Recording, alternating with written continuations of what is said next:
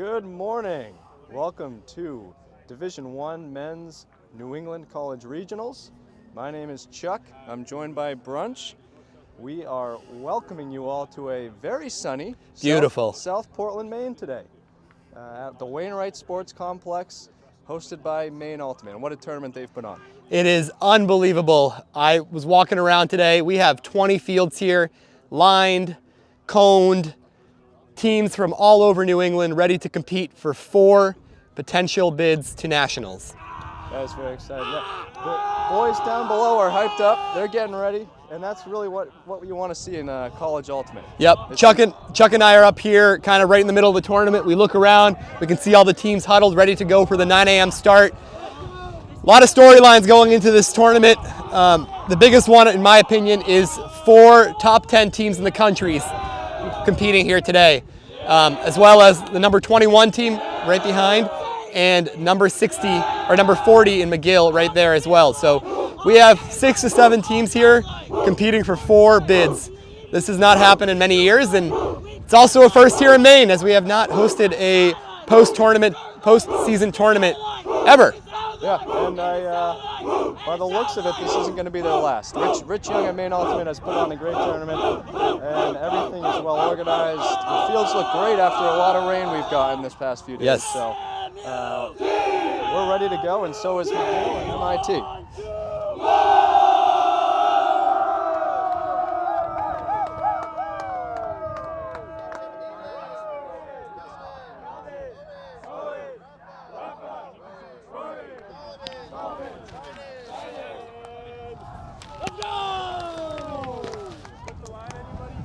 All right, as McGill takes the field, MIT still huddled up. A couple folks to look for on the McGill team. We have Captain Calvin Colberry, number 37. We interviewed their team along with Tynan Peterson, number 42, and a special Rory McEwen. Watch out for the skies from Rory. I hear he's dangerous. Yeah, looking at this McGill team as they came out in the field, they're tall and they look athletic and ready to go. Yes. I spoke to Coach Hajduk right before the game and kind of asked him about how their season went and what we can expect out of McGill. And I was surprised to find out they've only been practicing outdoors for 3 weeks.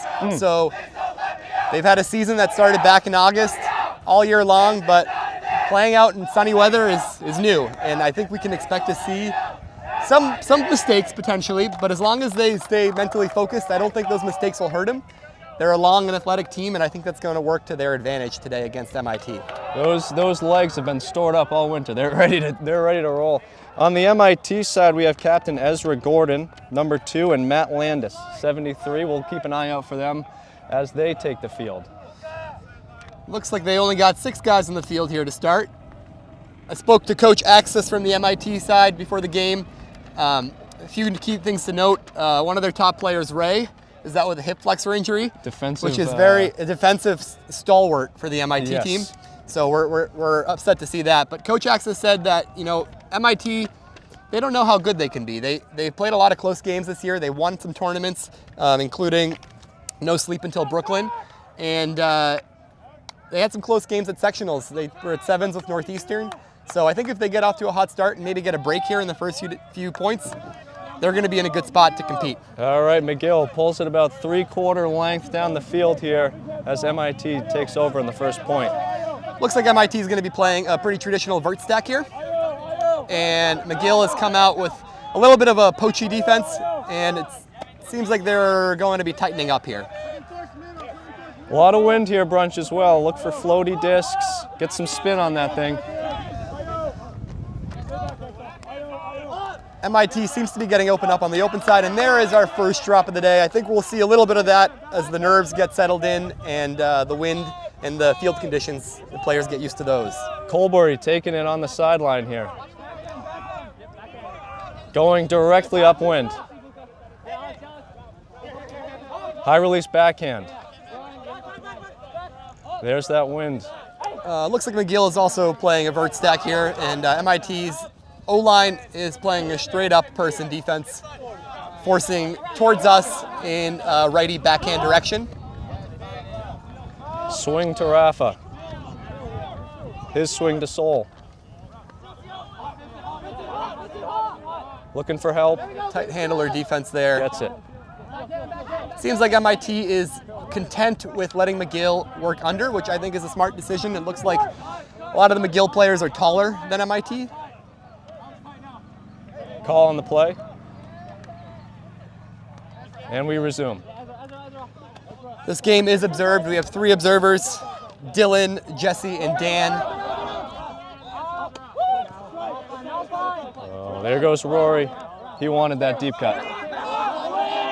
Something tells me he'll be doing that all day. McGill falls into their end zone set, swings the disc to the break side, and one more break. Turn. A little bit rushed for a turn. And that'll happen, right? Your first game at regionals, your first point, everybody's a little jacked up. You get down to that goal line, the heart rate jumps up, doesn't it? Especially on point number 1.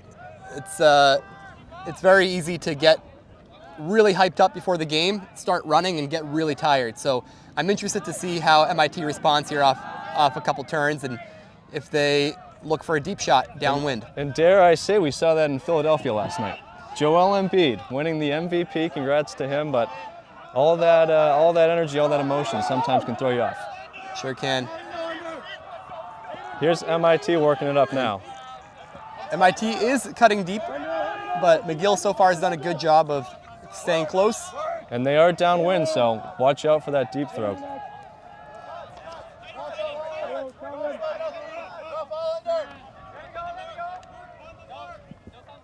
We have number 1, Chris Layden. Looks like a travel there. He'll be touching the disc along with 81, Alex, who just caught it, looking for the deep throw. Cut. Oh! And incomplete. Pretty good defense there, good cut as well.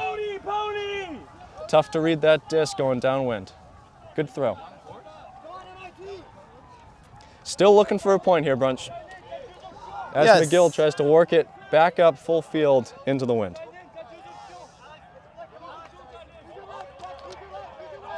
Colbury picks up the disc. Flick to Tynan. Tynan again on the flick side.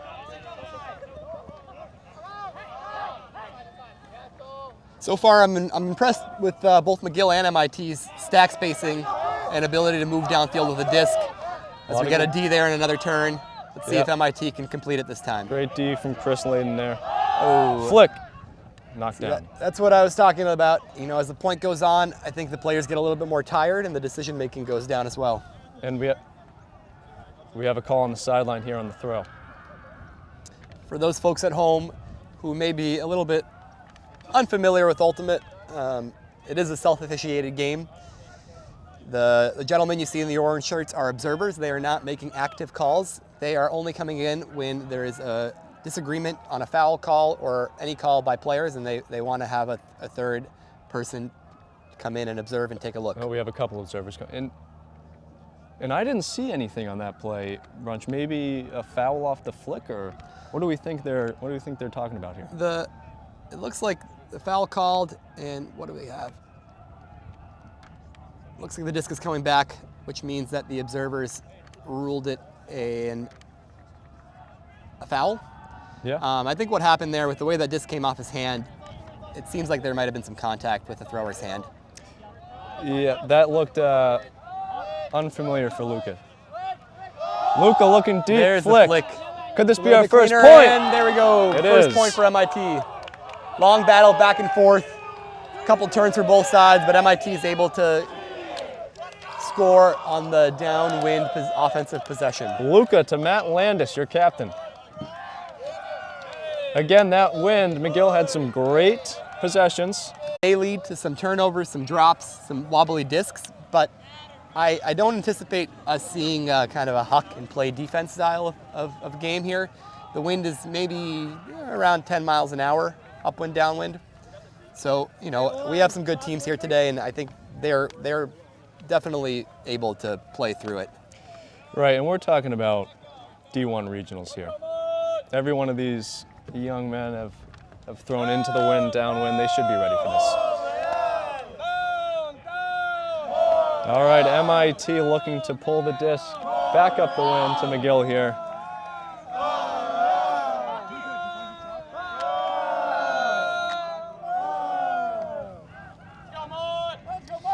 Who are we looking for on this offensive possession, Chuck?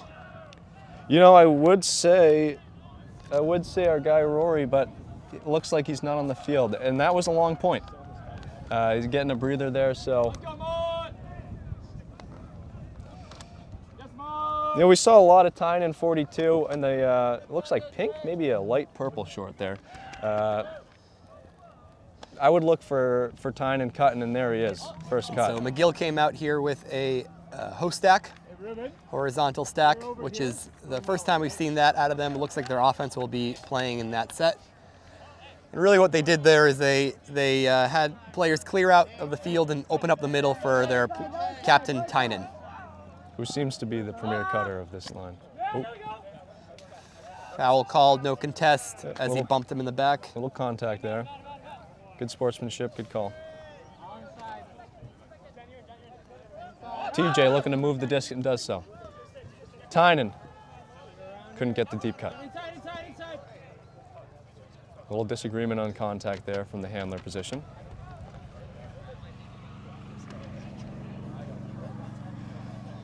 Bringing the observer in to keep things cool, calm, and collected. That's Ruben Harry with the disc now. Seemed to think that contact wasn't a foul. We'll see. Well, one thing I'll be keeping an eye out here with McGill's host stack offense is how they transition into the end zone. With a vert stack, it's typically pretty simple. You just push to the back. With a horizontal stack, you sort of need to collapse and get into a little bit of a vert. I would say we may not see that, but another foul. Observers making their money this morning. They sure are. I am encouraged to see MIT coming out with some hard person defense. That was one key point that the coach talked to me, Coach Access mentioned before game, is they've been coming out a little bit slow. So even with these foul calls, it tells me that they've come out ready to play and ready to be aggressive and attack the disc, which is what you need to be at regionals. Exactly right. And that's what we wanted to see. We wanted to see intensity and energy, and so far MIT is doing a great job of that. And a quick first throw turn by MIT's D-line, transitioning to a quick McGill fast break offensive set. Oh, backhand, guess who? Tynan. Tynan. The big guy, the captain. A couple captain points, 2 in a row. That's what you expect from them, though. And I think MIT should be satisfied with that possession. Yep. Defensively. You know, they'll have to clean up their defensive O-line or D-line offense, but nothing to be ashamed of. You know, I think the key is coming out hot, forcing a turn, playing aggressive, and. And Brunch, is this a type of game where maybe one break decides the fate? I don't think so. I think, you know, in the first 2 points here, we've already seen 4 or 5 turns in 2 points, which, in my opinion, is a lot for a Division I regionals game. However, you know, we do have the elements at play here, and both these teams, especially McGill, hasn't had that much outdoor time. So I think as the game goes on, we're going to continue to see turns. And the other thing to consider, to remember, is it's sunny and 60 degrees here, and it's only going to get hotter. So I'm keeping an eye out for the players' energy and focus, and if their focus starts to slip, we're going to start seeing more and more turns. So I think they'll settle in here for the next few points, but eventually I don't think we're going to see. I think we're going to see a few breaks. Great floaty pull there from Tynan. MIT takes over on offense here. Swing to Alex. Looks like MIT changed handler. up to a little bit of a side stack here, keeping the open side open, and there's an upline for a score. Number 7 to number 73, it looks like. And that again is Matt Landis. That's his second for your captain. Again on that downwind flick. Landis finds an opening. It's encouraging to see MIT come out on their O-line there and clean it up. And, 3-4 throws and they're in the end zone. Get their D-line back out there. Their D-line seems up. And when that's the case, you want your D-line on that field to give your O-line rest. And after that long first point, a couple quick ones. Maybe getting settled in a little bit here.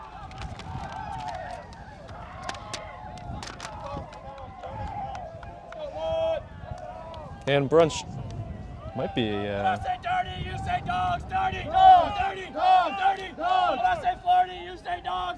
As I was interrupted by a fantastic McGill chant from Captain Colberry.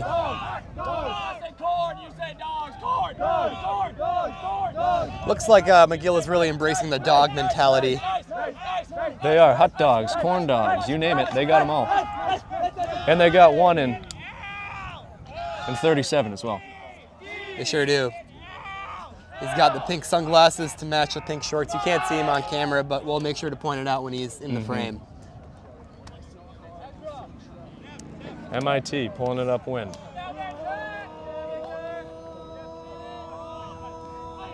Good one there from Fan. I don't know if that was intentional, but I'm always a fan of getting the pulls off to the sideline and making their first throw lateral as opposed to upfield. Sure. Nathan with the disc here looking to get it off. And there's a deep look, the disc sails and What'd you see there, Brunch? just couldn't come down with it. Maybe it seemed like he was getting close to that back line and maybe tried to hold up, but I think he had the space to catch that. Good cut there from TJ though. MIT comes up with another turn. Let's see if their D-line O can play a little bit cleaner here.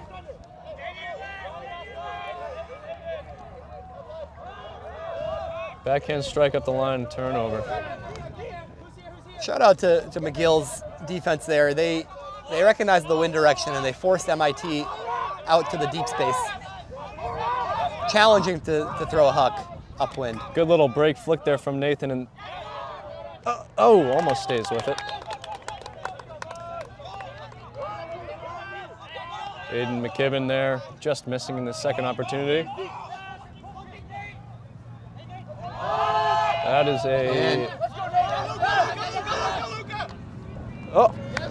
love the effort though. Love the effort from 30 there. I don't know if that was a boot there from MIT. Upwind, that's a tough throw, that flip. It's a tough throw, but I do think that this game might come down to a few of those upwind hucks challenging the defense, especially if the defense is forcing them out. Great defense there. So far, I've been very impressed by MIT's defensive pressure. They're not giving anything easy to McGill. Great cut there, Deed by 42, Mon Lee. And Mon will pick up the disc here as well. We'll see about conservation of greatness here. It's probably one of the hardest places to start an offensive possession on the front code going upwind. And they have a little cup there, Brunch. Yeah, McGill set his own. And it worked. Oh, we almost saw Callahan. Great adjustment there by McGill. I think we're going to see more and more of that as the day progresses. And on the fly too, Brunch, do you think that was just a messy zone as they try to punch in the end zone and deal? Is that a set play, do you think, or is that just a, we're going to throw a cup on you while you're on the sideline stuck going upwind? I think they discussed it when the pull happened and said that, here are going to be our positions on a turn, we'll throw a zone. And they didn't do it the first time, but they did fall into it fairly quickly. So I think it's something that they have practiced going into this tournament. While we have a break in the action, I do want to shout out one of our sponsors, Revision Energy. Did you know Revision Energy was co-founded by Ultimate World Champion Fortunat Mueller? Revision Energy loves supporting Ultimate Frisbee because it's a friendly, inclusive sport. We think good vibes matter in today's crazy world. That's why Revision Energy is a 100% employee-owned solar company and certified B Corp. Revision Energy's mission is to make life better by building our just and equitable electric future. So please be in touch to learn how we can help you save money and reduce your carbon footprint. That's great. Thanks, Shout out to Revision Energy. Who's involved with the tournament today? They sure are. If you stop by our Tournament Central, we have some Revision Energy solar panels that they donated along with a battery powering the sound system and other electronic hookups at our Tournament Central. Great job to Maine Ultimate and Revision Energy. Thank you. Started right here and based right here in South Portland, just down the street. Recently voted, I believe, a top 5 solar company in the United States. Unreal. And we're getting things back started with a Colberry pull, another beauty. And there is Colberry with his pink shorts and pink sunglasses getting there first in the field. MIT's defense looking like they got a little pep talk on the sideline there during that during that point off. And it looks like McGill is going to stick with that 3-man cup zone and try to challenge MIT to work the disc up field. It seems like MIT is content with just working it with their handlers around the cup, but I'd really like to see them try to stretch this defense because they are downwind. They need to push this back line back so they can open up some space in the middle. 2-man game there for a while between Alex and Chris. And there's a great D by the cup from McGill. Could we see our first upwind point?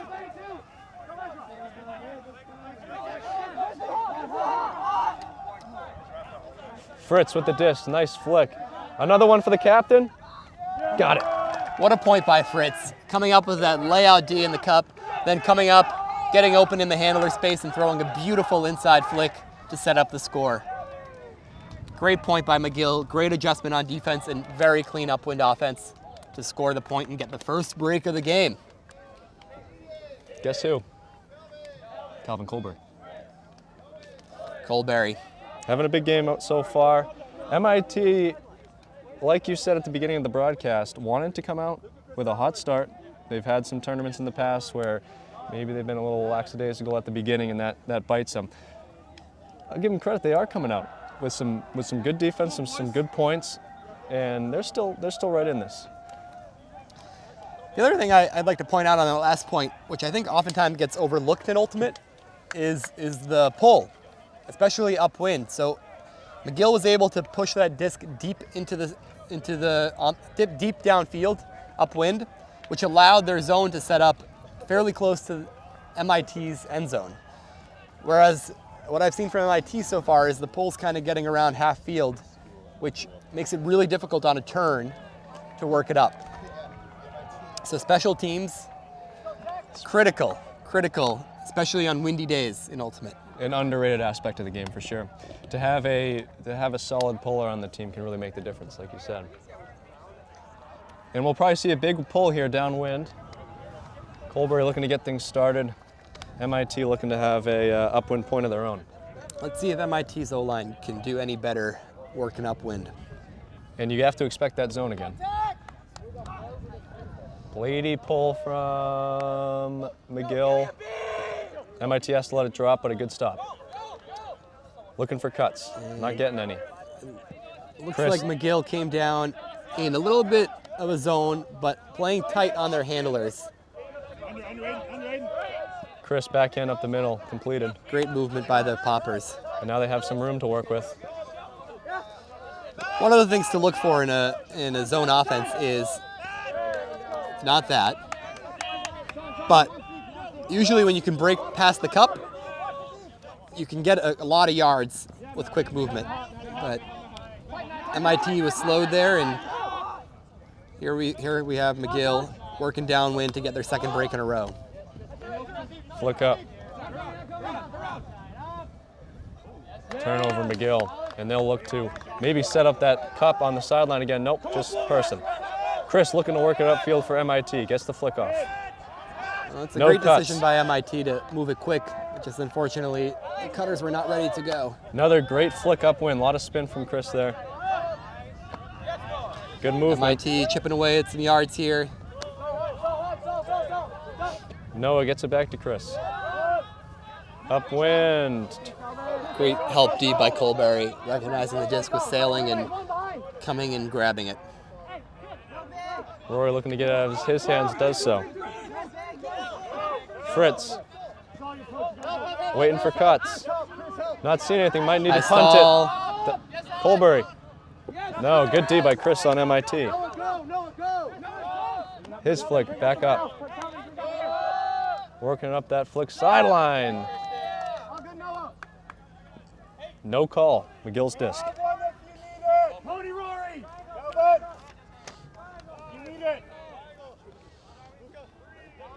Coach Hyduke yelling in his players, letting them know they have a timeout if they need it. It's a great call. And we got a little bit of a football play right there in the middle of the field from big number 7. And Brent, you're not unfamiliar to that either, are you? Nope. Don't get me started on my football days. Long Good behind memories, me. bad memories. Great memories. Ultimate's a lot more conducive to an older player, though. And hopefully they can make some great memories today as well. And there's the timeout. Timeout from McGill. They're up 3-2. We'll use this timeout one more time to shout out Maine Ultimate and the incredible job they are doing by hosting this Division I college regional tournament. Maine Ultimate is no stranger to hosting unbelievable ultimate tournaments. We have a club vacation land tournament every summer, which is just the best time of year to be in Maine. We have the beach right down the 10 minutes from the field complex here. We have Portland, Maine, with its unbelievable breweries and restaurants. It's really quite the destination tournament for any club player in July, August. On top of that, we host an off-season lobster pot tournament, which draws over 80 college teams from across the Northeast and beyond. And that is something that Maine Ultimate's always looking to expand. We have the ability to have almost 40 fields at this complex. And for lobster pot, we use all those fields. We have 20 golf carts transporting folks from parking lots to fields. We have food trucks. We have a mascot. It's really, Maine Ultimate pulls out all the stops for their tournaments, and this regional tournament is no exception. No exception at all. As McGill takes back over, Calvin looking to move this quickly.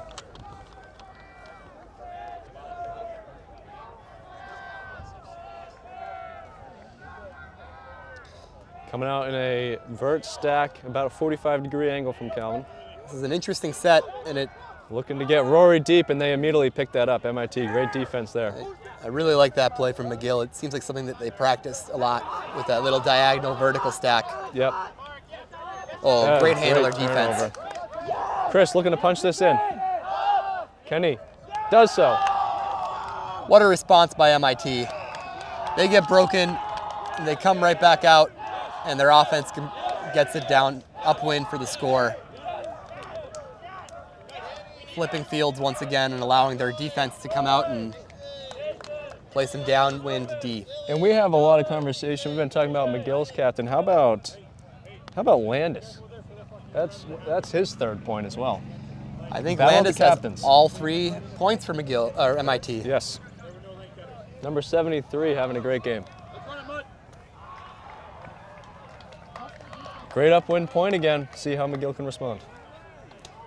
I'd be interested to see if MIT makes any adjustments on their defense here, maybe throwing out a zone to match what McGill's doing. Although they are downwind, and with the way that they've been playing tight person defense, I wouldn't be surprised to see them just stick with it and try to get a turn early. Seems to have been working for them.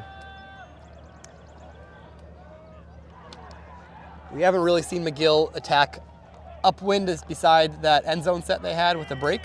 So we'll see how their offense is able to perform here, working the whole field upwind. Looking for a big pull here from Jonas Cameron.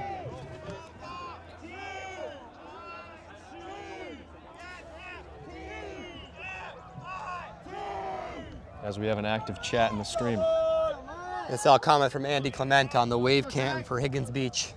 A great surfing beach. Well, Chuck, you do a little bit of surfing, is that right? Well, that offshore 10-mile-an-hour wind's gonna produce some beautiful waves today. I can only imagine. I'll be in the booth, but I wouldn't want to be anywhere else. And it does look like MIT has come out with a little bit of a 3-person cup. Just like you said, Brunch. Great call. A point mark, and the wind affected that throw for sure. And that's upsetting because MIT was on their heels with that zone defense. They were. That was some great offense. Daniel, too, just that wind going down, going up. That disc is going to be moving. Looks like it just dropped there unexpectedly. MIT looking for another one.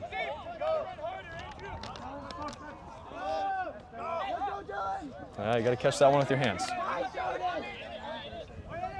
McGill with some good field position now. MIT put out some of their depth players for the zone, and I think they were struggling a little bit to get open there on that offensive set. And here's that zone. Oh, dangerous play there. Good hustle, but we'd like to avoid the legs. You know, that's a tough one. I think the MIT player had the inside lane on the disc, Yep. and McGill came back towards it and got tripped up in the process from that big bid. Incidental. You know, when that sort of play happens where the person making the bid is coming from behind the offensive player, that's a dangerous play. But I think that one just, you know, a little bit unfortunate with the legs getting tied up. Dylan seems to be all right. McGill looking to punch it in. Around to the captain. Looking for another swing. Oh, no. A little rolled ankle crunch. McGill player goes down a little okay. bit there. These fields are a little bit muddy, but it seems like they're holding up okay. Whoa, whoa. And that's where the observer's going to come in and stop things. Experienced observer Dylan here today, calling all of our live stream games, as well as Maine native Dan Butler coming in from behind number 20 there. Nathan Wu, number 21. Wanted to get started a little early. Had to pump the brakes on him. As they take over, Nathan probably looking for a quick swing here. Does not, goes up the middle with a flick. MIT is really clogging the space around the disc, but MIT is able to fight, or McGill is able to fight through it for the score.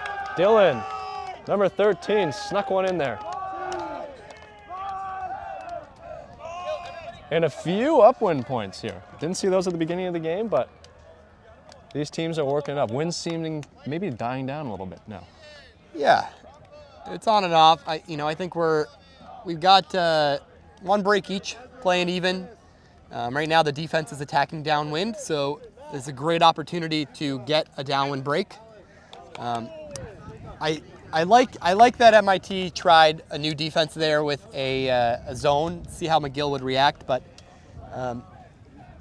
it didn't seem too effective. McGill seemed to be moving it pretty easy, so I'd like to see MIT go back to that hard person defense that they started the game off with. Meanwhile, I'd expect McGill to come down with their zone. It's been very effective so far and leading to a lot of turns, wreaking havoc on the MIT offense. A lot of length on that McGill team too. That cut might span 18 feet, arm to arm. Hey, Narc, bring it in. Calvin looking to have another. Coach Hajduk huddles his team up right in front of us here. Just real quick. Let's listen on. With your zone, they are double teaming. So, No, well, we shouldn't give away their secrets. so you can look at it. Oh, and that pull just barely goes out of bounds. Big blade pull from Calvin there. I like the aggressiveness of that pull, though, because McGill recognizes they're going downwind. They're trying to pin MIT in the corner where they've been struggling all game. And, you know, it landed just out of bounds, which in my opinion is not the end of the world. They get to set their defense, and they can force MIT towards the sideline fairly easily, I think. As Chris Layden takes over for MIT. Looking for something upfield. Great cut there from 7. He's looking for a big flick downfield to the Disc has been captain. sailing left. Let's see if they're able to make a play. Just misses. As Rory comes in from McGill. Big number 69, Rory from McGill, making a great play in the air. Seemed like number 73 on MIT might have misread that disc a little bit, though. Yeah, that wind coming in. Especially Huck's upwind, they seem to be sailing left. And he wanted his 4th. As Calvin takes over from the far corner. Looking for a big one. first There's Huck. Rory. He can catch a body. Doesn't do so. Pretty good Great defense. body defense from MIT, not letting Rory fade with the disc. That's right.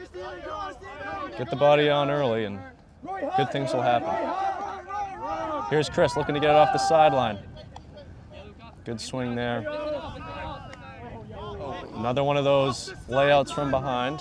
And that one was a little bit more dangerous coming from behind the offensive player. But no harm, no foul on that one. The observers will come together to discuss. Seems like there's a pick call downfield.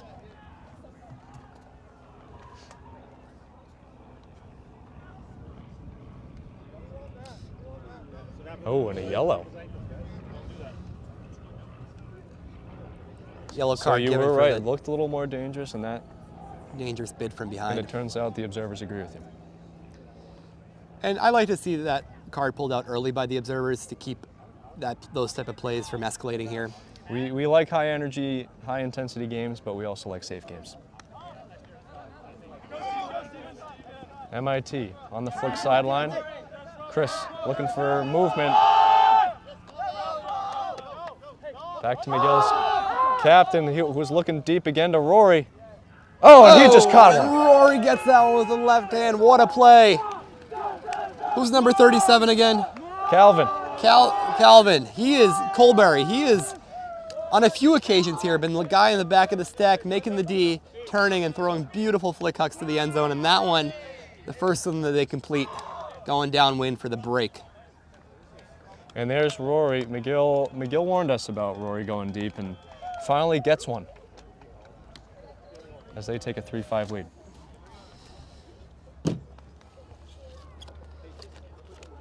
Now you heard me talk about Maine Ultimate and all of its great programming. Well, here's a chance for you to get involved this summer. For the first time this year, come find out. Come participate in Ultimate on the River, a 2-day adventure on the Kennebec River. On Saturday, June 17th, Maine Ultimate will be hosting a 4v4 hat tournament in Bingham, Maine. Participants will get at least 4 games of Ultimate, a tournament-specific shirt, lunch, access to trainers, and a really good time. Sunday puts us on the mighty Kennebec River, where you'll put in right below Harris Station with the same hat team from the previous day, and you'll get the ride of your life. I've been told the river ride ain't no trip to Disney. You'll experience a class 2 to 4 rapids with about 5,000 CFS pushing you down the river. Little Taster, the Rock Garden, Big Mama, and Magic Falls, just a few of the waves you'll experience. To sign up and learn more about this event, check out mainultimate.org. They're always trying their best to put on some fun ultimate events, and that's exactly what they're doing. Brunch, you ever been whitewater rafting? I have not, but I am signed up for this event. I get to play Ultimate with my friends and go whitewater rafting. And like you said, 5,000 CFS, that's no joke. I mean, come on. Who hosts a tournament, a Frisbee tournament, with a whitewater rafting trip involved? Rich Young and Maine Ultimate, they do. I spoke to Rich Young yesterday about the event, and we actually have international interest in participants for this event. There is a couple that signed up from New Zealand that will be flying into Quebec, coming down to Maine, participating in the event, and in the meantime, getting to see all the beauty that Maine has to offer in the summertime. That's unbelievable. I'm sure our friends north of the border might join us as well, from McGill, hopefully.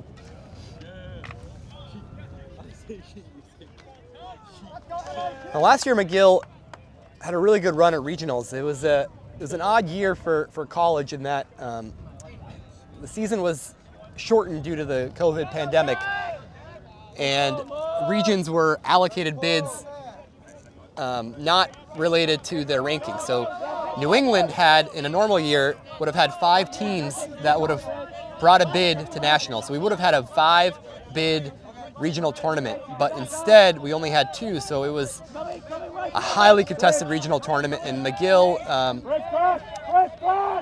had a great showing, beating a high-ranked UMass team in the second-place quarters game. And those Canadian teams, they always come ready. You know, you don't play them all year, and you don't know what to expect, and they're always in good shape. They're organized, and McGill shows that today. McGill did travel for tournaments this year, including Eastern Qualifiers and Carousel City Classic. Over 3,000 miles from McGill to MIT. I'm sorry, 300. That would be 300, quite, that would be quite the 3,000. drive. You know, it's either way you look at it. It's pretty far. McGill looks to be working it upwind fairly easy here, cutting under on the open side. Fritz looking to get it off the sideline here. Needs his captain. Ooh. That must have been a high stall, as Rory can't get down for that. I like McGill's breakside movement there, just unfortunately couldn't complete the pass. Chris low. The wind picking up here. Alex a little frustrated with the lack of cuts. That one's out the back. Ooh, and that's no adjustment to the wind on that throw. No. Good cut though. It's not a bad move though. They're pinning MIT back, or McGill back on the going upwind. Yep. Full field. Call that a punt. I'm not sure that was the plan, but Seb with a good cut couldn't quite get the throw down. All right, as McGill takes over, Nathan Wu with the disc.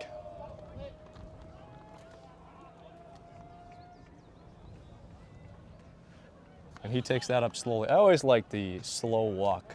Give your guys a breather. Set up. We're in no rush here as Wu gets it off the end zone line. Seems like a lot of McGill's plays are initiated by number 37, Colberry. Great upwind huck. Hate to see that. We talked about the wet fields brunch. He got so excited trying to toe the line for the score and forgot about the disc. Sure, he'd like that one back. Yeah, he'll probably got another chance with a player like Colberry throwing it upwind. Chris off the sideline looking to get it back. Right back on the sideline, right where he left. MIT sticking with this vert stack. It seems like they don't have a third handler coming back though, which makes it tough to move to the break side. But they're speaking trying of to break test side, Rory. there is a beautiful break side huck. And I wouldn't do that. We've already seen number 69 make some great plays in the air. He is tall, and he knows how to attack that disc. Bleached hair brunch, you think that was just for regionals, or is that a everyday look? I don't know. I mean, it's not uncommon for Frisbee teams to change up their hairstyles ahead of a big tournament. So no, it's not. If I had to put my money on that, I would say he did it just for regionals. With Rory running deep, maybe gives an advantage to defense. Catch that hair out of their peripherals. It seems like there might be maybe a foul call there by the MIT player. Oh, interesting. Looked clean here from the booth. But again, it's a self-officiated game. Or maybe a travel called on that fast break offense. Rory did come down with it. Caught it. Good job. An upwind huck there. Runs it to 20. Nate Wu with the disc. Back to Fritz. Fritz looking to go up the line to captain. Does so. Nate looking to get the disc back. Captain needs some help here. See if he just throws it into the end zone here. Looking for Big the scuba. Gets it. First upside down of the game there. Oh, you just want to take Fritzy! Fritzy Fritzy out of with the score nowhere. on the tip. On a windy day like this, it is extra important to follow the disc. And a well-earned spike from Fritzy. And that is a momentum shifter as you see the MIT player lying on the ground in frustration. Maybe pain. Maybe pain. That was a hard-fought point, hard-fought battle, but McGill is able to come out on top of it, securing, I believe, their third break of the game. And Brunch, you mentioned in our duo you wanted to get a little Tommy Heinsohn out of you. And right there, I think that's a Tommy point for Fritzy. That's a Tommy point. Maybe a brunchy point? No, Tommy we'll point. workshop it. We'll workshop it. That's Speaking the of, hustle. to continue on the Maine Ultimate train, one of the things that Maine Ultimate always does well for their tournaments is to bring out food trucks and vendors to serve the hundreds of folks in attendance. One of those food trucks today is Vagabond Coffee. Serving out of their iconic antique truck, Vagabond Coffee is a local coffee truck that specializes in bringing the high-quality coffee shop experience to wherever you are. Visit vagabondmaine.com to book Vagabond Coffee for your next wedding or event. I remember back to the first weekend when I moved up here to Maine about 2 years ago. Right around, it would have been this weekend 2 years ago. We were just getting out of the COVID pandemic, and one of the great events that Maine Ultimate hosted was a disc golf tournament. As you may be familiar, a lot of Ultimate players during the pandemic were missing the throwing frisbees with their friends. So we got out and we started playing disc golf, and Maine Ultimate capitalized, hosting a great tournament. And I remember Vagabond Coffee was there, and I had a coffee that morning, and the gentleman at the truck was the first person I spoke to that morning. Had a long conversation with him, and it was just one of those friendly, conversations that you seem to always have in Maine with with the folks up here. It's really a great community, both Frisbee, but just overall as well. Doesn't hurt to make a great cup of coffee either. That's for sure. Have you ever had Vagabond coffee, Chuck? I have. Fantastic. Out of the timeout here, MIT looking to score upwind and keep things close before halftime. The scoreboard reads 5-3. I believe it may be 6-3, with McGill leading by 2 breaks.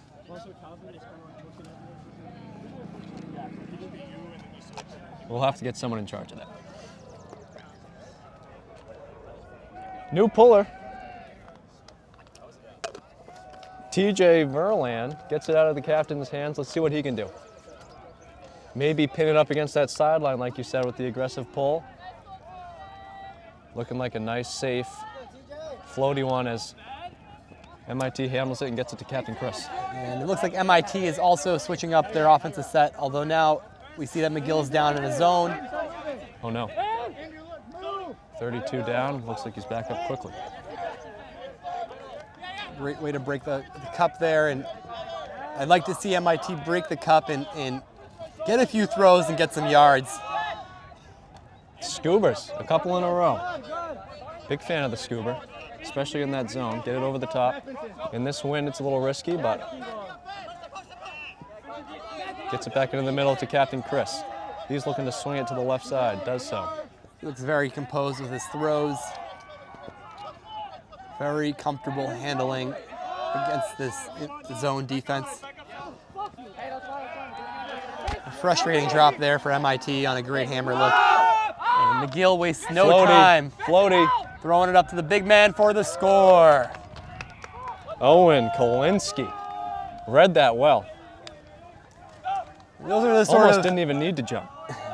Great body work by Owen Kolinsky.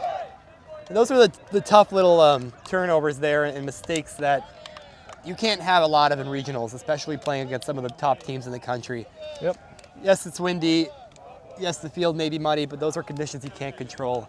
And that extra little bit of focus to catch those tough throws or, recover on a turn and get a D, that's what's going to be the difference between winning and losing today. Yep.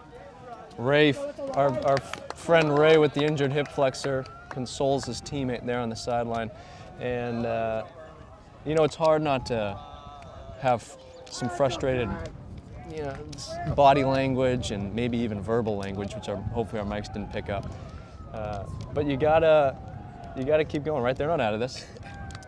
We've seen worse. We've seen larger comebacks, and they're not playing bad. Speaking to the McGill coach ahead of the game, it seems like he really he talks a lot about mental toughness and focusing within themselves, which is an important aspect of playing Ultimate with long tournaments and long games. But I'd like to see how McGill carries themselves through halftime, because I'm sure their goals are set much higher than just this game, and they have to take care of business here, but it's hard to not look ahead and maybe lose a little bit of focus and let the other team back in. Talk about losing a little focus there, not their best pull. Probably the worst pull of the day, which sets up MIT for good catch maybe there. 20 yards to the end zone. Good catch there from Alex. Oh, what a D. And that's how you recover right there.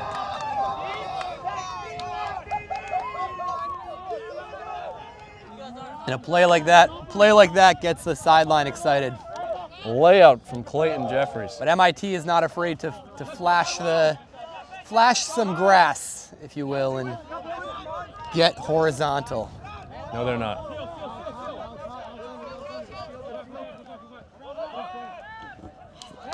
Goes back to that pull, right? They got the D, but then they have to work the whole field as opposed to getting that D closer to the end zone. MIT looking for something cross field. Some nervous hands. Back to the captain. Alex with a nice backhand. Good break side movement. MIT approaching the end zone here. And Jonas punching it in. Good composure by MIT to stay up after that big layup block from McGill, get the disc back and work it in for the score and to stop the bleeding there after a few breaks in a row from McGill. Landis has his fourth. Every point is going through Landis. That might be a point of emphasis at halftime for McGill.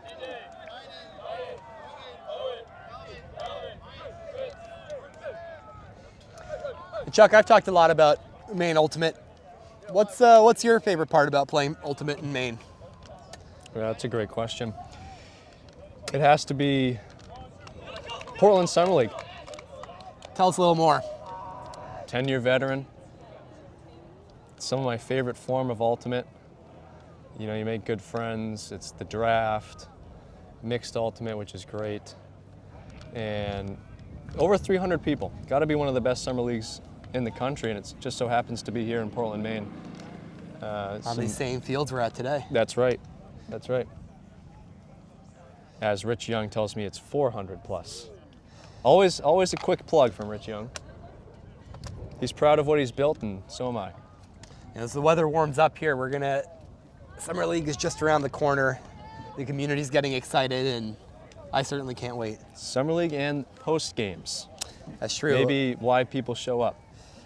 As I mentioned earlier in the broadcast, no shortage of unbelievable bars, breweries, and restaurants here in Portland, Maine. And we certainly use all of them. As that pulled right over the Pat's Pizza sign. One of the bars in Maine actually recently shut down, but they do have locations all throughout the state. They do. Good bar pie there. As Calvin looks to take it midfield here and take half. And McGill's really been running their offense and defense in large part through Stowberry, who has the disc here in the middle of the field. Fritzy immediately off the front goes break. That's a classic play. Fritzy looking deep. Out of reach. Just out of reach, but I've been impressed with Fritzy's play, and I feel like he's gonna get that throw under control and complete it in the second half. Sideline, everybody take 2 big steps backwards. Luca, one of their main handlers, taking it in a tough position off the cone, gets it off. You know, I talked in the beginning of the game about not seeing a lot of huck and play D, but I've started to reconsider that as McGill is able to pin MIT in that corner consistently and get quick turns towards the end zone. Luca splits it to 71. Gets it back to Chris up the middle. Looking for quick movements, back to 71. Looked up a few open guys there through the cup. Looks like McGill is tightened up here with a person defense. Chris gets it on the sideline, looking to move it.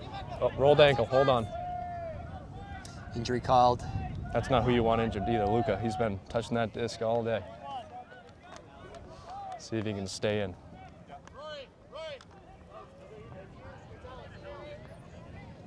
Yeah, they don't want to lose him. A lot of good sideline action too. That's what you look for in college ultimate. Loud, engaged sidelines. And we're seeing a lot of that. Great job by both teams. I mean, if you're not pumped up for your teammates at regionals, maybe when in are the you wrong going to spot. be? Yeah, when are you going to be excited, right? As we wait for Luca to hopefully stay in here, it looks like he'll be helped off the field. No weight on that left foot. That's going to be a tough loss. Hopefully he can stay in this game as MIT tries to punch one upwind. Chris with the disc. Dangerous little push pass into the wind. Right back to their captain. There's a break from MIT. That was a much needed one ahead at halftime. And like we said, right, the score was 7-3, but that doesn't mean anything, right? These are two good teams playing each other. A few little mistakes can lead to a big swing in results. Great mental strike there from MIT. Working that thing up the field, upwind. You've had some frustrating points, and you get one to go with a nice flick from their captain, Chris, there. And you really got to snap those flicks upwind. Been doing a great job of it today, and they continue to do so. 4-7, McGill looking to take half.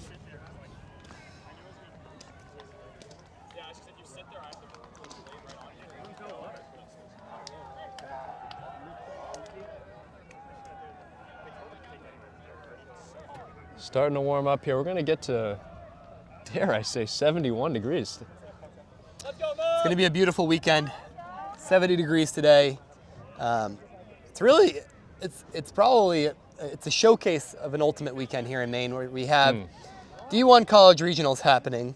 To the fields to our right, we have some mixed teams playing some early season ultimate, club mixed, a tournament called Get the Lead Out, which has been hosted here in Maine for probably well over 20 years now.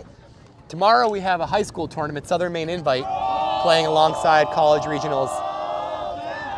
And tonight we have the Portland Rising, Portland's professional women's ultimate team, squaring up against DC Shadow at Fitzpatrick Stadium in Portland. And just like that, quick turn. We get a quick turn towards the end zone. MIT is looking for 2 breaks in a row and to make the score here 7-6. Uncharacteristic drop from the captain, Calvin. Backhand up line. They're sniffing the end zone. Great swing. That opens up the field. MIT's a little bit manic in the end zone. I'd like to see them create a little more space for their players, and just like you said, tough turn. And you swing it, you have a great swing to the middle of the field, maybe try one more. You'd like to think there's somebody open off those swings. And really what happened there is MIT, they had a lot of moving players that wanted to score, and I stress this a lot to the teams that I play on is it doesn't matter who scores. No. It matters that it matters that the team scores, right? And there's no hero play in ultimate, in my opinion. The best teams can have any player throw and any player receive the catch in the end zone. And we do score a lot on Red Tide, don't we? You brought it up. We'll talk about it after this point. As McGill looking to take half here. Great break throw. And they do. You got a halftime score, 8-5. As McGill takes half, I'd like to give a shout out to all the volunteers we have today too. As they're rushing waters to the fields, helping people get to the fields in golf carts. We're thankful for those volunteers and everybody involved today. A lot of the volunteering effort today is being led by Red Tide, Portland's premier men's club ultimate team. Long history here in Portland. Long history, 35 years, celebrating 35 years here today as continuous club play. It is, we believe, the second oldest continuous club team in the country. If anyone listening can prove me otherwise, I'd like to hear that. I believe first place as the oldest continuous club team is the Condors out of Southern California. Right. Let's get that in the chat. Well, quick shout out to Red Tide. They've been playing here in Portland and really have helped grow the scene. Rich Young, an old Red Tide player who now runs a lot of the Maine Ultimate events. And with that, we'll take it here to halftime, and I believe we're going to cut away from the feed. Is that correct? That is correct. I'm getting confirmation from Max, video director, Maxime. Quick shout out to Max, Maine Max Media, helping provide some live stream tech and footage for us today. Wouldn't be able to do it without him.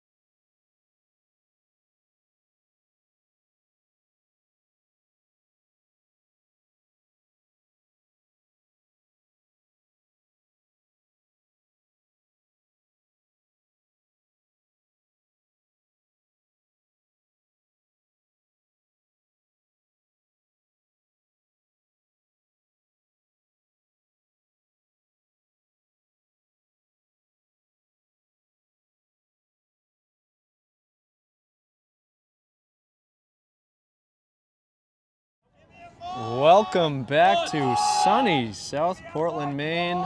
Brunch and Chuck back in the booth. Both teams getting ready to start the second half here. Brunch, what have you seen? What are we looking to see going forward? I've been impressed by both teams, both working heavy through their center handlers and captains. Going into the second half, I think from everything I've seen in the first half, I think McGill is a more talented and athletic team here today. And they're up 8-5, so the score reflects that. They need to keep their mentality up and put the pedal to the metal and finish this game out, because they have a lot of games ahead of them, especially if they're fighting for a Nationals bid. For MIT,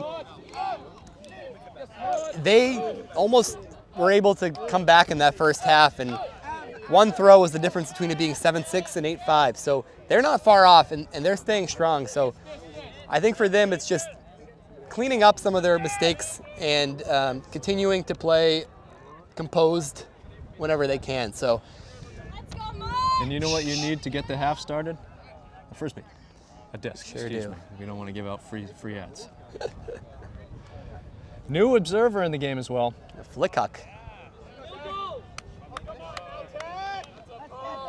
New observer in the game, Jesse joining Dylan.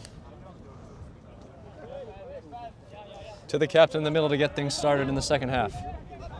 His flick up the line. D. And a No great strip. D by MIT. Looked close. Did not stop the movement. A tough Chris inside throw. swinging it 42. Their throw up line. Layout play 17. What a catch.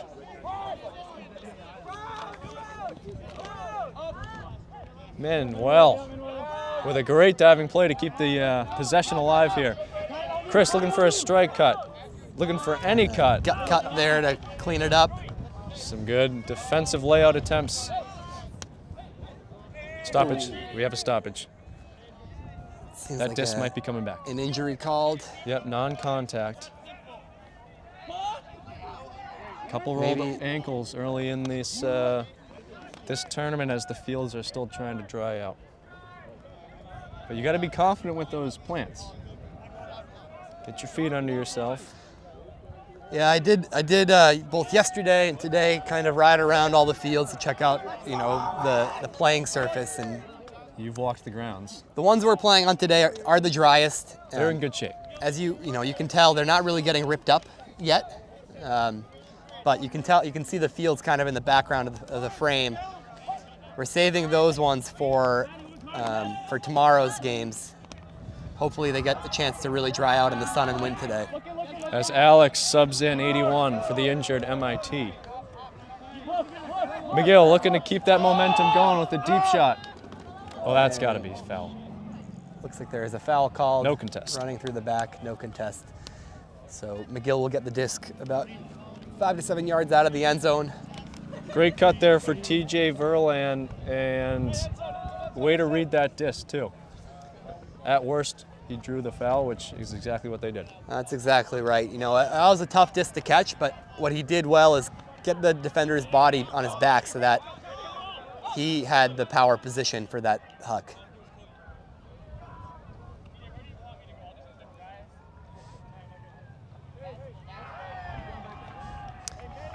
TJ trying to get things started a little early. We've seen the observers do a good job of slowing the teams down, making sure we have fair play. TJ back into the end zone just short. See, let's hope McGill stays patient Back here up. and just works it side to side for a score. No need to get aggressive. Pick call, stoppage of play, Dylan Wu with the disc. Getting ready to tap that back in and does so. Wu, flick, middle, score. Great job by McGill isolating that front of the end zone and letting their athletic cutters get open. Dylan to Nathan Wu. Maybe some brotherly love there.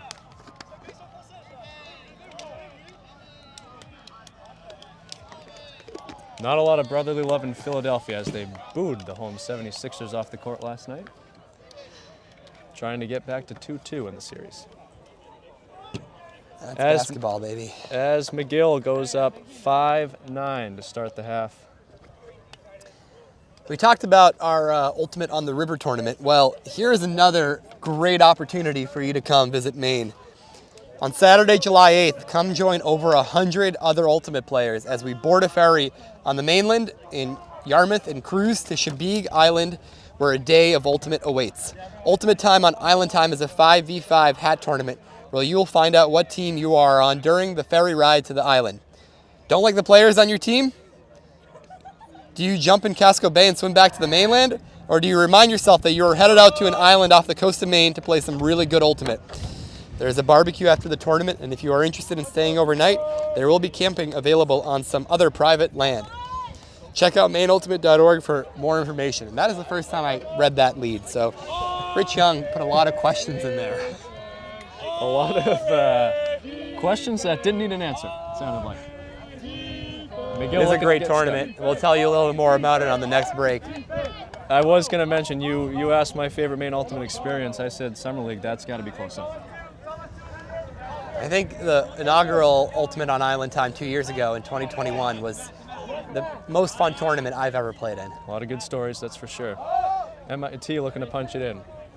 Chris looking for a backhand around, gets it. Thought he was going to make a strike, doesn't. Still looking for that backhand. Still a lot of couple open manic cuts. motion by MIT. Looking for something. Chris needs something. Push pass. Gets it done. There is that backhand they've been looking for. Another one. Yes. Break side for the score. Good work by MIT there, answering quickly. Jacob getting the score there for MIT. Number 11. I would still like to see MIT, and maybe this is intentional, but it seems like they got a lot of folks running around in the end zone, and it makes it hard to score. And that is something a lot of teams, they work on those offensive end zone sets, offensive and defensive. You see a lot of teams warming up, doing their offensive runs, their end zone runs, practicing offensive and defense.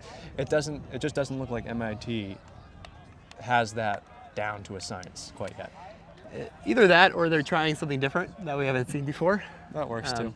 But typically, in an end zone set, you see the front of the end zone isolated for 2 or 3 players to kind of work in a lot of space, and because again, you only need to gain a couple yards. So unlike the middle of the field where you can, throw a 30 or 40 yard throw for a lot of gain, in the end zone, all you need is a couple yards, and the more space you have laterally, side to side, the better.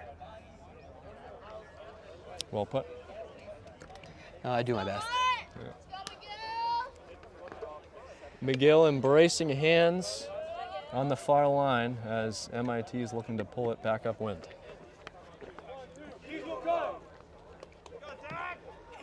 We do have 2-hour rounds here today, games to 15.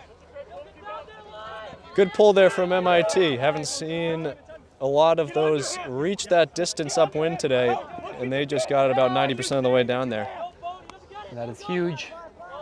Into the middle to Captain Calvin. Looking for a big backhand, gets it off. Can he run it down? An unbelievable break side huck by the captain. One of the best throws we've seen today. As he shows off the shirt underneath the jersey. Maybe an inside joke with the team. And I don't know how long Tynan's been playing Ultimate, but a throw like that takes a concerted effort of understanding the wind, understanding your receiver, and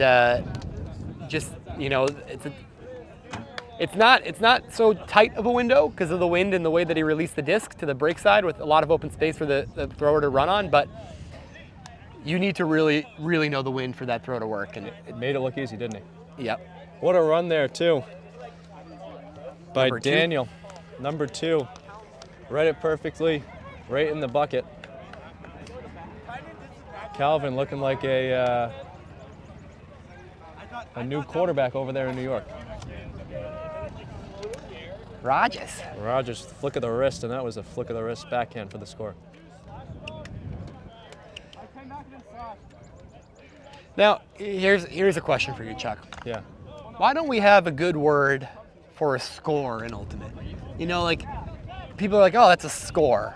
Yeah, that's boring. We need something better. I say touchdown, but that seems too much like football. I think we're our own thing. We don't need a copy. anybody in the chat has something better, feel free. Yeah, let's hear from our viewers here today. MIT looking for a huck of their own. And like you said, that's no easy throw. You're downwind, but that's no easy throw, and we saw that there. I mean, it's so easy for that wind to take it over, and just shows how impressive that last play was. And it's a sense of composure too. You know, he got that disc and he threw it pretty quick, which is good, right? That's typically when your receivers are going to be open, but it's something to keep an eye on as this game goes on, and the players might get more dejected or a little more tired. Their focus might slip, and the decision making might go down. As McGill works it up here.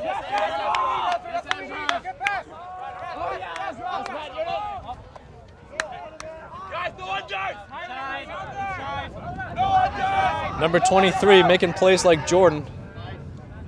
Back to the captain in the middle of the field. The wind is blowing hard right now, so any around throw is gonna float.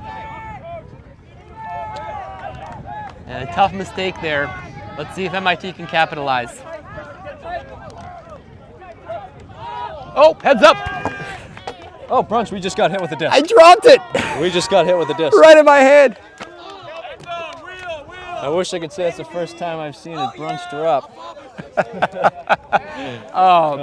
We have fun. Wow, that was such a crappy play by me. I should have caught that. I'm up here talking trash about all these drops on the field. Meanwhile, I can't catch a disc. Yeah. Well, it's no easy game. There's a floaty disc. Great defense, captain. All right, Chuck, keep your head up. Matt Last time the Landis. disc was over here, it went right at us. Maybe this time we can use our hands.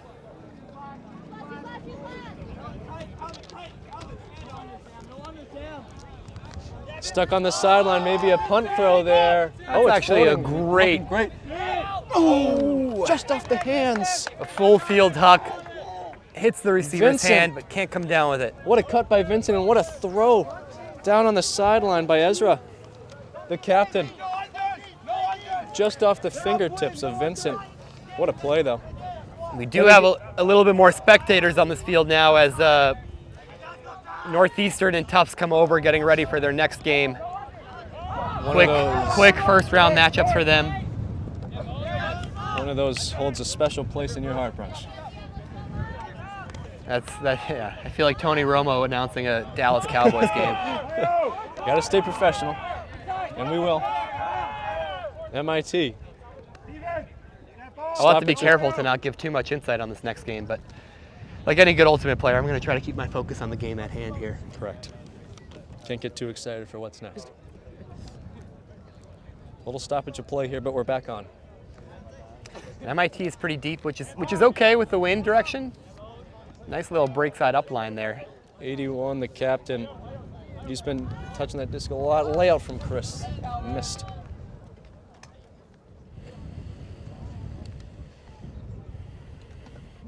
And that's Chris, the captain. Shaking his left arm. Yeah, maybe landed on it a little awkwardly off that layout. Calls an injury. We'll take a sub, and we'll see. He's been playing almost every single point, so This is a tough loss for MIT. Hopefully he can come back.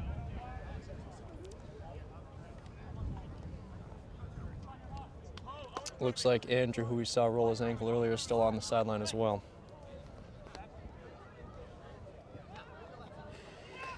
McGill. This is a huge point for McGill. They've been able to kind of work it upfield already on this point, but haven't been able to capitalize. And an upwind break here would be killer for MIT. Foul called there. I suspect a no contest. Oh, seems to be a little contest. Might have to get the observer involved on this one.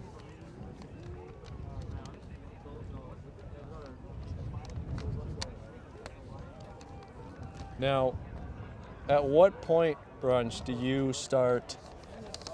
This game's not over. Not at all. And these tournaments are long. These young men are in great shape, but at what point do you start to think about holstering some of those players that touch the disc so often? I wouldn't worry about it at a tournament like this. It's the end of the season, so the players should be in the best shape they've been in all year. Every game matters. You know, a 7-game tournament is not new to any of these players. Nope. So I would play your best players, especially in games that, you know, that matter, which is every game. But this is still a tight game.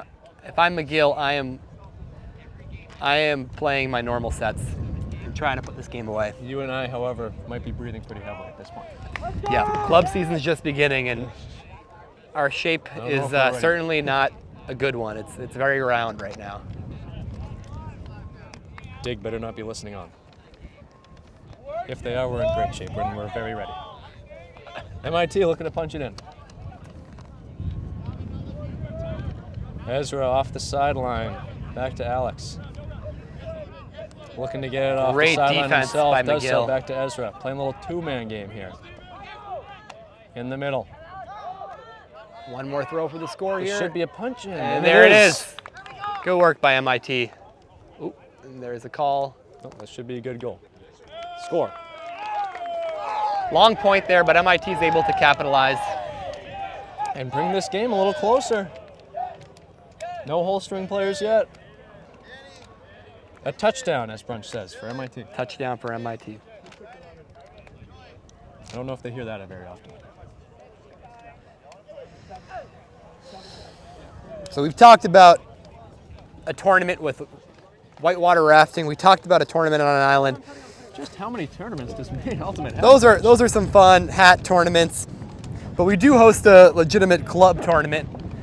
Hasn't been hosted since pre-COVID, coming back this year strong on the first weekend of August. Vacation Land is a 2-day club tournament hosted by Maine Ultimate with the assistance of Visit Portland, the Maine Sports Commission in the city of South Portland. The tournament will take place the weekend of August 5th and 6th at the Wainwright Complex in South Portland, Maine. We are going to have 3 divisions, men's, women's, and mixed, and we'd love to see you there. Check out maineultimate.org for more information. That's going to be a great tournament. Lots of planning going in. We've been meeting with the cities to make sure it goes smoothly. I'm sure we'll have some awesome food trucks. It's going to be summertime in Maine. Play some Frisbee. Finish it off by cooling it off at the beach. Right back here at Wainwright Sports Complex. That's right. Okay, so we got a score of 10-7 here. MIT pulling upwind. Their last upwind pull was great on the last point. Or was that? No, maybe not. I'm getting confused now. Yeah, But there was it MIT? Yes. Okay. Good pull. This one not as good. This one floats and isn't going to hit the half. McGill's got about 35 yards to the end zone here. No under, Andrew, no under. And Set play. Out the back. Like the set play there, though. Yeah. They had something in mind. They ran it. Didn't go their way. It's a tough throw up that. man felt hot. Seam. Man felt hot. Tynan threw that beautiful around back end huck a few points ago, and it was a heat check there. A little flick float. Not quite enough load on it. Hotter than fish grease. MIT trying to work it upwind here. Big around, 69. Trying to get it back in the middle. And that is And looks like relatively McGill will easy be D in the there end by zone. McGill. I'd like to see McGill just be patient here and punch it in. No need to rush. on the sideline. See if they can get this around. Wide open. Great 42, lateral movement, and that's in. the easy score. Into Nathan Wu. One, I think the team calls him Nate. 1-2, Nathan Wu. That's that play, right? That's how they call it. That's a great play. Interchangeable with the Dylan Wu play.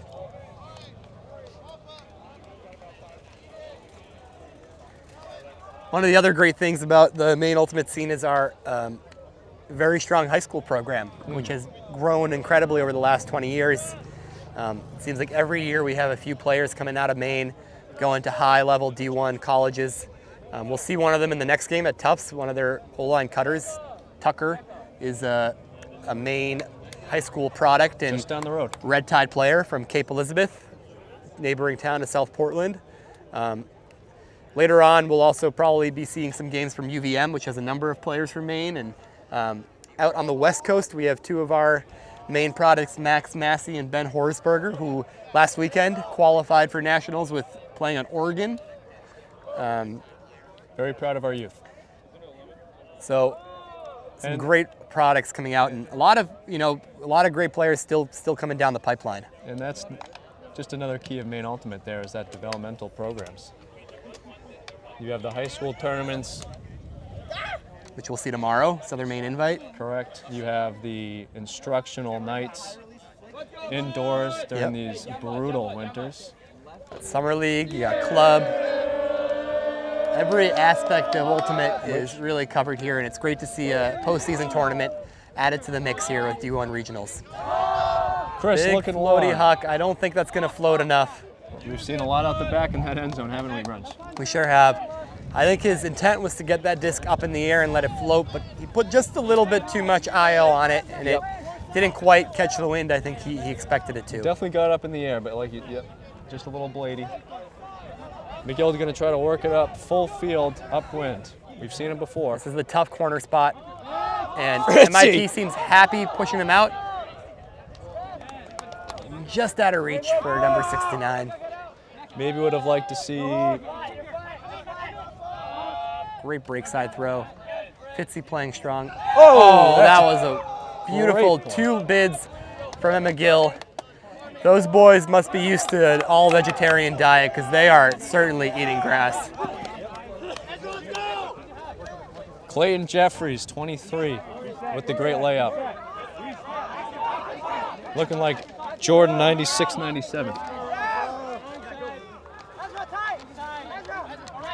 As McGill, 3/4 of the way up. Can they go 100? Not quite Just enough. out. Not quite enough spin on that throw to let it sail upwind.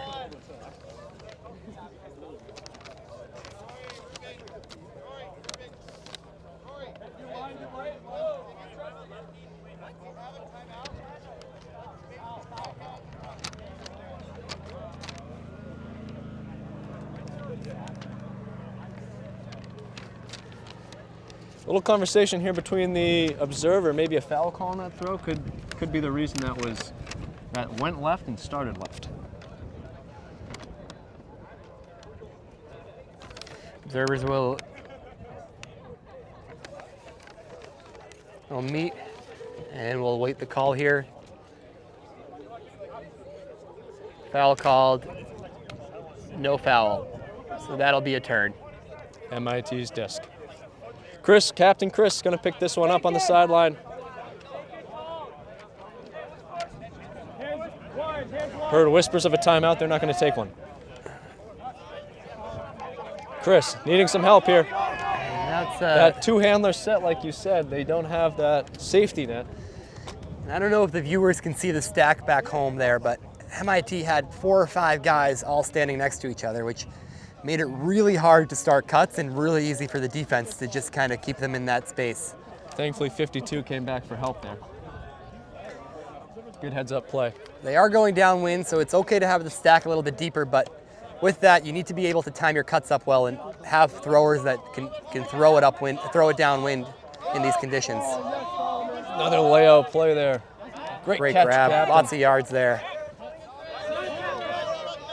Captain Matt Landis looking to get off the sideline to Captain Chris. Just out of reach. Miscommunication there. McGill takes over. Rory sprinting downfield looking for a deep throw. Not going to happen. Big man Rory is pushing deep and then coming back break side and resetting for the next. MIT playing tight person defense on him as he comes back towards the handler space. Good help there. And continues. Ooh, that floaty disc upwind. Rory found himself in the handler space, which I don't think is where he's used to playing. No. But we see how that can affect you both downwind and up right there. A lot of back and forth here as the wind is picked up. Should dry these fields out. To our sides here, we see the Tufts team and the Northeastern team starting to get up and practicing in this wind. McGill started again from the 1-yard line there. They got about to the 80 last time, turned it over. See if they can fix that. Upwind. High flyer. Let's see, Rory's in the Rory picture, wants it. and he can't come down with it. Frustrating left with that hand. effort. He knew he should have came down with that one. That's all right. Let's see if they can get it back here. Long point. Tired MIT players, but they are working. They're still pushing downfield for the Hucks, and there is the Huck. Let's see if that can stay up long enough for the player to run it down. Wow. Just out of reach. You can see how that wind took it. That's a 70-yard backhand by Captain Chris. McGill, again, finds themselves on the 1-yard line. The wind has certainly picked up. If you've been with us the whole day, I talked a little bit early when the game started about how I don't think this is going to turn into a huck and play D type of game, but the way the wind is trending right now, that might be what we start seeing here. Fitzy. That is a slings that flick. hard middle of the field inside flick. Rory finding himself again with the disc. Another Chris taking over. turn by McGill. And he gets it back. That's me, says Rory, and he was right. Gets that turn back with a point with a lot of ups and downs for Rory, but he is running hard. He is not giving up when he makes mistakes, and that's what you want to see. That's why he's on the field. Soul taking over here from the sideline. Looking to get it off, not even looking up line. Strike cut, nothing. Fitzy, great Fitzy cut with a up great the line. up line. Puts the defender on his hip and dictates where he wants to go. I like the way Fitzy plays. He's looking to get that disc Very upfield. confident with his throws. Rory looking to score. Just short. Just short. Let's see if he can. And Rory gets the completion. That is a bookend for number 69. What a roller coaster. Rory McEwen. What a roller coaster. 12-7 McGill. Turn, hand block, assist. And he had a turn earlier in the point and a drop disc, but he did not give up and he ended up punching it in for McGill. Great play by the big way man. to come back.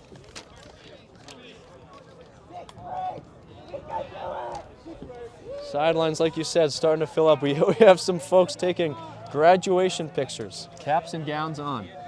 We'll have to get the inside scoop on that for the next game, but Caps, gowns, and cleats. it seems like Northeastern might be skipping their graduation today for some regional play.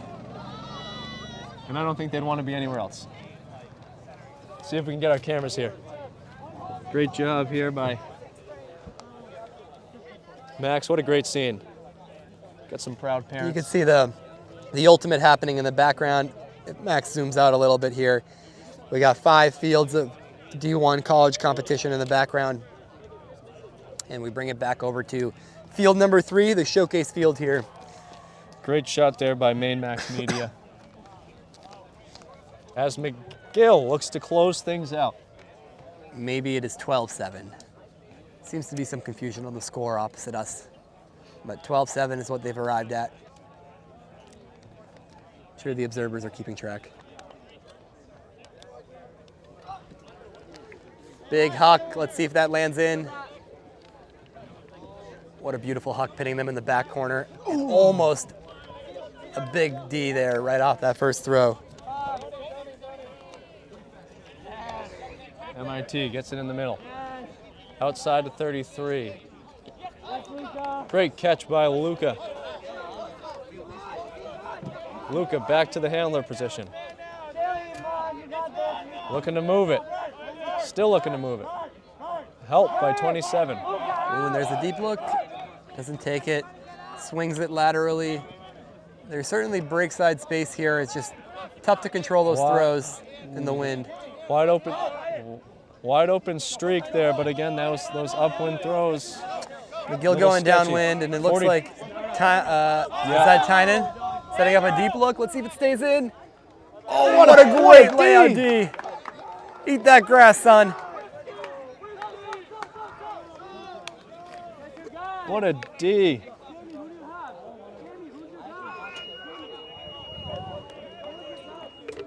Don't have number 23 on the, we do, Andrew. I like the aggressive look from McGill, pinning MIT back in the corner. If they get another turn here, it'd be good for them to try to slow it down and just work it up. I think they haven't had any trouble doing that all game. In the middle of the end zone. Some scary plays down here. Oh, and they get it off and have some room to work with. Punch. Keep moving. Back to the middle. 33 McGill is looking back to get it. Back to their zone. Great deep look, but it's just out of reach of the MIT player. Looks like it. Good look there. I believe that is the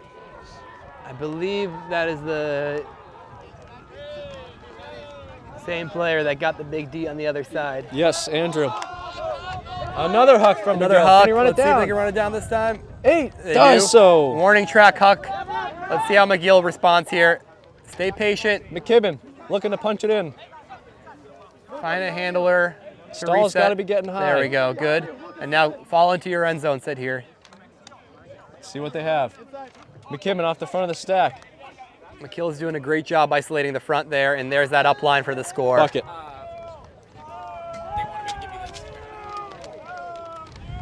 13-7, 2 breaks in a row here for McGill, and they seem to be running away with it. McKibben, excuse me, back to Calvin, the captain.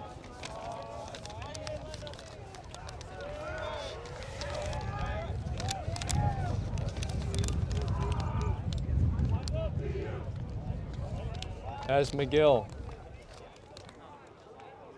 comes home with the victory. And that seems to be game.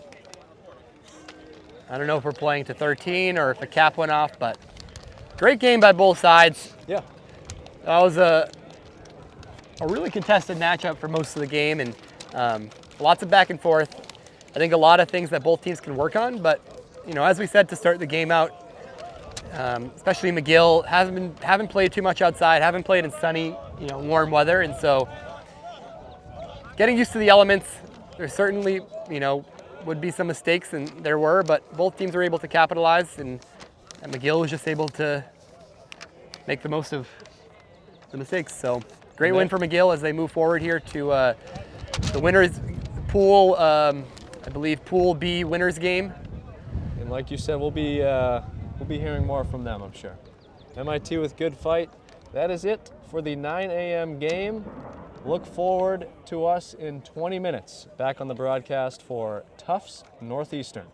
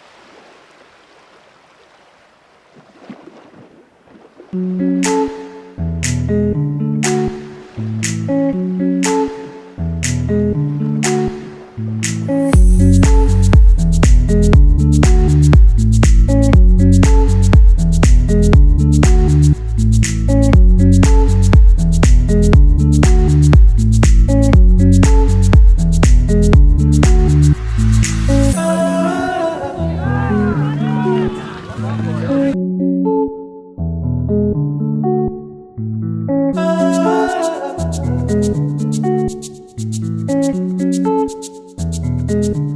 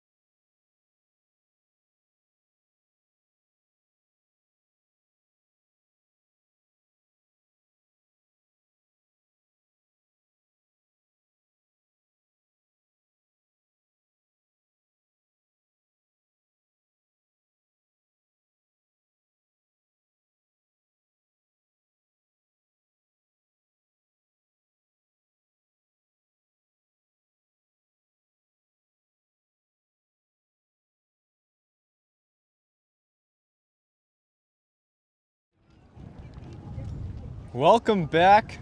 I keep saying it, but sunny South Portland, Maine. Game number 2 of the morning, 11 a.m. brunch. We have Tufts, Northeastern. Dare I say, one of the games of the day. We are in for a treat today between 4th-ranked Tufts and 5th-ranked Northeastern. To remind you, this college regional's first time being hosted in Maine.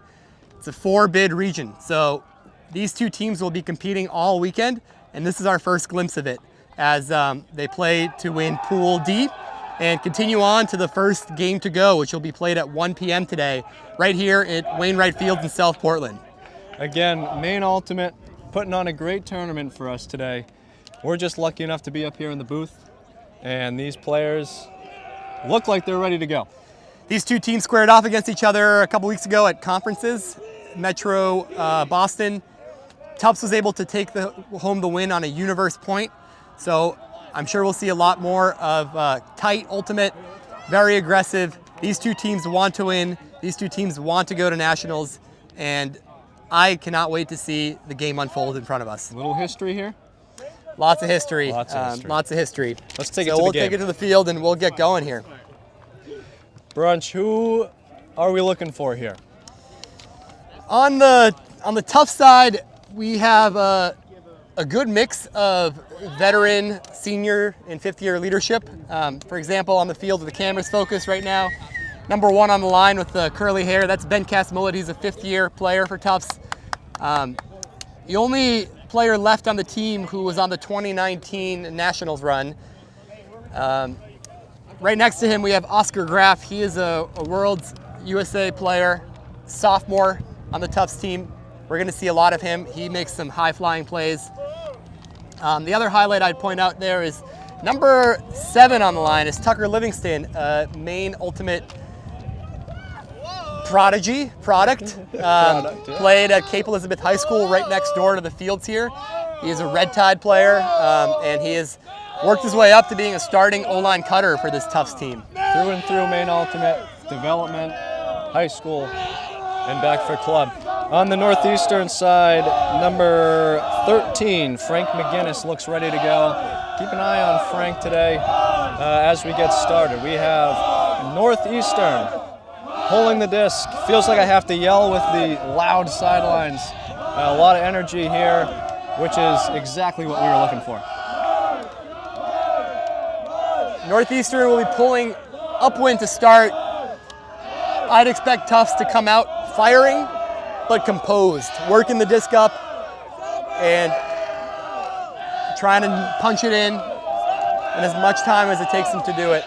10:59, Sam Friedman looks ready with the disc on the Northeastern side, itching to get going.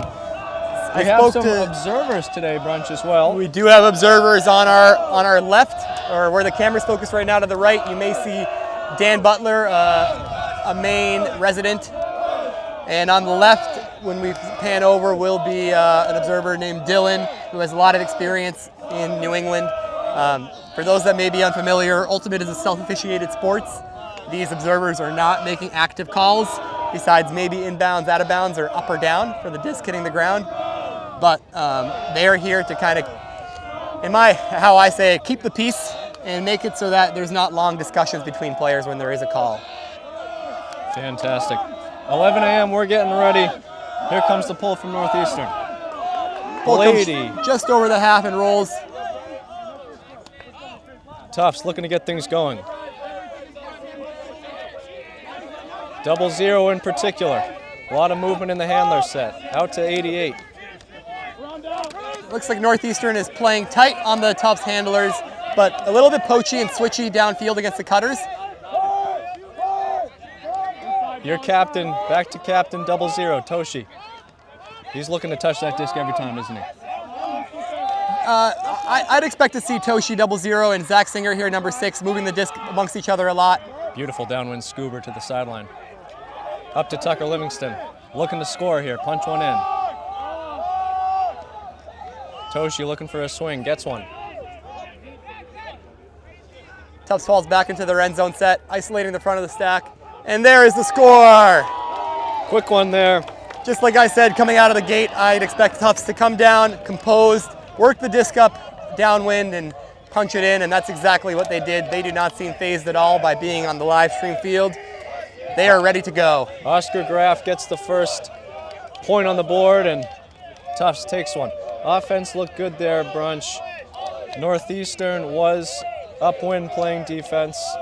Tufts downwind 0-0. We saw a lot of that in the first game. We also saw a lot of those longer hucks going out the back of that south end zone. What do you expect here from Northeastern? A lot of pulls going downwind.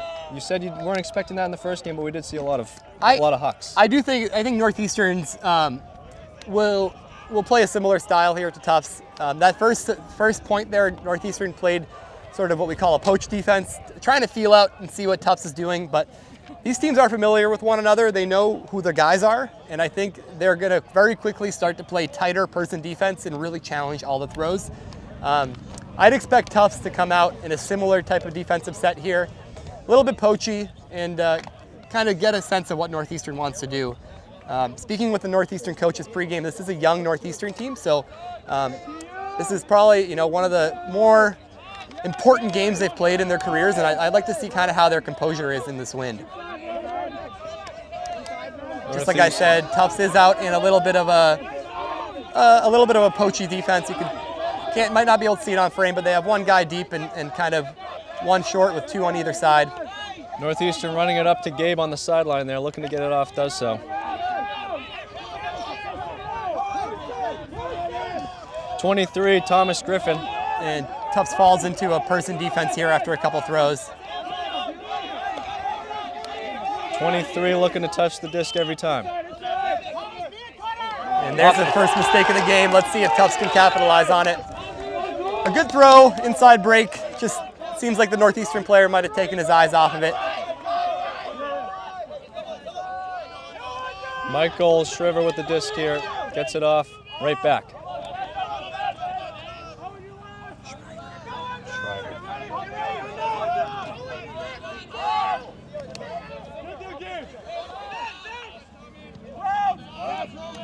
Nice inside throw there from up the Bedcast sideline. Mullet. 21, can you do something for me? Again, Tufts is very, very comfortable working side to side. Looking for a deep shot, doesn't get it. Tufts is on a big hill outside of Boston, so they get some major wins. And you're saying this isn't... As I say that, they throw one that gets floated. You can practice it as much as you want. Doesn't make it easy. Thomas Graff, very active for Tufts so far. It looks like Tufts has fallen back into this poachy defense here. And when did you notice them switch to person sometime down around half field? Is that a call? Is that a point in the field? Where are we seeing that switch? I'd expect it to be on somewhat, it'll be a call off, but it almost looks like they're in more of a zone actually right now. Thomas Griffin looking to punch but now it in. You can hear the lock call from the sideline as they tighten up at the end zone. Good denied defense by Tufts. And there is a big hand block, but a foul called. Could be a strip crunch. The observer was right there. I know that observer well. I play against him, and he gets a lot of hand blocks too, so he might favor the Tufts side here. Oh, looks like the players were able to agree. Foul, no contest.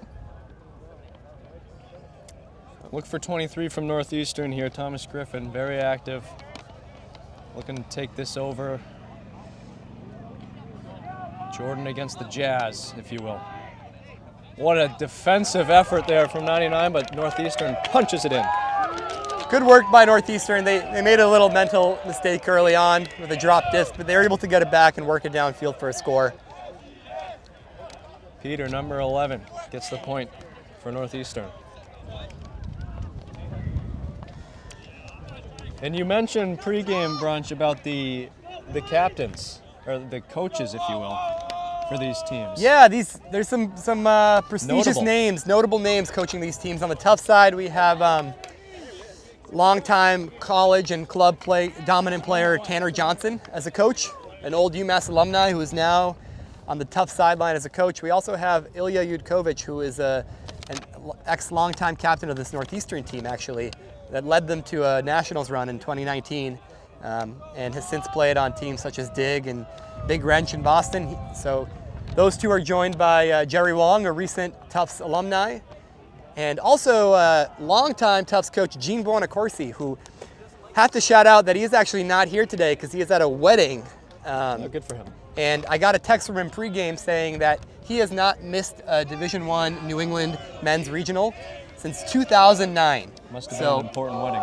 Almost 15 years.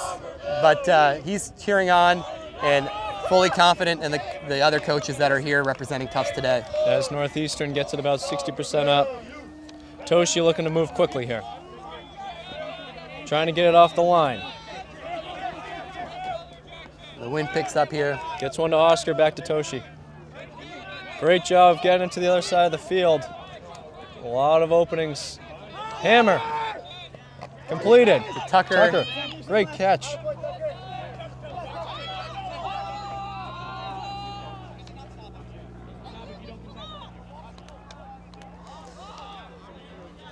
Something about Tanner Johnson in regionals brings back a little PTSD for me, but happy to see him here. We'll talk a little bit more about Tanner's last year in college and a big year for both of these two teams that are playing today, kind of as we get to the next stoppage back in 2019. Hopefully we can get some more magic this year. Toshi and Graff looking to run around, get the disc. Graff does so. This Tufts team has a lot of really talented players on it.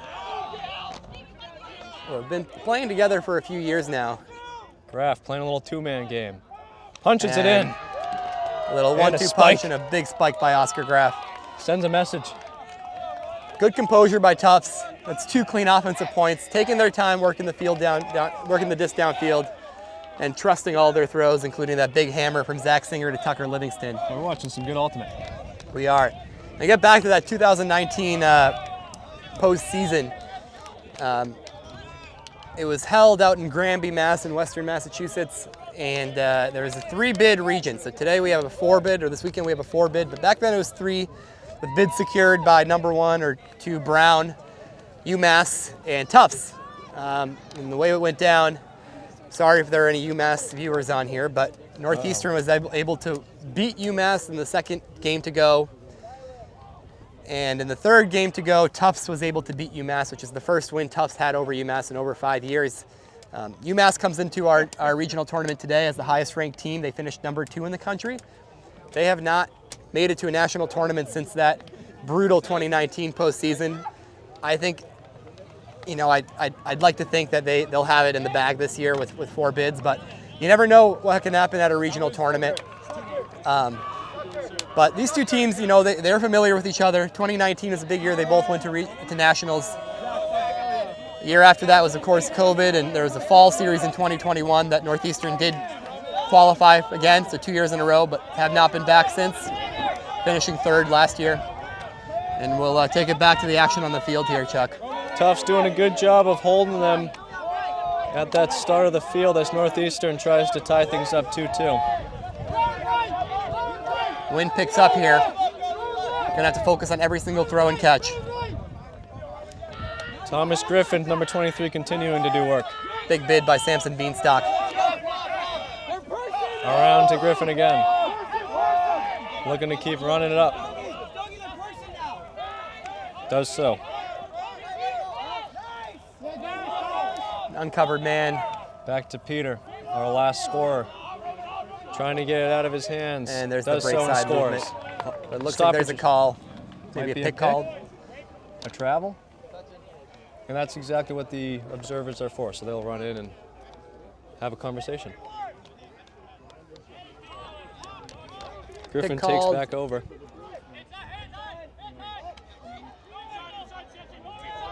Punches it in. Tough. Looked easy there, Brunch. Good score there by Northeastern. The Tufts mark was not in the right position, and Northeastern was able to score right on the break side. And again, some great ultimate being played by both teams. Great ultimate here, which is nothing new for us here in Maine. Lobster Pot, a big college tournament that we host here every fall. Last Over 80 teams were in attendance this past fall in October. It's quite the spectacle of an event. We have a giant tourney central with food trucks, plenty of free drinks, free frisbee for all players. We have close to 40 fields going on with play going on simultaneously, 20 golf carts transporting people around this giant complex. It is really one of the premier college tournaments in my opinion. It is an off-season tournament, but that's even better because the teams can come in here and have some fun and not worry too much about the results. Yeah, it's a blast. Always looked forward to it. My senior year of college, of fall of 2019, playing for Tufts, I participated in the lobster pot tournament, and it was it's actually the best game I ever played, and they caught it right on the live stream. And I went back and I watched it recently, and it was interesting. There was a comment about getting me to move up here, and I didn't realize it, but 2 years ago I moved up here, and here I am. So and they did let you play in that game. I'd be lying if I said that. Yeah, I'd be lying if I said that the ultimate scene here in Maine was not a driver for me to move here. Hopefully we can have more just like you. We'd love some more. Working folks. on some of these Tufts guys and Northeastern guys too. Absolutely. Some good notable past Northeastern players from Maine, including Ben Field. Yep, Ben Field. Maine Ultimate high school great. Trying to get him to come back. Still looking for our first break of the game. What a little feed. touchy throw by Toshi. Tucker looking to punch one in, gets it back. Toshi and Graff looking to be active on this. Good job slowing things down for Tufts. Both teams looking in control at the end zone set. Very Clearly composed have practiced teams. a lot. They're not taking anything that's not there. Nope. Very content with just working it side to side laterally. This is tough though, as they are trapped here. Toshi's able to toe it in. What a fake. This is a tricky spot, Brunch. Gets it off, no problem. They practice this a lot, as does Northeastern.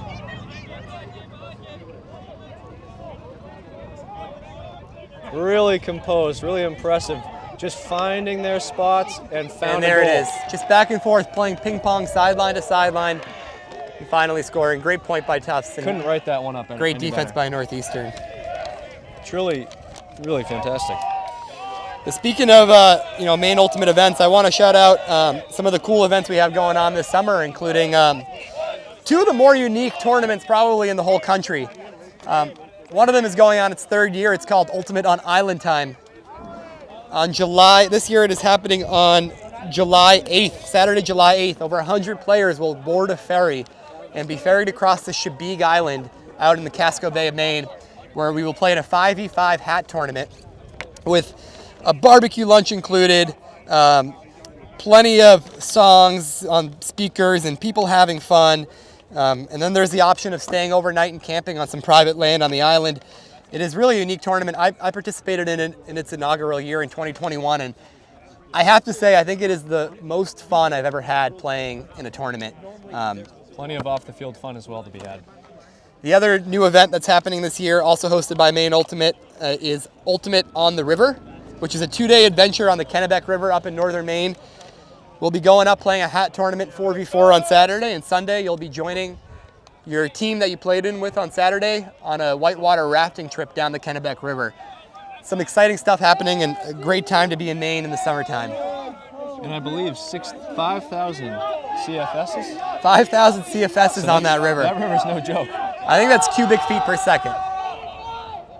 What a dot! There's the first huck of the game. Northeastern showing that they're willing to take the big shot downwind. Thomas Griffin with a great cut and probably a better throw. Downwind, that's what you'd expect. Still no upwind points yet. This is we're waiting for who's going to draw blood first. It's going to be a tough upwind break. Both these teams are capable, but there haven't been too many opportunities yet, as both these offenses have been playing clean. Very clean, and we said it last game, and maybe it's different now.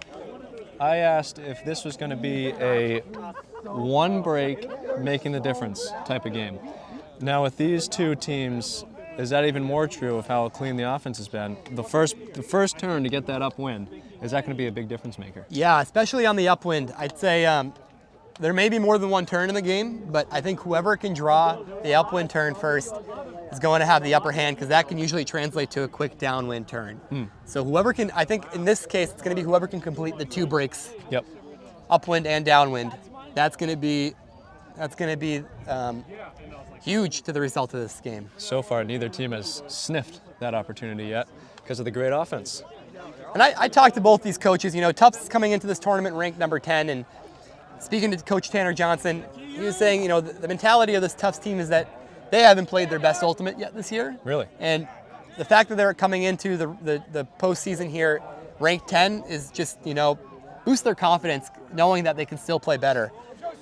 On the Northeastern side, they're coming in ranked number 21 in the country, so just outside the bid qualification, but this is an experienced team. They played at some high-level tournaments, including Florida Warm-Up, Smoky Mountain Invite, and I think, if I wrote it down, I think it might have been Easterns as the 3rd game. So they were playing the top teams in the country, and they are no strangers to high-level competition. No. Playing a little bit better than their seed. What a catch by Tucker Livingston to get that back. Good back patience there Toshi. not to turn it over. Little conservation of greatness. We talk about that a lot. Nice break side throw. Zachary Singer over there, number 6, he is a 4th-year senior on this Tufts team and very, very good at throwing. So having his break side throw ability, it will be huge to this tournament. Up line, good clean defense, and there it is. Score. Captain to captain, Toshi to Zach. A little Great bit clean of a punt offense there. That's all right. That's college ultimate brunch.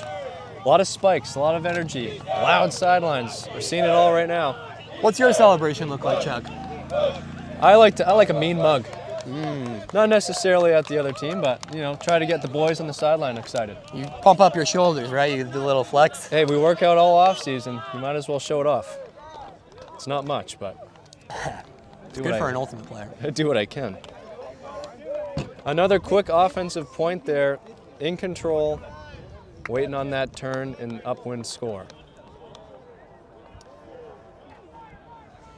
So you see camera focused here on the Tufts D-line getting ready to pull. You can see Coach Ilya pointing out the matchups for the defense. Pulls are a big piece of this game too. We talked about it in the first stream of the game, but with this wind, if you want to have a good shot at an upwind break, you need to be able to put the disc deep onto the offensive side of the field. And it is a nice day here in South Portland, very sunny, trying to hit 70 degrees today, but that wind is probably gusting 15 miles an hour offshore. That blade pull doesn't quite get the distance. About at the 50-yard line as the Tufts D stops it. We do see your comments coming in on the live stream. Keep them coming. If we see anything worth shouting out, we'll... nothing worth shouting out so far, huh, bro? No, just a lot of hecklers. Hecklers. Hecklers are fine. Looks like good catch by Northeastern. tight person defense from Tufts. And is that the norm for Tufts? I know we saw them switch to person defense, getting close to the end zone. I think they're still feeling out the pace of this game. I'd expect them to eventually move to some form of a zone in this wind, but I don't think they're ready to do that quite yet. And another Griffin score. Boy, one after the other.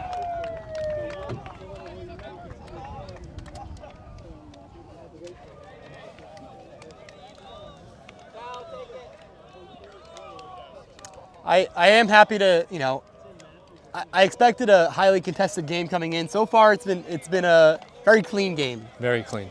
Good spirit on both sides. Lots of cheering on the sidelines. You can tell both these teams are really engaged, but they're doing it in a very spirited way. And we have a timeout from Tufts. Now, do you Northeastern have took a timeout. somebody on the sideline you'd like to bring in and maybe muddy things up? What do you mean, like an enforcer? Maybe a James Arcata type. For our stream? A defensive menace, if you will, to just muddy that offense up a little bit. Maybe throw some clean physical contact around. Yeah, you know, I think there's a place for it. You know, Ultimate's a non-contact sport, but especially as you get to higher levels, and higher stakes competition like we're seeing in front of us today, They're not shy to it. you need to be able to engage and use your body and have a level of physicality, right? Obviously not trying to hurt the other team or No. intentionally foul them, but there's a line of contact that's appropriate, and so far I haven't really seen too much of it. I think these teams are still feeling each other out. Yep. No one wants to make the early mistake, but with these, as the game goes on and we're not seeing any breaks, I expect the defenses to step it up a little bit and start to maybe use their bodies a little bit more and see if they can force a turn. I like that. As Tuff huddles up on the screen there to discuss their options going forward. It kind of gets to, for me, it's like, what do you have to lose? Because if you get tight and you get beat deep and whatever, it's downwind. Now's the time to do it. Now's the time to be aggressive. Yep. We've all been beaten deep. Happens to everybody. Northeastern did take this timeout. I wonder if it's a strategic timeout ahead of this D-line point. We'll see if they change their strategy coming out of the timeout. Tufts so far has been able to work it very cleanly through their handler set and break through Northeastern zone and poach with some pretty, there's a pretty hammer by Zach Singer and a nice cute little upline throw from Toshi to Tucker. I think I heard a whisper of a roll pull coming up here from Sam Friedman. That was a lie. No, it's rolling. It's a good pull though. Good pull. As Tufts looks to quickly get control on offense.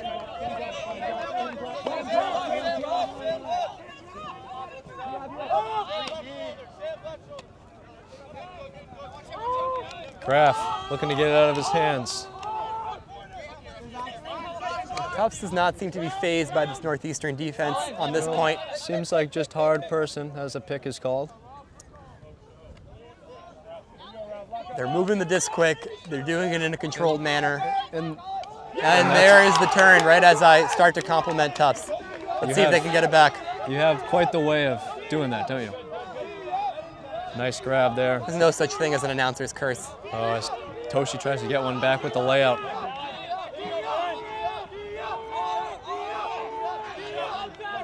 Oh, wow! Maybe a strip, but what a play. But that was an unbelievable play by Zach Singer, trying to get the disc back after he turned it earlier. Really unbelievable. Strip, no contest. Tufts is certainly eating some grass right now. They want this disc back, and you can tell. Looking like salad for lunch today. And that win. There you go. What an effort as Tuff gets it back. And there's a little floaty beauty just out of reach, floated. Just misread. Floated downwind as he says, my bad. Good throw there by Toshi. And this is the first back and forth we've seen all day. Looking to see if Northeastern can capitalize. We have a stoppage. We have a stoppage of play. And it's a turn. Maybe there's not a turn because there's a foul called, not a pick. Those loud sidelines can't hear a whistle in this place. There are no whistles in Ultimate, Chuck. Oh, you're good. Next one, let's go. Shouting out one of my idols, Mike Breen. Bang. So it looks like there might have been a travel called on that throw. Disc's going to come back. All the players get to catch their breath.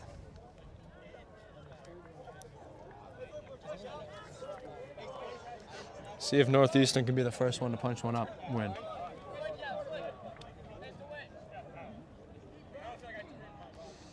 It's always funny to me when players argue travel calls because I don't think you can contest the travel. Well, he's certainly trying to.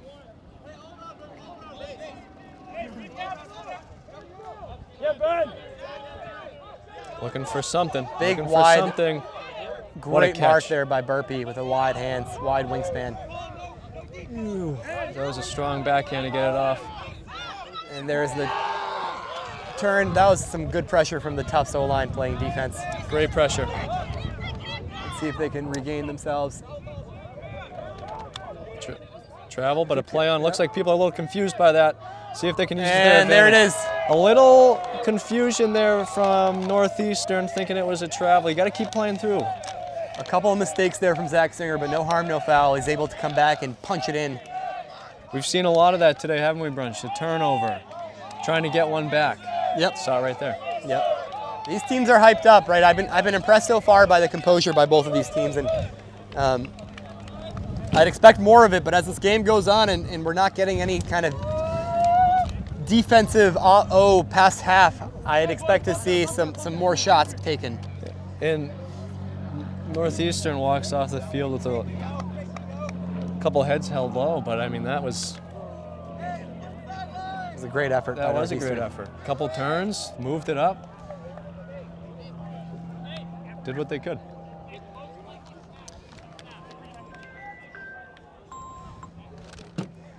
I want to ask the viewers to refrain from calling me during the stream. Very, very unprofessional. Now they're just going to call you even more. Yeah, that was a mistake. That was a mistake. As Tufts pulls one up, that Win just turned the disc over. Get a little roll out of it. Get to the half as they knock it down. Looks like Northeastern is falling into a vert stack here, and Tufts is in a little bit of a zone. A little bit of a zone with a mark and three guys kind of in a cup. Yep. They're not switching to person. They're staying in that zone, Brunch. I believe this is the first zone we've seen out of the Tufts team, and they are content to stay in the zone all the way. What a tough scuba off the line there from Northeastern. Trying to move that around. Not looking phased by the zone too much right now. Wouldn't expect them to. Tufts maybe just trying something different. Northeastern is just kind of pushing it right through the middle of their cup. Ooh, close, and there is a good quick composure. Now the switch to zone there, just trying to throw a different look at them. I mean, we've seen score after score for both teams. Yeah. Maybe just trying something new. I think they're trying something new, and I would go back to it. I mean, they after the last Northeastern's O-line point before that was a quick huck, so that slowed them down a little bit, and it's good, I think, to try to change the offensive pace for the other team. Yep. The only challenge there is that pull was a little booty. Yeah, well, and you said it. That can change the point really quickly. This wind isn't letting up either. No, it's not. Neither is the sun. And with that, I'd like to give a quick shout out to one of our big sponsors. Did you know Revision Energy was co-founded by Ultimate World Champion Fortunat Mueller? Did not. Revision Energy loves supporting Ultimate Frisbee because it's a friendly, inclusive sport. We think good vibes matter in today's crazy world. That's why Revision Energy is a 100% employee-owned solar company and certified B Corp. Revision Energy's mission is to make life better by building our just and equitable electric future. So please be in touch to learn how we can help you save money and reduce your carbon footprint. Thank you, Revision Energy. Very involved today over at Tourney Central. Isn't that right, Brunch? Yeah, one of the ways that we are able to make our Tourney Central so big and exciting is by using solar panels donated by Revision Energy to power our music over there and the other pieces that require power. So big thank you to Revision Energy, who's actually located just down the street from us here in South Portland and is the #1 solar company in New England. Unreal. Started by some Frisbee alumni. We love that, and we're happy to have them. As Tufts look to do what they've done all day, and that's score on offense. Graf looking for something big, doesn't get it.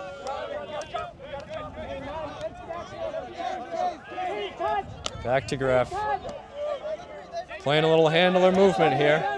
Seems like Northeastern zone is trying to force Tufts towards the opposite sideline from us here. But Tufts is relenting and saying, nope, we're going to keep working right up this sideline. And a lot of, up until that point, just handler movement. And it doesn't look like Northeastern doesn't want to trap them. And here they're off into a person defense now. Never quite got them over to that sideline, did they? Nope. Oh, and there's a miscommunication. A quick throw there. As Northeastern tries to move it. Defense here is as strong as it was on the last point when they turned it. Nice up line. And here's a looking big throw. for something big. There's that shot that we were thinking. Tucker is going to defend it. Disc sailing left. What and a grab play. by the trailing Northeastern player. Trying to punch it in. Could this be? And there's a turn. No foul called. That's the closest we've seen today, and that's really what it's going to come down to, is who can take that shot upwind and punch it in. Tufts is unfazed. You get all the way down there, you want to punch that in so badly. Sometimes some things can be forced. We have a wide open Tufts player down there. That's a lot of excitement on that point. That was. Frustrating for Northeastern, but it's something to keep an eye on, because now I think they trust that they can do that. Yep.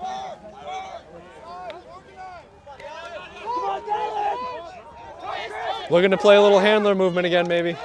There's Graf. Strike cut completed. Good catch. Up the line. Tufts now will fall into their end zone set. Big upline by Toshi. That defender tried to stop him, and Toshi just did a swim move right around him. Around the Graf, can he get it more around? Up the middle. Can they punch it in on the 1 yard line? Travel call? Just hand it off to Marshawn Lynch. Let's not get too fancy. Yeah, I'd like to see Ultimate players run more handoffs. See if they can punch it in for the touchdown here. Zach Burpee with a disc. He's responsible for the turn earlier on this point. Let's see if he can stay composed here and keep that disc off the ground. I think he's been doing a lot of burpees in the offseason. Graf looking to score on an ISO play. Does so. Oh, unrelenting. Does You can't so. cover that guy. What a play by Oscar Graf. That is some quick lateral movement.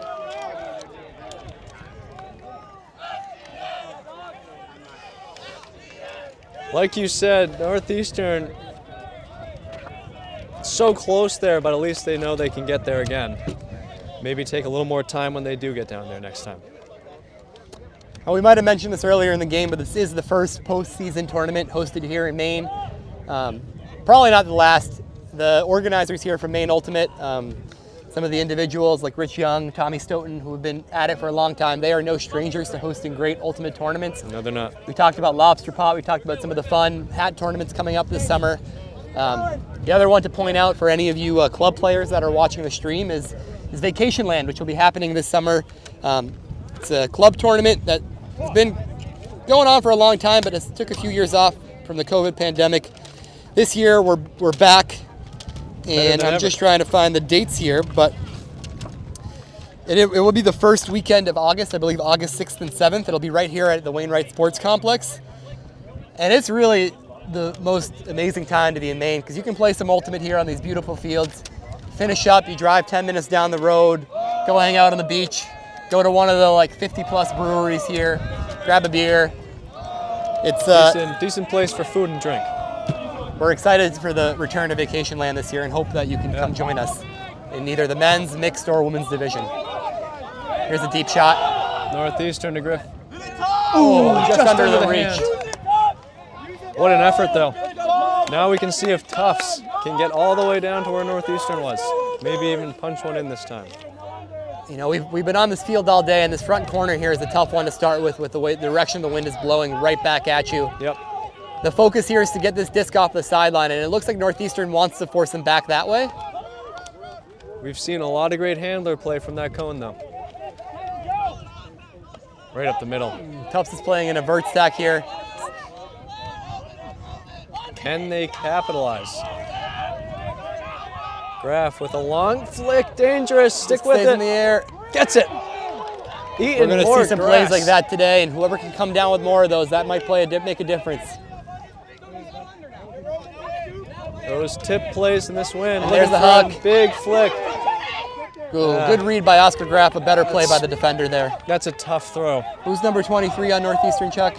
That is Griffin. Thomas Griffin, 23. He's been everywhere. He's got the big D, and here's a huck from him. Can he get the assist on top of it? Oh, he can. Great play by Northeastern. Way to stay tough there, get the disc back from Tufts and punch it in. Still no breaks in this game. And again, you don't walk off the field as Tufts there and think of that point as a failure. Nope. That was, you got the turn. You played some solid tough. That's a hard flick upwind there, but had a lot of great looks. Again, maybe a confidence boost, knowing you can get the turn, you can move it. Yep. For those viewing at home, this is a unique tournament schedule here today, with it being a 4-bid region. This game right here is to win Pool D. So there's pool play is only 2 games. There are 4 teams in each pool. It's basically like a mini bracket. So Northeastern and Tufts both won their first pool play game, so now they are playing for first place in Pool D. If they do that, the winner of this game will move on to basically the first place semis, and that is a game to go. So if they win that first place semis, they are guaranteed either first, second, or third place. If they lose, they fall down to the second place quarters, which will be at 3 p.m. today. And from there, second place quarters, they move on up to the second place game. It's a backdoor, and if they lose anywhere in there, they get put into the 4th place bracket. So this game is critical because it is a game to go. Some great bracketology there.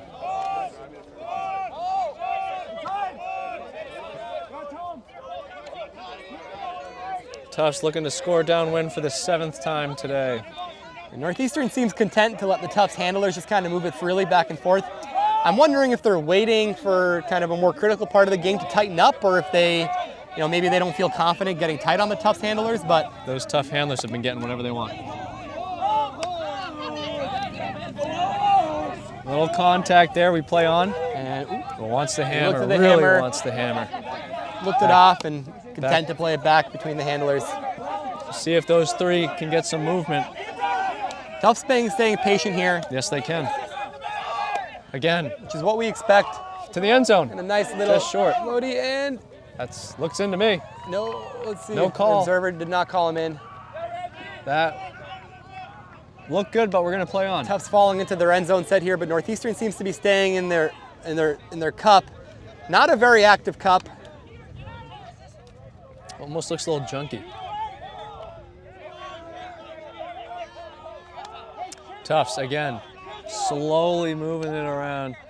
No rush in their game. Exactly, I don't want to jinx it, but they are taking their time, making sure they're putting a lot of spin on these throws, and here is a nice cross-field hammer. To Maine's finest. Tucker Livingston. Tucker Livingston, a freshman starting on the Tufts O-line. In my pregame scouting here, limited pregame scouting, Northeastern is definitely a younger team. They have a lot of players who have postseason experience, having gone to nationals in 2019 and then the 2021 Part 1. I don't think we're going to see either of these teams fall off anytime soon. Tufts is a little bit more upperclassmen heavy, with their O-line handlers being seniors and 5th years, but they have plenty of young talent as well, including Tucker, who just scored that touchdown in the back corner. Touchdown. I think we touched on this the first game, and maybe the chat can help us out today. It looks like the chat's active here.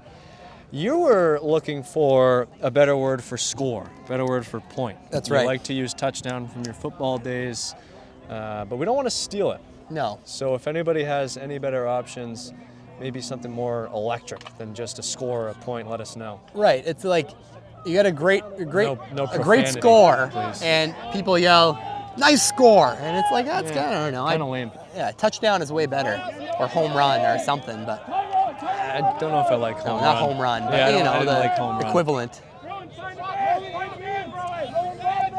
Northeastern maybe looking for a hammer of their own. Griffin finds himself in the middle of the field with the disc. Shoots it, scores. Yeah, Tufts not putting not a lot of pressure on that one.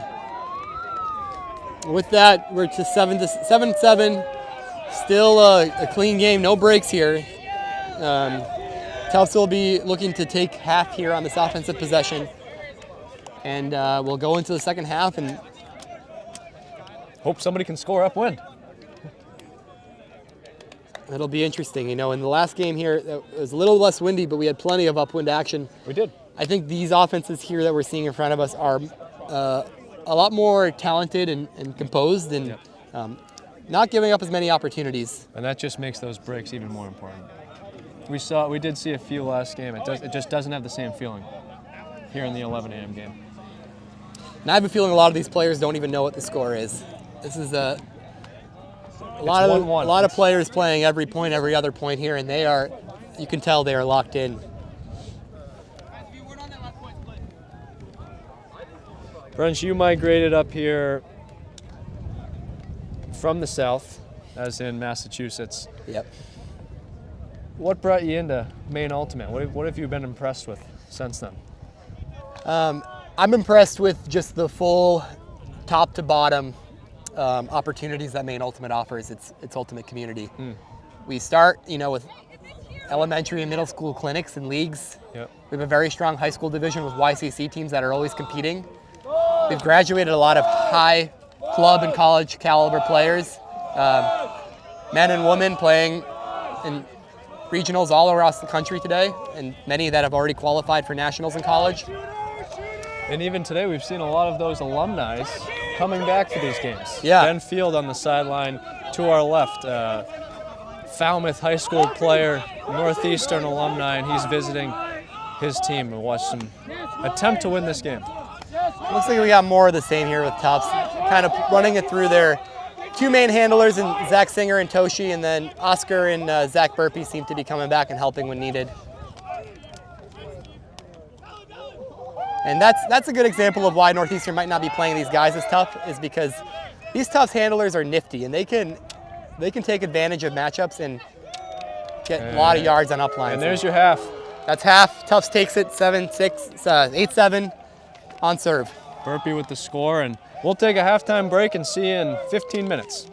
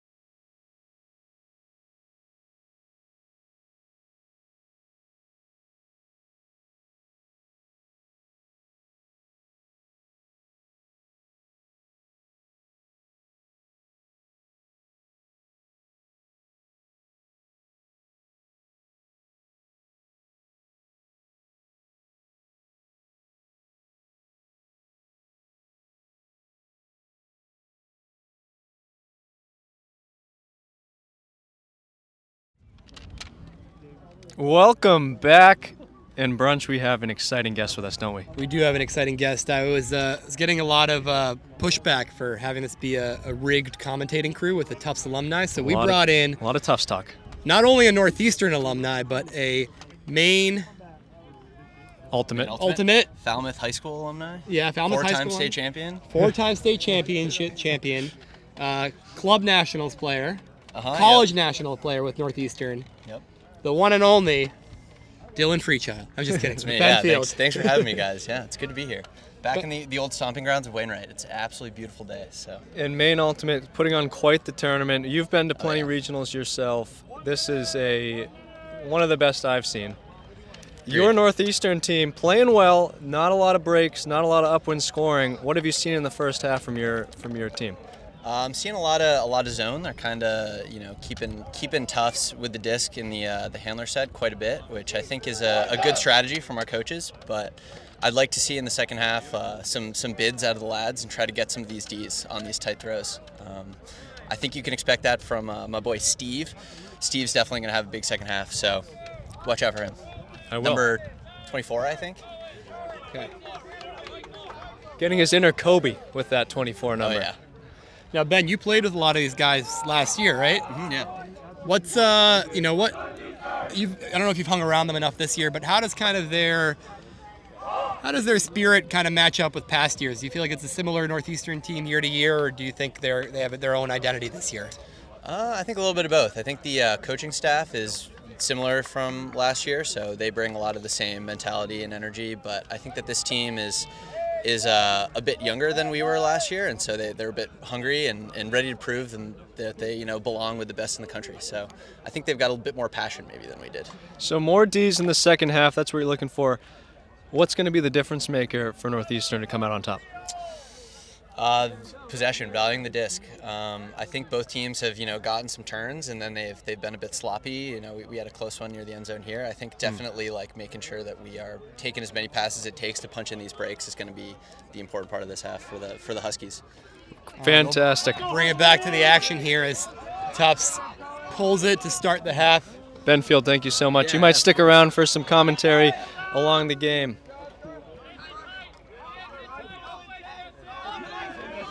It looks like Tufts came out here with a person defense, seeing if they can put some pressure on Northeastern. Some hard no-around defense right there. You're gonna Northeastern going downwind.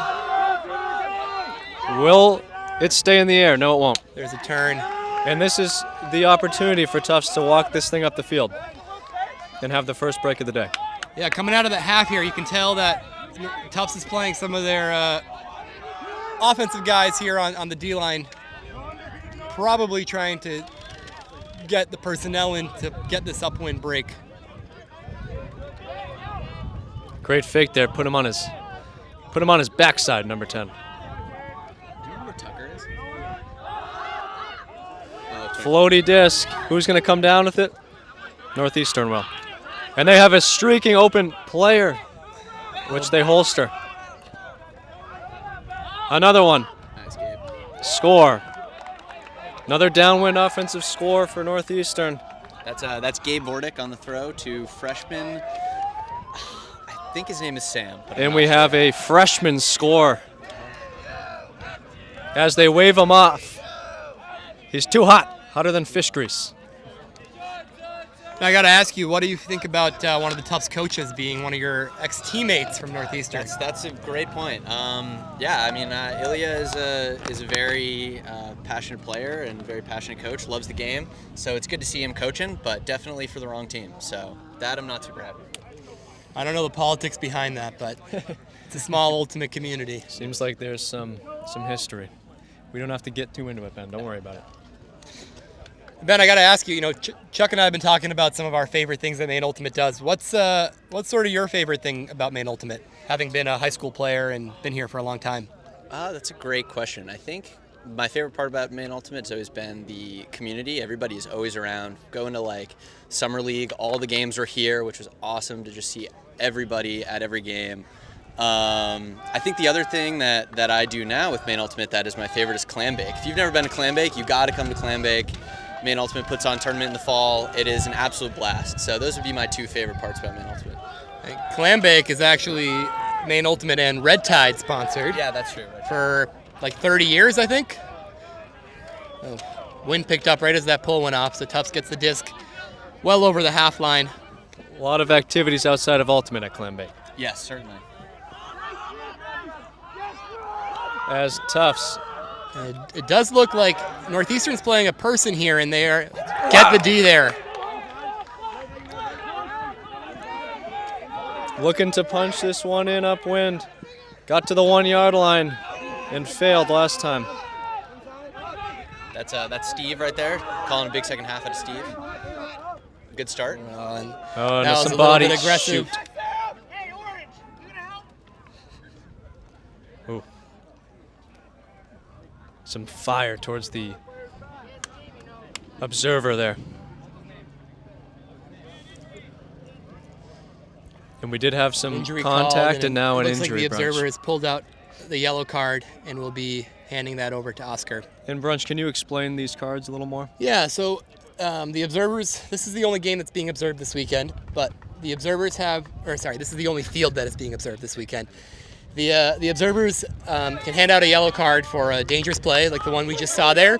If a player gets a second yellow card in a game, they are rejected for basically 2 halves, so a full game. So this one and then the first half of the next game. And if they then get a third yellow card after they're back from their suspension, they are ejected from the whole tournament. Losing Oscar this weekend would be huge for Tufts. He's a U24 Worlds player, so that'd be a big loss. He's had his hands on that disc a lot today. He is all over the place. Hopefully it doesn't get to that point, and that yellow card will kind of calm them down a little bit. Yep, seemed incidental, but still enough contact for the card. We got center O-line handler Owen Cortis coming out, picking up the disc for the injured player here, which is huge sub for the Huskies. One of our better throwers.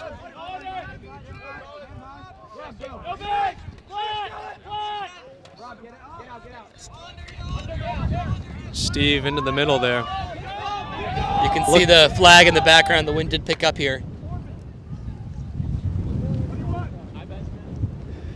Just as Northeastern's trying to get the upwind break, the wind ratchets it up a few notches. About 10 feet off the ground here in the booth, and I'm nervous we might topple over. I'm holding on for dear life.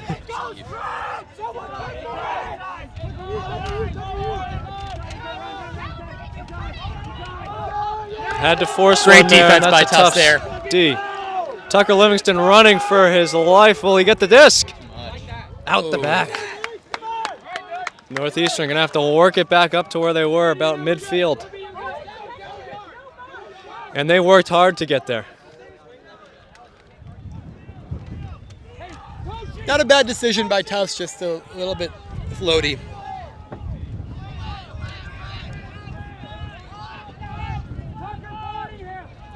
Feel free in the chat to put some questions for Ben Field. We can bring those up along the way. And there's another floaty disc, and an interception, and a score, just like that. This wind is wreaking havoc on this game. Wreaking havoc. And these are good players that know how to throw in the wind, and it's still not a given. No throw is a given here. Jeez. Just getting a gust here of like 30 miles an hour. I'm ducking for cover. Yeah, this is a little bit dangerous up here above the field, I'd say. I don't know if I'm going to get blown around.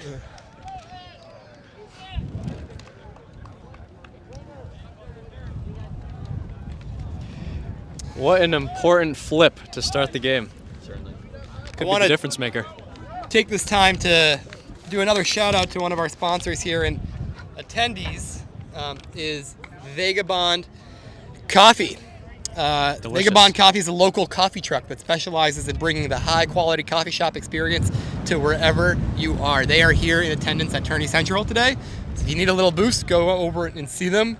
They're very friendly folks. I met them on my second day living in Maine and had a nice conversation before I drank the coffee. For more info, you can visit vagabondmaine.com and you can book their truck for your next wedding or event. Nice people, even better cup of joe. That's what matters more.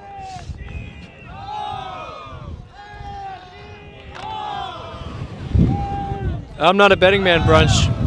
If I were, I'd probably bet on Northeastern to Yeah, to score here. That pull maybe made it like 10 yards off in the air and then rolled to half. We are approaching the wind levels that constitute huck and play D. We've been there. We thought this wind might slow down just out of the reach of Northeastern. But again, Tufts will be picking it up on that front corner with the wind blowing directly into them. Yeah, this is the worst place on the field to have the disc, I think, right on this corner. Wind coming diagonally across. This is tough. If you're Tufts, you really got to try to get this disc off the sideline, and at worst, make sure you don't turn it. In Brunch, in game 1, we saw a little junky zone trapped that cone. Maybe someone thinks about that in the second half. We have a timeout. Wow. What do you think about the timeout spot there, Brunch? Using it right on that corner there. It's not a great spot for it, but I'd rather see a timeout at stall 5 than a turn in that corner. I agree. I'd rather see a timeout than stall 5 in that corner, or a stall 5 turn. But I think as a huck and play D kind of guy, I think I'm just ripping a flick huck there. I don't think you call that timeout. Yeah. And now does this give Northeastern a time to set up a little, maybe a junky zone, trapping them up against that sideline? I'd expect Tufts to run motion here to try to get a swing off, but I'd also, if I'm Northeastern, I am poaching that handler around space heavy and not letting any arounds go off. Well, that's why we're in the booth.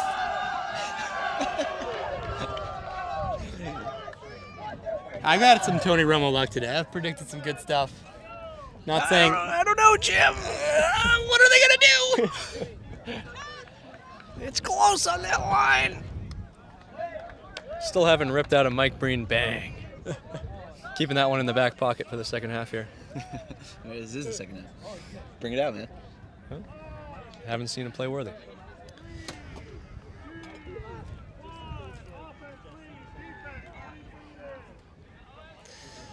Let's see. Tufts does set up with a player in the backfield, and they've spread it out here to try to get the Northeastern D to spread. Resuming play with Northeastern in person. That was quick off the line. Great ATO there. There we go. Now Tufts is in the middle of the field. Much more dangerous position to be playing offense from, and a huge football. Stogie with a foot block. That was huge. Compliments to the Tufts coach for the out of timeout play, though. That was perfectly ran. Well done. Oh. And they get it right back.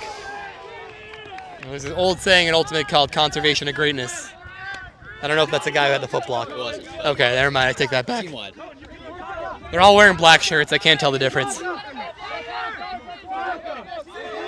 Tufts getting close to that first break.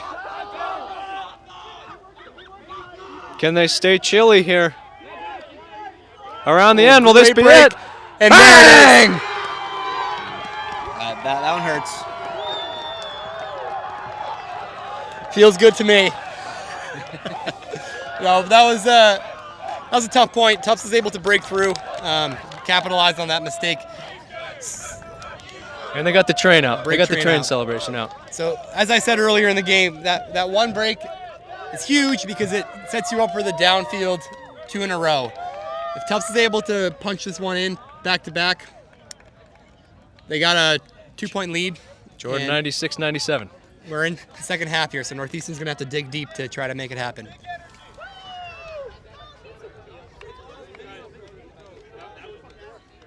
And that comes off of that. I mean, they started way down there on the cone, worked hard to get a couple Ds, moved it all the way up. Well done. And this is where Northeastern has to lock in.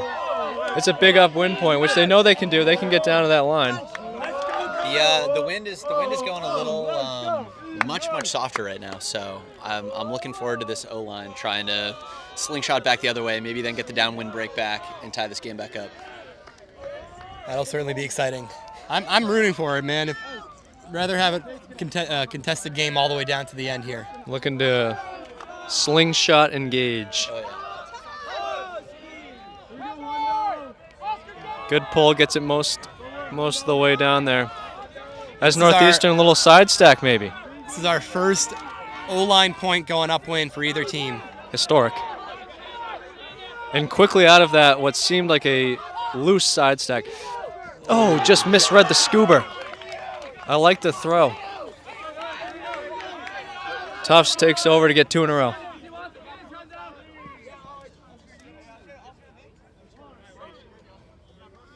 Observer coming in. What did you call it? Keeping the peace? Keeping the peace. Looks like the Tufts players reaching deep into the rule book here. Let's go, even. Neither of these teams losing any energy on the sideline either. Ben, you're still fairly fresh out of college. What's the most exciting college game you ever played in? Ooh, good question. I'll shout out the game against Tufts. Let's go, Peter. Game against Tufts, fall 2021. We made a nice 4-point, 3-point comeback in the second half. Capped it off with a universe point win to make nationals. That one was pretty fun. Upwind hammer, high fly ball. Oh, he caught a body.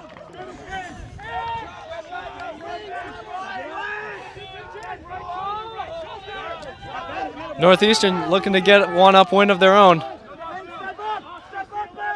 I'd like to see the poppers here get a little more connected. We're throwing around the handlers, but Peter and Gabe get a little closer, make it easier.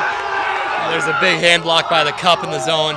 Boy, I believe that is Captain Zach Singer right there. These sidelines are into it. I'm wrong. That's not Zach Singer. Who's number 9?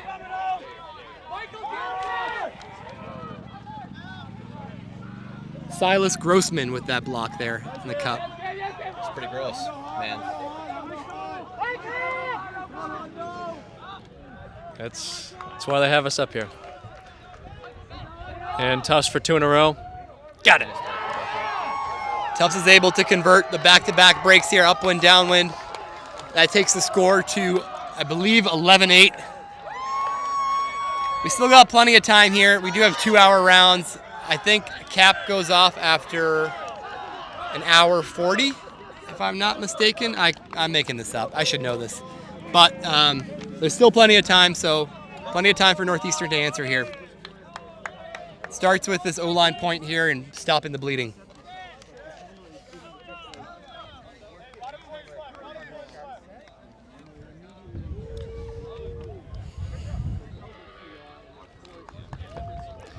Time for another ad, huh? Oh, just more, more Maine Ultimate talk. We talked a little bit earlier about kind of the full breadth of the offerings from elementary, middle school, high school on up. And Ben mentioned Summer League, which is over 400 people playing on 15 fields here at Wainwright every Tuesday and Thursday throughout the summer, with post games hosted by the breweries and the restaurants that Portland is so well known for. It's a league like no other. Often hailed the best summer league in the country, but that's hard to rate. Yeah, hard to be sure. Definitely, I will say, definitely better than Buddha Summer League. So suck it, Boston. Big shit. All right. This is coming all right, from Ben, we'll see you later. Thanks for the commentary. I'll get you out of here. No, it's a good analysis. I feel like the Buddha Maine Ultimate rivalry is well established. I got to reinvigorate it. All love. Dead from YCCs. All love. Big point here for Northeastern. Cannot let one go. Seems like Tufts is reinvigorated here after those 2 breaks, which is good to see. You don't want to see a team rest on its laurels. Trying to get off that sideline, trying to find help. Tufts is playing really tight person defense on the handlers, making them work, pushing them all the way back to close to their own end zone here.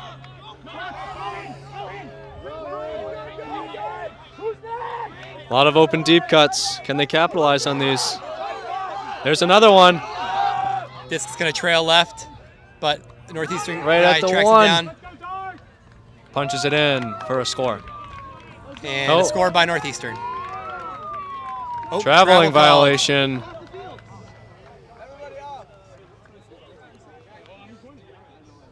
The observer was right there, so we should get a clean ruling. And the observer didn't rule that. I never saw the hands go up. And it is a score. There they are.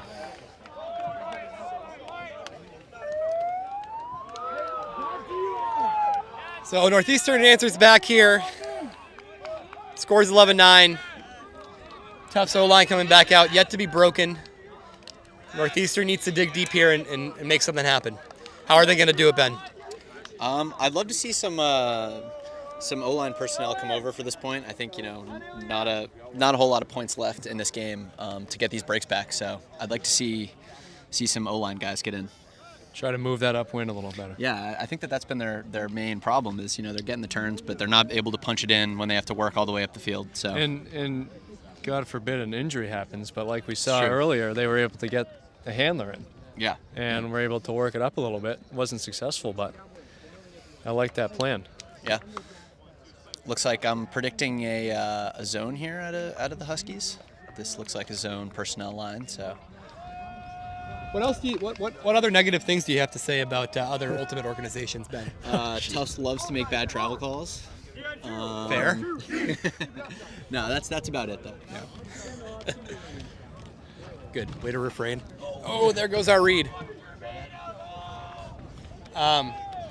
Papers flying off our scaffolding. Wind here. hasn't died down one bit. This is another shout out to Maine Ultimate and Rich Young specifically. For years, we have been renting scaffolding to do the live streams at our events.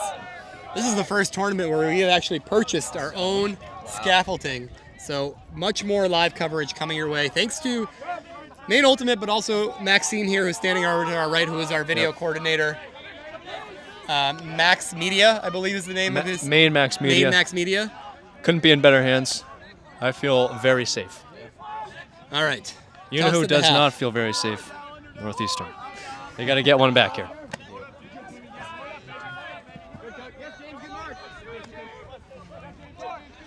Toshi looking to have a big, ooh. Tufts doing a Tough great job flick. of working it to their break side. What a Ooh, read. grab. Good On their grab. end zone now. And a not in called by the observer. From our angle, it looked like his toe might have been in, but no High- worries. High release lefty back in for the score. Toshi had some tough throws on that possession. Tough flick break to get the big swing up the sideline, and then a lefty high release backhand. And a great read from Tufts, too. Great read of the disc in the wind. Got that one done.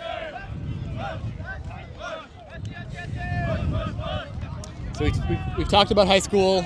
We've talked about summer league. I think kind of the last area to talk, well, the two more actually. First off is the club scene here in Maine. Portland Red Tide is the men's club team up here. It is the second oldest continuous club team in the world, I believe, only trailing SoCal Condors. It would be great to get a live verbal commitment. And yeah, Ben Field here is Can we have a moment? Yeah, well, Rich. I sent an email to the Red Tide leadership expressing, or I guess filled out a form expressing my interest in playing for Red Tide this year. It's been a dream of mine for my whole life, and I think I'm going to be able to make it happen. So That's it's up to exciting you guys, news. but Breaking definitely news. something I'm looking forward to. tryouts are in 2 weeks. So mark Yeah, your we'll see if calendar. you make the team, Ben. On top of make it first. Red Tide, we do have two mixed club teams: the Sunken Circus and the Bowie Association. Both great, fun teams to be a part of. And also we have a women's team, Frolic. They've been around for many years. And I think there's also another mixed team called Dead Reckoning. So shout out to all the club teams. We have one more level, which we will cover on the next break here. But a great pull upwind by Tufts. And I'm sure we'll see some. Felt a little bit like LeBron taking his talents to South Beach.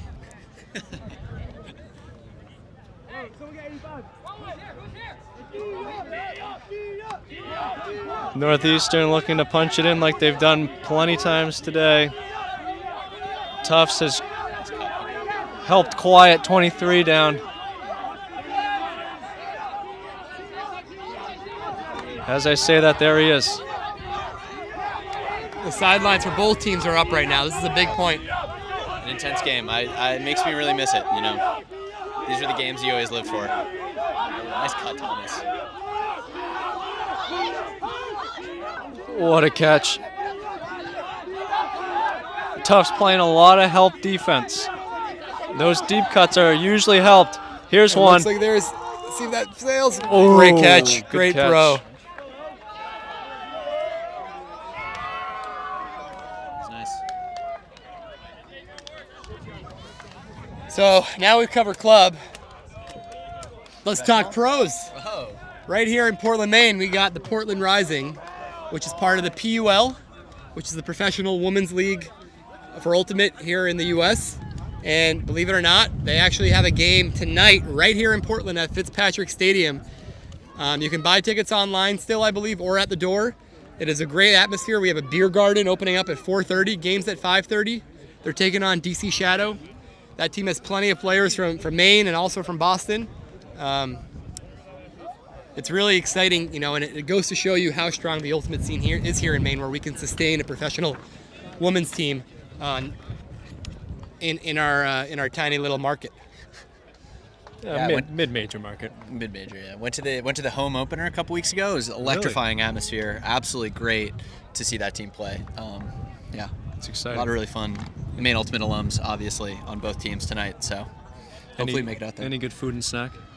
Actually, I think it's Mass Landing, right? Oh, Mass Landing, a little drink action. Mass Landing has a Portland Rising specific brew that members of the Portland Rising team went and sampled some flavors and tried to tell them what their preferences were.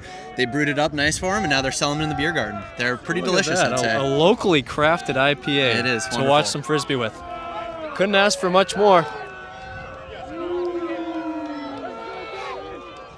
Ben Field on the call for these last few points. Yeah, sure. I'll take it.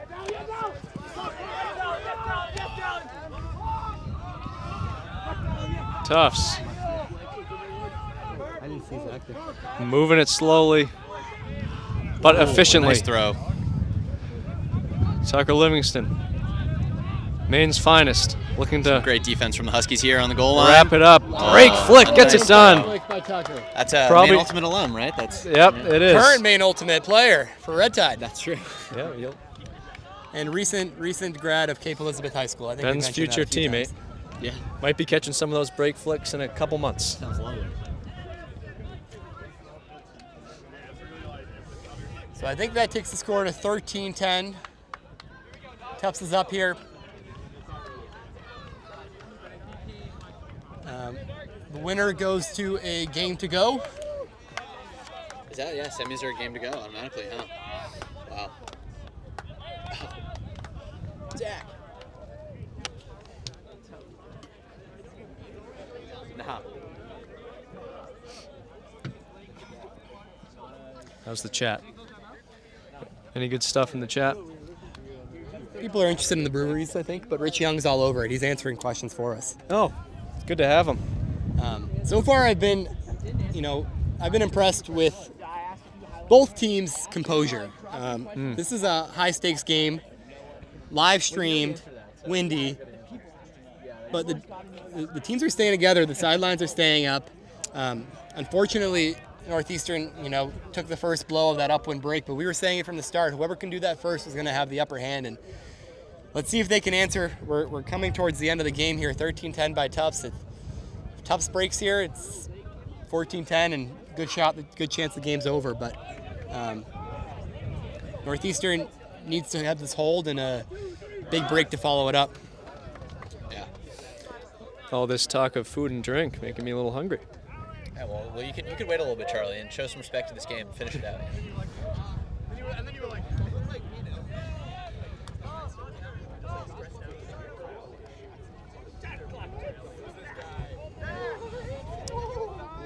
Winner of this game gets which pool? Is it Pool A? Yes. So Likely UMass. Yep. So Pool A, we have UMass as the 1 seed, and 2 seed was Maine. So I don't know who's playing in that game right now, but That could be a good game, man. if Nor'easters maybe taking it out over the number 1 team. Cole Moore, a couple shout outs has to been some known UMaine to, guys. they haven't been to a nationals since 2018. So That's true. there's a little bit of a drought, but they are coming into the tournament today, ranked number 1, and they are number 2 in the country overall.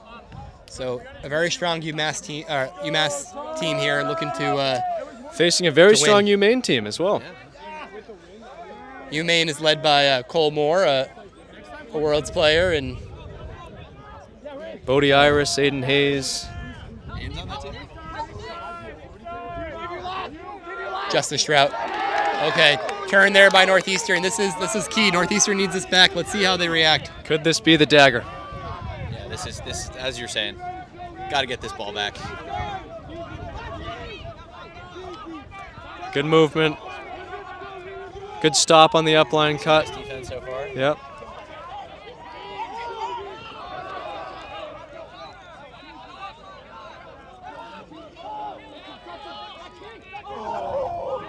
Just short. Not in. Called Tufts by the came observer. down with it. Disc on the field as well. Oh, we got a foul call. Oh, okay. Oh, I saw a disc in the back and I thought he had spiked it. I missed the action.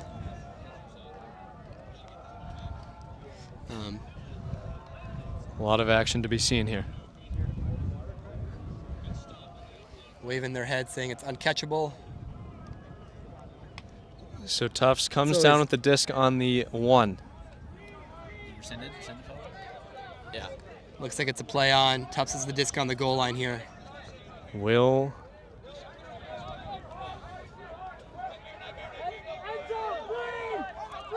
not a lot of options. Great swing. Very patient. Very patient. Well done. Up the gut. Disc is up and down. Northeastern retains the disc. That's a rare loss of composure for the Tufts team. Wide Maybe open. sensing the moment. Nice throw. Very nice throw in the wind. That's a hard one. Oh. Big bid there. Doesn't touch the disc, but that's what we call an intimity. That is an intimidate. That's almost the definition. Tufts Tufts. wastes no time. Quickly moving it back up, like they've done it all game. Nice play. That might be the dagger. Yep. And they earned it. What an exciting point that was. The Tufts has succeeded, I think, in the second half because they've been able to get their D-line in motion. Those throws upwind are so much easier when you're coming off of you got momentum coming off a cut. So I think that's an impressive strategy from Tufts.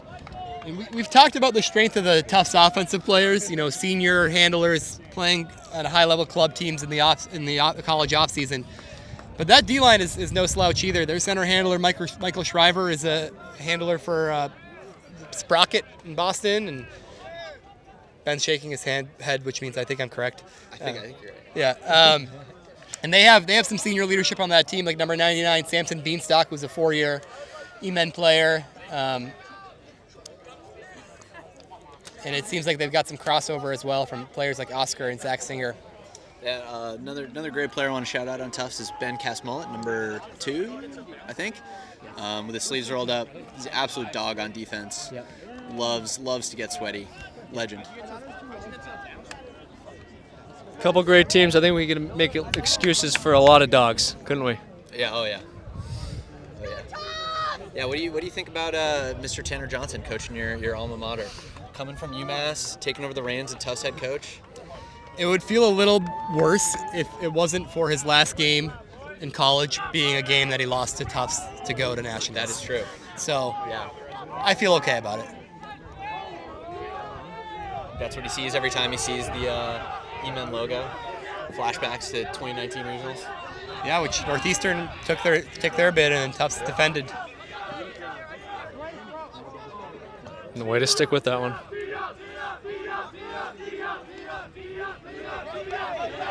Loud sidelines again. Nobody's giving up. Tufts is playing some form of a 4-man type cup here. Again, I think the Huskies need to get their poppers a little bit more involved. Their handlers and their poppers are so spaced out. There's no one in the middle of the field for Tufts to worry about, and so they can pressure all these throws very well.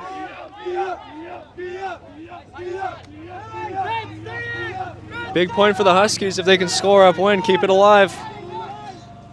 Oh, no Just foul in- call. Wow. Are you surprised by that? A little bit. It looked like a foul from here, but I respect the spirit of the game. So Respect the crew in orange as well. of course, Of course. always. Don't need any bad blood with those.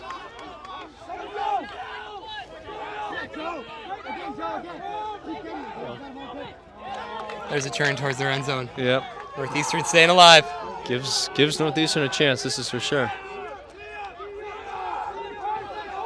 This is the end of the game too. These cutters aren't looking as active as they were at the beginning.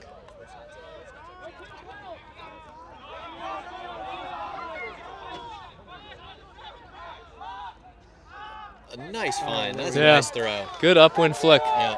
Kept it low, kept some spin on it. Well, that keeps it interesting. That is the first upwind break for Northeastern. First break in general. No, not a break. Not a break. Hold. First hold, upwind hold.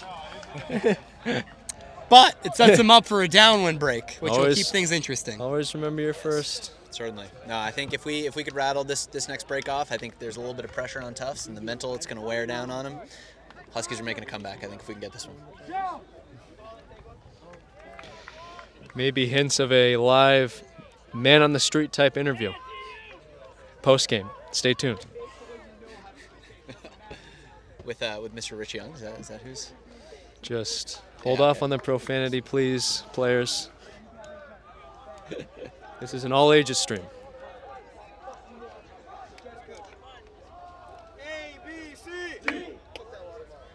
Tufts coach huddles up the defense and Illy, you teach him that? I like that chant too. A, B, C, D. That was nice. It's all about the defense.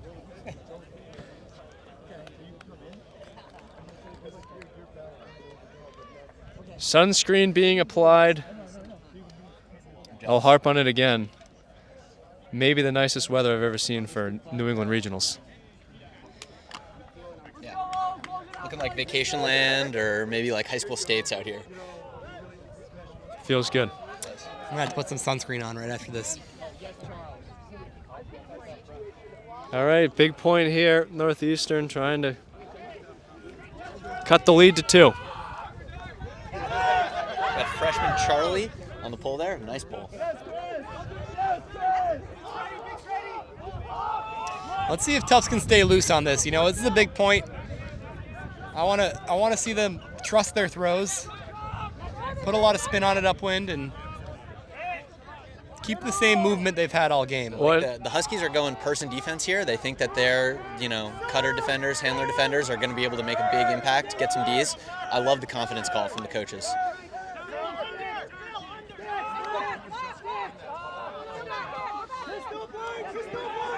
Some frustration there by Tufts handlers. Great break throw from Toshi to Ben.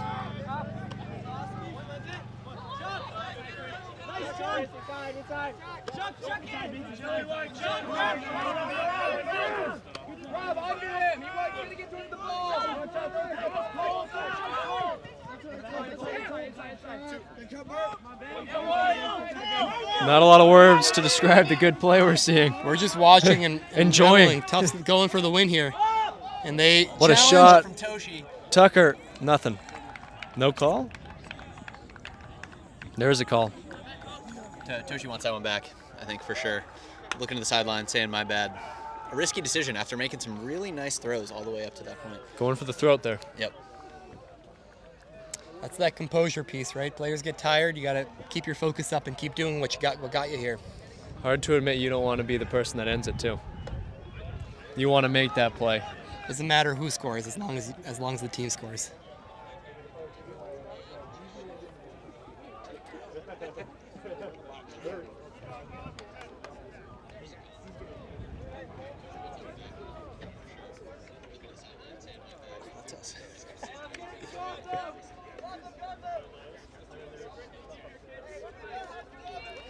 Toshi regains on the sideline, maybe looking to make a smarter play here. Looks like it's a contested foul call, which brings the disc back.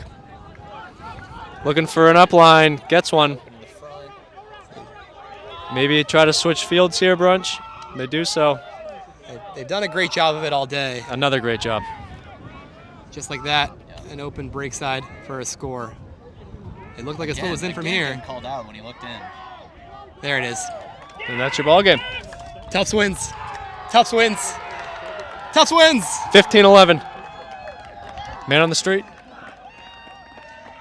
Yeah, stay tuned. We're going to go see if we can grab some players to talk to us and get some interviews here.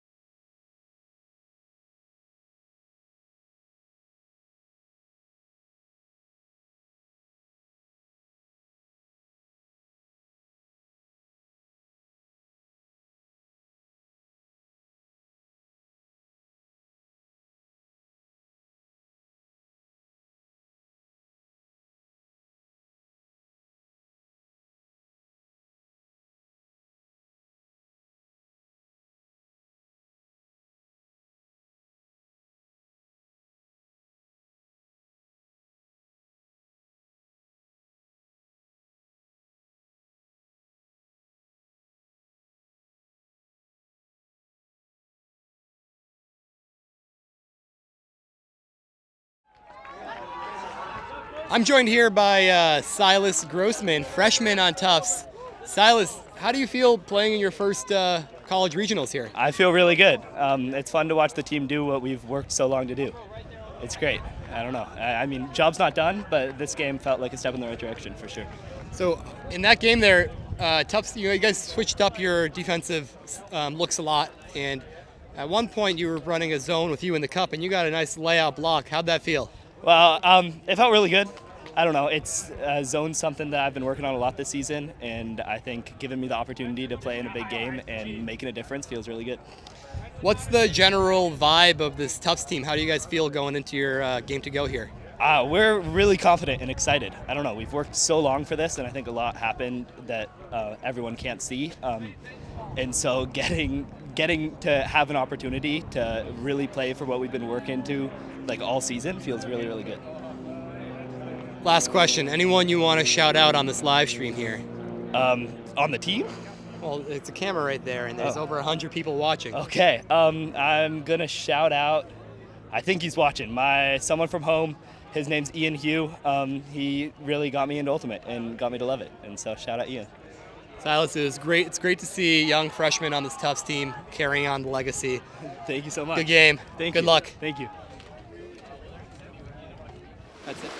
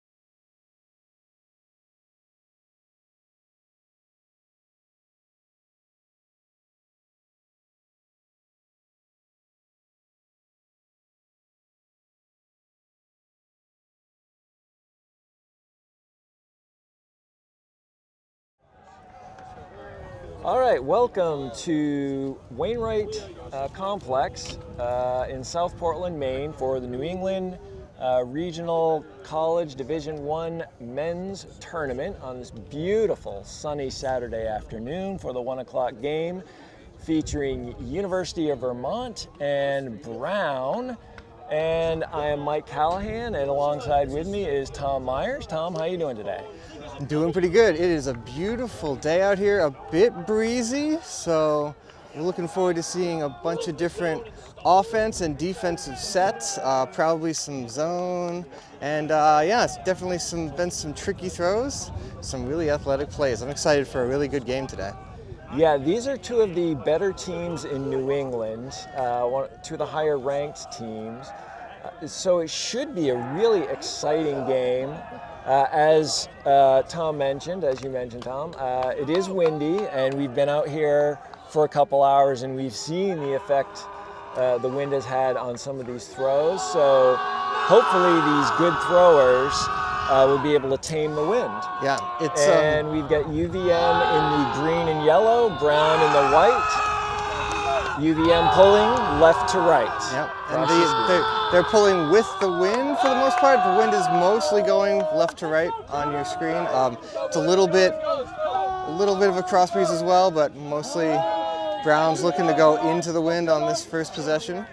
Looking like a bit of a horizontal stack to start. Near side of the field. Disc is moving. Oh, and we have a turnover. Oh, we've got a foul's been called on the field. For those unfamiliar with Ultimate, you do make your own calls, but we do have two observers today to help settle disputes and call inbounds, out of bounds, as well as in the end zone and outside the end zone. Yep, those are the two in orange who are conversing about what they both saw here. If they are asked to intervene by the players, then they will give their own insights to help resolve the situation.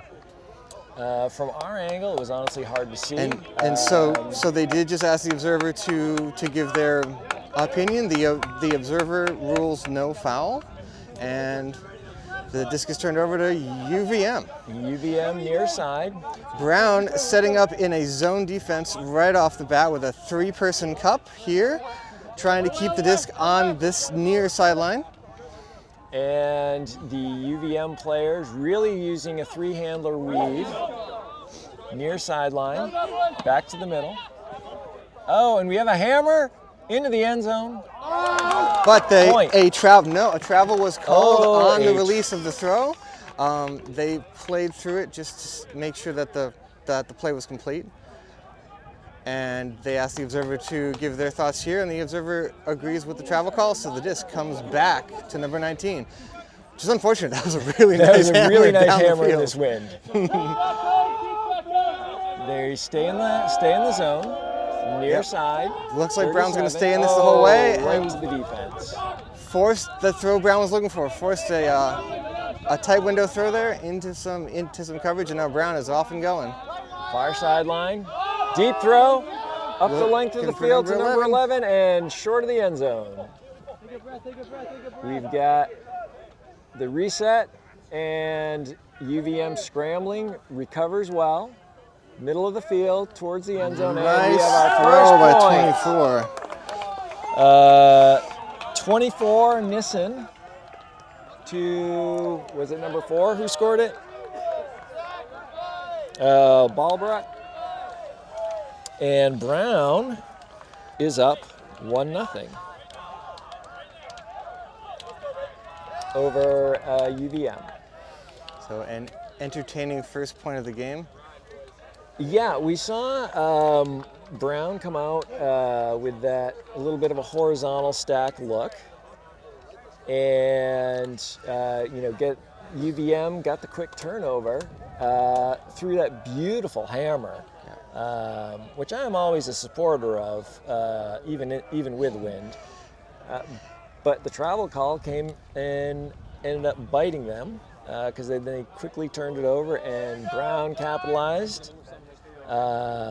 you know, really that deep throw against the wind was Yeah, was a very good throw. it's a very nice look down the field, and you know, the wind is not as it's not purely like upwind downwind, so like, you know, running the length of the field. Yeah, it is kind of coming like up and over our station here and kind of going off to the right of your screen. But let's see how Brown's pull looks here coming down. Lands short of the end line. UVM takes possession. Looking a little bit like maybe a little side stack to begin here, like isolating that space on the far side of the field. Move it near side. Brown out in person. Still near side, forcing sideline, utilizing sideline into the end zone. And well done. A touch. 82 to number. Let's see what we got. That's Declan Kervick with the throw. And that was. Is that 36 with the catch? And that's Carl Crawford with the reception. Well done, Vermont. And that was really, you know, moving that disc up that sideline. You normally don't see that because once you get forced to the sideline, you should have the defenders upfield cutting off the rest of the throws. But UVM players taking advantage. Brown getting a little bit out of position there. They didn't need to. I mean, they started on the far side of the field and worked their way over to the near side, and then they stayed there the rest of the way up the field. And it's if the space is there for the taking, then absolutely. Yep. Especially as we've seen earlier today, some of the cross-field swing passes with the way this wind is a little unpredictable can be an adventure, to say the least. To say the least. So UVM in green, now knotted up 1-1, getting ready to pull left to right across your screen. Brown with the hand. And the pull is up. Here we go. Angling pull, tough to catch, and bounces to the end zone. Brown also side stack to begin. Lots of space. Oh, lots of space. Ooh. Oh, good follow-up by 7 and just not able to come up with it. Like number 9 might have taken his eyes off of her just a little bit. Oh, swing back to the middle, exciting. Thank you. Back near side of the field. Oh, number 4, swinging it, all right, across far side of the field. Zone still by Brown. Yep. UVM moving it. Upside down throw. Scuba right over the top. And near side, UVM in possession against that Brown zone. Yep. Brown has not melted the person defense yet. They're staying in this the whole way. And another hammer, back corner. So close. And so you see, Tom, that's the problem with the hammers in the wind is if you're going to a corner, it's not exact, it's gonna carry out of bounds. Brown takes over, that's far side, far cone of the end zone. Moving near side, a little bit throws. of match of confusion on defense for number 19 there, but he's got back into it now. Oh, nice bid. Brown still moving the disc, maintaining possession. Again, we have a vertical stack this time. Far side of the field, Brown in possession. Surprised the travel wasn't called there. And oh, nice little tricky. 2 of them. And Brown scores number 7 to number 4 to make it 2-1. Brown over UVM. Number 7 is Gordon, and number 4, Ballbrock again. Some really nice little inside-out throws, break throws there. What'd you think of that, Tom? Yeah, I mean, they're definitely taking advantage of like the marks maybe not quite being fully set yet. They move the disc very quickly, and those like throws with the inside-out action too can be helpful into the wind, which Brown was going to. It kind of keeps the disc from wobbling, keeps it flat for quite a while. They took advantage too of a couple of Vermont handlers playing defense were kind of caught in a trail position, and so they were able to just like advance it by not quite dumping the disc, but almost like just kind of hitting their handlers in stride as they were moving up the field. Vermont needs to kind of get back on defense a little faster and kind of really try and clamp that down. But once Brown got in motion, then they were off to the races. And they did a really nice job of, once the defender over pursued a step, of moving it of taking advantage of that. Absolutely. So Brown pulls all the way down to the end line. UVM takes over, near side of the field. Yep. Upper, and nice cross-field throw. UVM working with the handlers. And UVM kind of starts with like almost like a double side step. Nice athletic play. Nice catch by number 22. And then Vermont kind of then melts into a vertical stack as they go. And again, UVM taking advantage of the sideline. Tricky throw. Ooh. It looked like the thrower was looking for the cutter to make a move, and the cutter was not on the same page. Brown, deep throw, curling back to the middle of the field. Oh, number 36 UVM goes takes up and it over away. and a point to the camera too. He's aware he's on the live stream. And UVM just as quickly turns it over. We've got Brown taking it over on the far sideline. Swing to the middle. UVM playing person defense. Oh, we have another deep throw up the field, and bid by number 29, not quite enough. Nice effort by 29, but just out of his reach. Again, there is, that wind carried just out of reach of the Brown receiver. So UVM will pick up front corner of the end zone, near sideline. Moving the disc, again up the sideline. Yeah, Brown hoping to kind of keep him here and not let him get off, and there's a call on the field. It looks like an exasperated UVM player. They've settled it already.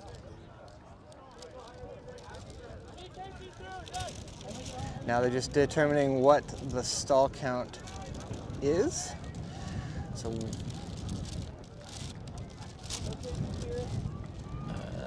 UVM getting ready to tap it in.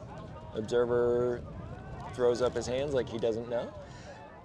And you might have heard earlier on the stream that the other observer was mentioning something about a player line on the sideline. The players have to be 5 yards away from the field of play, which really is important in situations like this when we are right on the sideline. You need space to be able to throw and pivot and move. UVM's actually having surprisingly good luck with those swings across the field. Those are not easy throws with this wind. No, the handlers are very confident. Oh, deep throw into the middle, near the end line, just shy of the end zone. Crawford again with the deep cut. He's setting up maybe to look for the front corner. Near sideline. Oh, nice little dish and go and a score. 82-18. 18 with a spike right in the face of number 12, but everything seems to be okay. Well, they are college kids. And so now we have it knotted up. UVM 2, Brown 2. Very competitive game. I don't think we've seen any breaks yet. I believe these have all been offensive point holds. And what we have seen, Tom, is we've seen a lot of athletic plays. In that last sequence, before the first UVM turnover, you saw a layout catch right along the sideline, and then they tried to go deep again to that player, counting on his athleticism to climb the ladder and get up and get that disc. Got a little bit of an air bounce, and it's a turnover, but that's that's knowing your teammates, knowing their abilities to leap. It looks so far as though Vermont's handlers might be a little more confident with their throws in the wind than the Brown handlers, but it's still early, and the wind is ever changing, so we'll see how this point goes. Here's the pull. Brown and white receiving. It's going out of bounds. Right side of your screen. Both teams are also very handler heavy in that they're relying on their handlers in this wind until they can try and take that deep shot. Coming out in a horizontal stack. And as we are in Maine, looking for a Maine connection here too. Number 4 for UVM is on the field, Ben Payson. This is the first time we've seen him in this game playing defense. He's on the mark right now. Ben went to high school at... there's a call dispute on the field. Okay. Some naughty language used. Brown, far side, in possession of the disc. Callahan, where did Ben go to high school? He is a Cape boy. Cape Elizabeth, that's right. Yeah, so they're just settling what the stall count is too now that we've resolved the call on the field. Disc is in play. Break throw, middle of the field.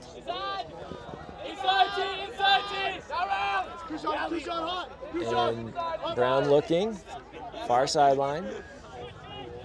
Nice cut from the middle of the field.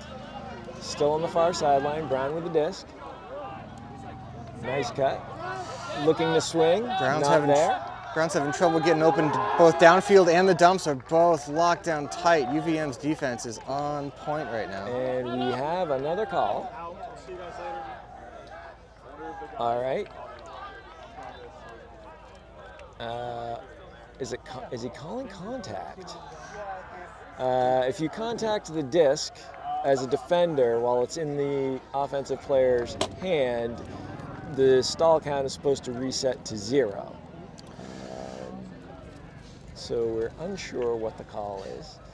But Brown is in possession of the disc, far sideline, going towards the end zone to score, about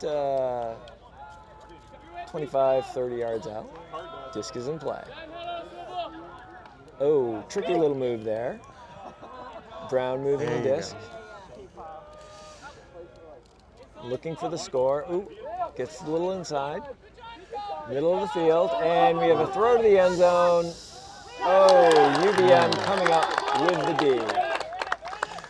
Brown had some excellent spacing on their end zone setup, but they were defeated by a floaty pass that used up all the room that they had. And now Brown is coming out of this in their zone defense, and it generates a turn immediately.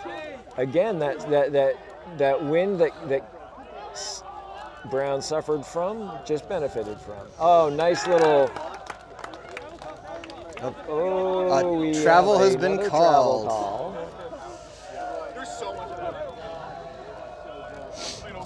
UVM's went up and observer. They asked the observer, and it is overruled. So now Brown is up 3-2 on UVM. Again, holding serve. Still no breaks. Yeah, with these two competitive, high-level teams, the team that gets the break might be the team that wins this game. For those who are unfamiliar with the sport, a break is, so if you score, you're supposed to score every time you receive it on offense. If you turn it over and the other team scores on you, it's a break. So we now have a timeout on the field. So, have you ever wanted to visit Portland, Maine in the summer? On Saturday, July 8th, come join 119 other Ultimate players as they board a ferry on the mainland and cruise to Chebeague Island, where a day of Ultimate awaits. Ultimate Time on Island Time is a 5v5 hat tournament where you will find out what team you are on during the ferry ride out to the island. Don't like the players on your team? Do you jump in Casco Bay and swim back to the mainland, or do you remind yourself that you are headed out to an island off the coast to play some really good Ultimate?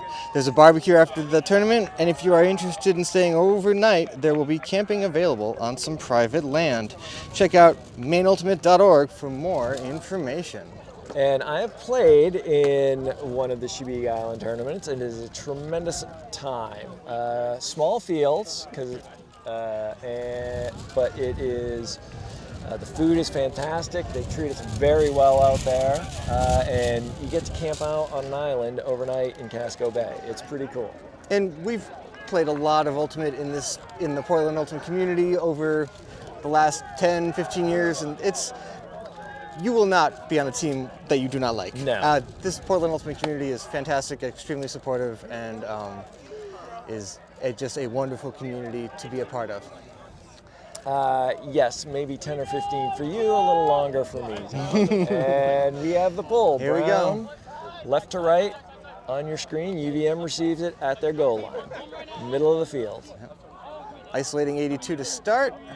Another And side this- stack. Brown nearly got caught with a miscommunication on defense there. The handler happened to not be nice looking. Zip throw. Whoa. Oh, another athletic play by 22. Well done. UVM near sideline. Field's a little slick. We're seeing some slipping out there. Far side of the field. UVM in possession. Brown playing person defense. Breaking deep. Little handler weave.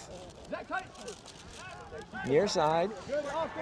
And UVM static. Relying on those handlers. Oh. Nice. Oh, good spirit by Good spirit by 82. He 82. called it down, and then he proceeds to hug the Brown player.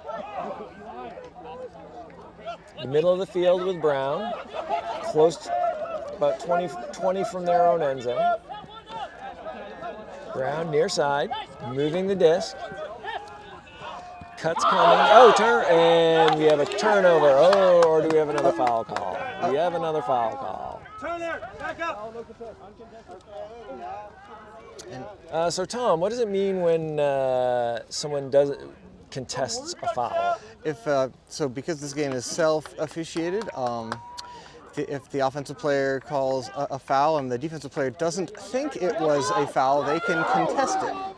And that means that they don't agree, and the stall count should remain where it was, unless it was over 8. Ooh, I believe we have it was 8. a Yeah. And then we got tweak. Another. And we have 82 is a little bit. Is he injured? Is he okay? But so a non-contested foul means that you agree. Yes, I fouled you, and you can keep the disc, and it comes back in at 0. Yes, the no contest is sort of an apology. It's Yes. like, yeah, I got you. It's Sorry. like, yep, you're right. I fouled you. As Oh, Brown- UVM scores, or Brown scores, middle of the field. Wow. That is the first break of the game. Brown is now up 4-2 over UVM. UVM in green, Brown in the white. Both teams, as we mentioned, are moving the disc primarily with the handlers and scoring with the cutters. So they're really handler heavy. Both teams are trying to keep the disc on this sideline, primarily, and that was a showcasing how quickly things can turn when the mark is broken. When you get through the mark onto the field where they don't want you to be, how quickly offense happens. Yeah, the near sideline has been.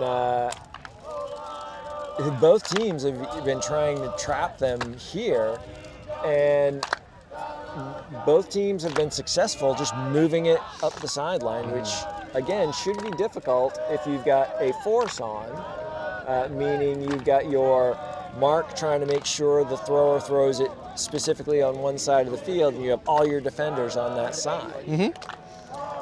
Brown, right side of your screen, getting ready to pull a bit upwind.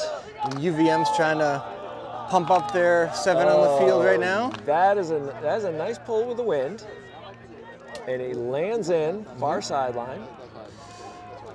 Again, Brown comes out with the zone. Yeah, it's a different look this time.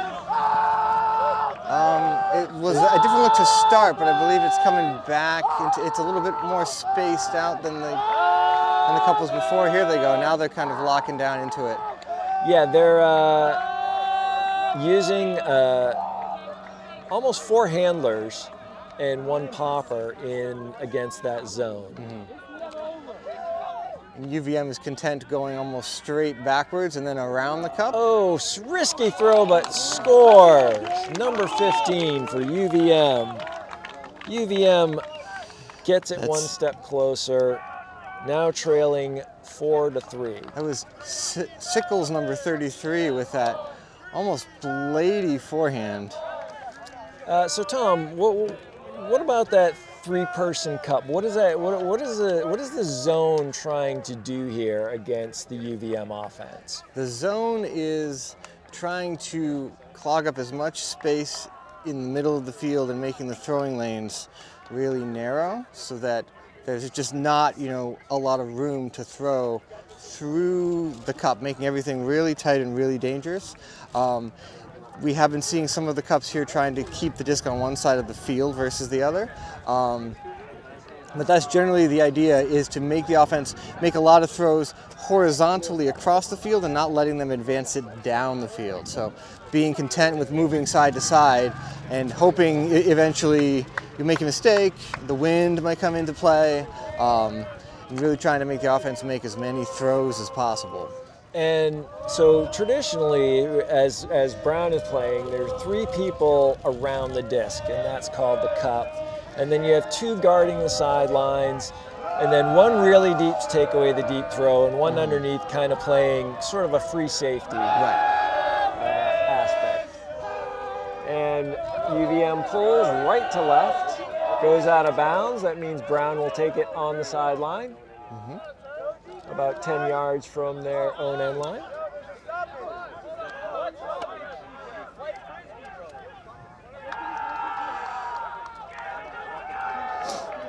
There was some confusion as to whether the disc should be put in play on the sideline or whether he was going to walk it to the middle of the field. And the defense, UVM is claiming they were not set to play defense, and that's why number 11 was wide open. Yeah, it's easy to be wide open when no one is actually guarding you. Not sure what the confusion was on the UVM side there, but apparently the observers agreed. And so looking at the defensive personnel in the field for UVM right now, it hasn't happened here as they look deep downfield. Is that UVM likes to play a switching kind of a defense in the back when number 19 is on the field. It didn't happen there, obviously, as they threw it real quick, as Brown is now back in their cup. Oh, and that was a risky cross-field throw from the handler up the field, and then it's destroyed by the Brown defense. And now we have another call. This is a travel call. They called travel on number 24 down at the other end a couple points ago. Sometimes the pivot foot moves, and sometimes when players have really long legs, it seems like they're traveling, but they're actually not. Yeah, you're allowed steps to stop, but you can't change direction or accelerate. Correct. When you catch the disc. Brown, middle of the field. Oh! 7 with a layout D. Turner Allen, great defensive play. UVM now moving the disc. Brown coming out in person because they couldn't set their zone in time. Moving the disc near sideline. Now we have a pick called. What is a pick, Callahan? Well, it's when you run your defender through another person, whether it's an offense or defensive person, and it is a no-no in Ultimate. So think of a basketball pick, which is legal. Similar. Oh, we have a deep throw into the end zone, wide open, and did he get the foot down? Did Ben get his foot down in bounds? Observer calls him out. The observer says no. That was close. So first point of contact is inbounds in ultimate. So you only need, if you land on your side and your elbow lands in and the rest of your body lands out, that is inbound. It's a great effort by Ben, though, to pull that back, because that throw had a lot of And juice Brown on it. answers with a deep throw up the field to the middle of the field near the end zone, not in. Brown looking to score. Oh, and inside out right to the defender. UVM takes over on their own end line. Hansen with the hand block. That was good. The piece of that one. Far sideline. Now Brown's cup looks like it's changed. It looks a little bit like a 4-person now. Setting Yeah, their zone. it's number 9 is playing the middle, and he's mirroring the depth of the poppers. So as the poppers get closer, he gets closer, and as they get deeper, he gets deeper. So on offense, when you want to beat a zone, you usually have 3 handlers back, sometimes 2, and handlers are positions who touch the disc the most. And then the popper position comes in and tries to break up the cup or get them to move to open up other passing lanes upfield. And you usually have 2 on the sideline, running back and forth, trying to make the deep commit. One adjustment that Brown made in the cup, which 99 is running. He's running out of gas right now, but they were trying to take away the fact that Vermont was taking a straight dump like this one, and pushing their cup almost behind to try and prevent that from happening. And UVM just adjusted right back again, and are still getting the looks that they want Disc on on this the near offensive side, point. back to the middle of the field. UVM with the disc, far sideline. Nice little fake there. I like that Brown is staying in the zone all the way. Let's see if number 19 wants to throw something else upside down. He's been This is the entertaining so benefit far. with staying in the zone, you clog up a lot of lanes, even in the end zone. UVM, middle of the field, with the disc, 42. Dumps it back to 7. Near side. Oh, Looks up like the sideline. Brown might be trying to melt into person right now. Maybe. There's some communication about maybe going to person, maybe not, up from the field. Middle of the field now, UVM with the disc. Boy, number 9 is moving around all over the field on offense. Oh, we have a travel. Yeah, 9 is very active in the offense as a popper and kind of a sideline cutter. But apparently no, he did not cheat there. Correct. The observer came in and ruled that there was no travel. UVM on the goal line, showing patience. Far side of the field. Another call.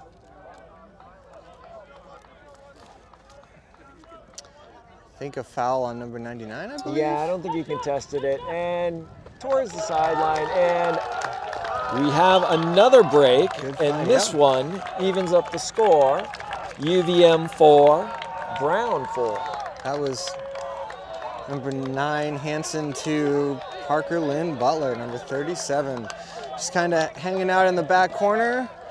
You know, the defense knows he's there. It's a tough throw to make, especially with the way the wind has been gusty, but they took a chance and it worked out this time. And Brown did a good job switching up their zone. Mm-hmm. And then UVM did a really good job adjusting to that switch up. I mean, if you think of so another timeout has been called.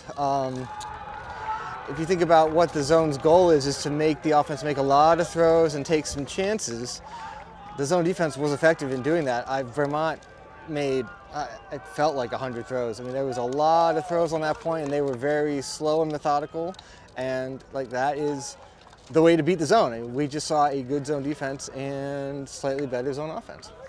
Just Vermont just slowly working it, taking the easy throws, and marching down the field. Yeah, and zone is designed to not necessarily as a quote-unquote good defense, but as to force the other team to make a mistake. Let them get impatient. Let them do something risky, especially with this wind. Zone is an effective strategy because you're taking up space and taking up throwing lanes and saying, all right, we're gonna take these throws away. We'll give you these weird upside down upfield throws, but we're gonna try and shut everything else off. But UVM's extremely athletic, and they're showing a great deal of patience when they have the disc in their hands. So UVM with the disc, getting ready to pull left to right, with Brown getting ready to receive. So very, very tightly contested game. Yeah. There were no breaks for the first couple of points, and now we've seen back-to-back breaks. And the games, for those wondering, are to 15, with half being taken when one team reaches 8. And we do not have, and so this is going to be interesting to see how late a team gets to 8. UVM tosses, Brown receives, middle of their end zone. Oh, layout, unsuccessful. Good bid by 37. Near side of the field. Oh, we have a deep throw, hanging up in the air. Oh, good effort. But just too much air under that in this wind. It's so hard to, as a cutter, to high point, well, I mean anyone in the wind like this, to high point that disc and judge exactly how high it is to go up and get it, when the wind just kind of pushes it up and bounces it. This is an unforced turnover there by UVM, Yeah, that was gifting just a Brown turfer. a goal line possession here. That looked like me throwing the disc. I mean, I wasn't going to say anything, but yes, Callahan. Number 7 with the disc. Oh, scores to number 24. Brown now up 5-4 over UVM. That's Lowe with another. He's been involved in multiple points on Brown's side today. That is just a almost like an isolation play in the end zone there. Just everybody else kind of get out of my way. You know, same idea for like isolation U in basketball. Like get out of my way. I am quicker than you, and I'm gonna get open. Number 7, Gordon, has been also very active. I mean, they've taken a couple of deep shots to him. He's really fast. So they're trying to take advantage of that speed. UVM, see if they can rebound from that. Brown with the disc, getting ready to pull. So for those who may be unfamiliar with the sport, especially in upper level ultimate, you have a certain amount of time in between points where you have to pull. And it's 80 seconds now? I believe so. I think it's been reduced to 80 seconds. So Brown pulling left to right. Yep. Angling, and receive near the end line. UVM, middle of the field. Coming back out with their split stack to start with. Kind of creating space in the middle. Brown coming person. There's a foul called as it was looked more incidental contact, just players running around and bumping into each other. Good call there just to stop play because it made him out of position, but no intention here from 36. Like as you can see, a good spirited high five afterwards. Just some incidental contact that happens. Although I would not want to be hit by number 36. I think that would. He's built like a truck. Yeah, he's you're gonna bounce. He's not gonna bounce. I don't think I'd bounce. I think I'd break. I would definitely end up on the ground like number 3 did. Now, UVM has numbers down the field if they want to use it right off the break. But they don't. Good communication and switch from Brown there, kind of. Oh, and we have a deep try. Oh, UVM comes up with a disc and then shows a tremendous amount of patience, waiting for help. Ooh, UVM trapped in the corner. Oh, but they back get to the number switchy 8. Little break. Throw. That's number 8, Eli standard with the results. He made the big play down the field as well. And I did want to speak really quick to number 82. Before he threw the score, he made that big fake there. It seems a little trivial as to like what he's doing, but to make, even though there was no chance he was going to throw that disc because there was 2 of his cutters and 2 defenders in the same area, by making that fake late like that, he creates a lot of space. He lets his cutter come all the way through and then creates this huge window that number 8 can then fill behind it to then make that score happen. And that was, you know, for players who are new, often if you get that deep throw and you get the catch near the end line, you start to get really big eyes and you want to score immediately. You want to get it out of your hands. And number 8 just showed great patience, didn't force anything, waited till he could get an easy throw off, got it to a handler, got back into the stack. So many times you see a great athletic play like that and then an immediate turnover because they don't properly look at what's going on, and it is kind of chaotic and everybody's moving around and you have people coming up behind you into the play that you can't see. That was, you're right, absolutely excellent patience by number 8. Oh, air bounce on that, Paul. That might be out of bounds. It is. So Brown will take over, right side of your screen. Middle of the field at the what's known as the brick, which is 15 or 20? 20. 20. So they get, because UVM threw it out of bounds, they get penalized by Brown. Brown gets to bring it up to 20-yard line. That's to land out of bounds. You can't roll out of bounds. Correct. If it rolls out of bounds, you take it at the goal line. So coming out in sort of an ISO stack, again, moving to number 7. A lot of space for Brown this way. They're really deep down the field. Far sideline, moving it back to the middle of the field.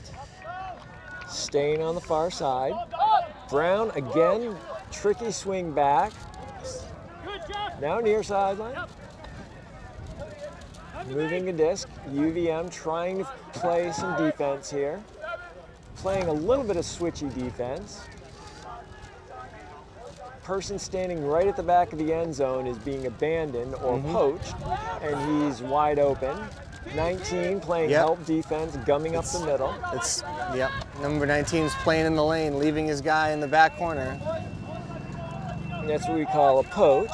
But it's working because there's so much wind right now. It's awfully hard for them to throw that over the top to number 99 standing back there. Yeah, and land it inbounds. Right. That's a very precise throw. Oh, good fake by 27.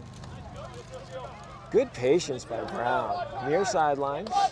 Now they take the shot. The blade, and that's what UVM. Oh, UVM was hoping for that. He did hesitate. UVM brings it up to the front, and we have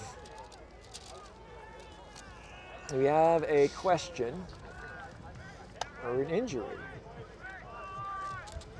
No, the observer's calling a violation because number 0 made the defensive play and he did not walk straight up to the goal line. He walked it to the middle of the field and put it in play. You have to walk straight up from where you make the play on defense. You can't take an angle to the front of the end zone like he did, and I believe that's somebody on Brown, I believe, saw that. And so now they're yeah, see, that's what I saw too. I thought 0 hesitated, looked like he was going to throw it. Oh. And then walked it up to the line. So now he established a pivot foot after he caught the defense, and now he's got, okay. Oh, no, he didn't, but that is what they were talking about. Okay. Yeah, no, we were right the first time. That it was, I think, actually, you know what? I'm now just as confused as all the players. I'm not sure what the call is. Well, Brown looks like they're coming out in person anyway. Yes. Yes, so our initial, all right, I think we now have UVM established in the middle of the end zone, now bringing it straight up to the line. Isn't that where he just was, though? Yeah, it's exactly where he was. The observers seem to be just observing. Ooh, risky throw. Almost to Callahan, no relation. UVM's got to be careful here. They're in their own end zone. Patience. right at the end line, near sideline. UVM cut, oh, nice in cut by 82. Another travel has been called. This time the observer, let's see what the observer says, but a travel has been called and the observer agrees. It's either something Brown has noticed, either prior to this game or just during this game. They seem to be looking at the feet of number 9 because every time he gets the disc, they are watching. All right, so what the observer just said is there's a little bit of a drag or a move on the pivot foot of number 9, and the observer said, look guys, these little travels that you're calling, the player's not gaining an advantage. It's just a little slip or a twitch, and the foot is coming off. And he's saying, guys, let's keep these ticky-tack calls to a minimum. Well, and because what's happening is these ticky-tack calls generate a lot of animosity and kind of amp up the temperature on the field, and can really kind of create a chippy, almost hostile playing environment that we want to avoid. They also cause a stoppage of play, which hampers flow. So we have a deep throw up the field, 0 with the disc, near side, still near side, wants the hammer, not going to get the hammer, still near side, Brown playing some defense. Oh, it almost made it through. Swirly little tough throw there. That was a high stall count. Number 42 didn't like the options and put it down there into the end zone just to see what might happen. Yeah, he was pretty much abandoned there. His teammates were all in the end zone or on the far sideline saying, throw it to me, give me the hammer. And he's like, there's a lot of wind, I don't feel comfortable, someone help, and no one helped. So Brown takes the disc on their own end line, side stack, isolation, again with number 7. Brown with the disc, near side. Nice, number 9. Oh, hand block. Hand block. And his teammates on the sideline were yelling at him that everything was inside, allowing him to cheat a little bit into that lane, creating that hand block. That was execution by number 9, but key sideline talk from the UVM players as well. Timeout has been called. UVM calls a timeout.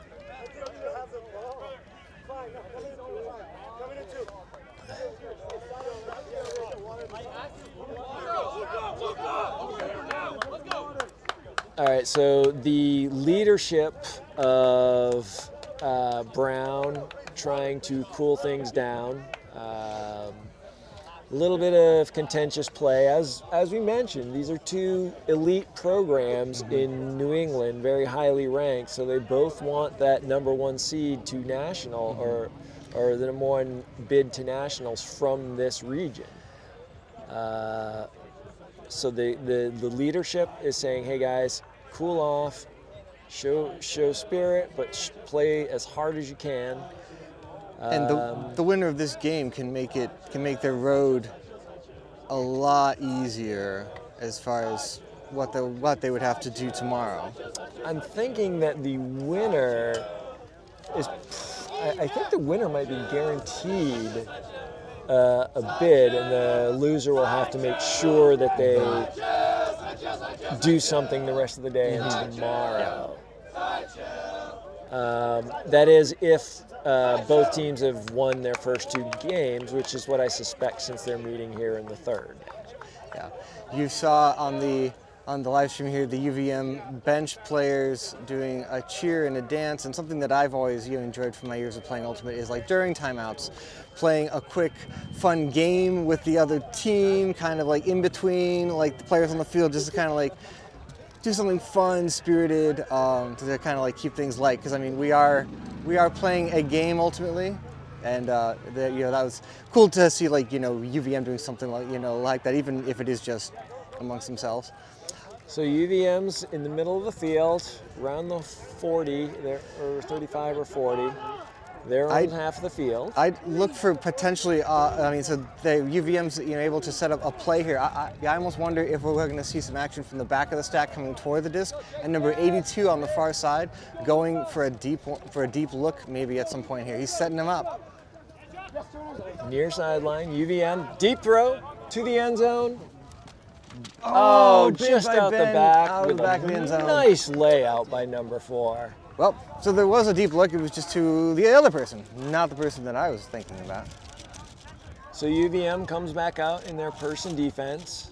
I am surprised that UVM hasn't tried zone at all.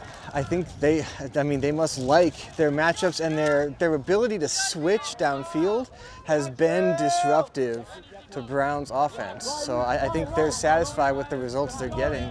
And Brown, again, coming out with this side stack with 7 isolated, trusting his speed, and he throws big, throws deep. It's hanging. Oh, and follow-up catch is a spectacular play by 99. Well done. Dishes it back, middle of the field, at the end line. And again, patience. Oh, Blady throw, hanging up, but comes down. 7 to 9. So we have, again, Gordon on the throw with the catch by number 9. Number 9, is that Tapper. Tapper, yeah. And then, but the real hero was 99 on that one, Egan. That's why you always, especially when it's windy, but even just you in general, just because it's not being thrown to you doesn't mean you don't have a role to play. Like, follow the disc, especially when it's windy like that. It gets macked up in the air, and then it's anyone's game at that point. So excellent job following the play. And you want to follow the disc anyway, because if that person catches it, then they need someone to throw it to. Right. They're not in the end zone, so you still got to keep playing for sure. So that makes the score Brown 6, UVM 5. Mm-hmm. Brown, left side of the screen in the white, getting ready to pull to UVM in the green. On the right side of your screen. Look for yet another one of those blady pulls that are really hard to catch, especially with the wind in this direction.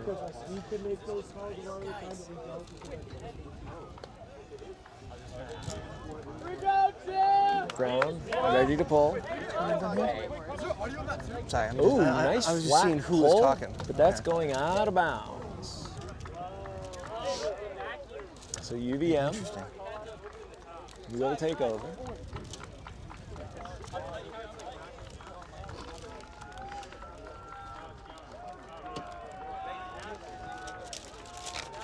UVM walking the disc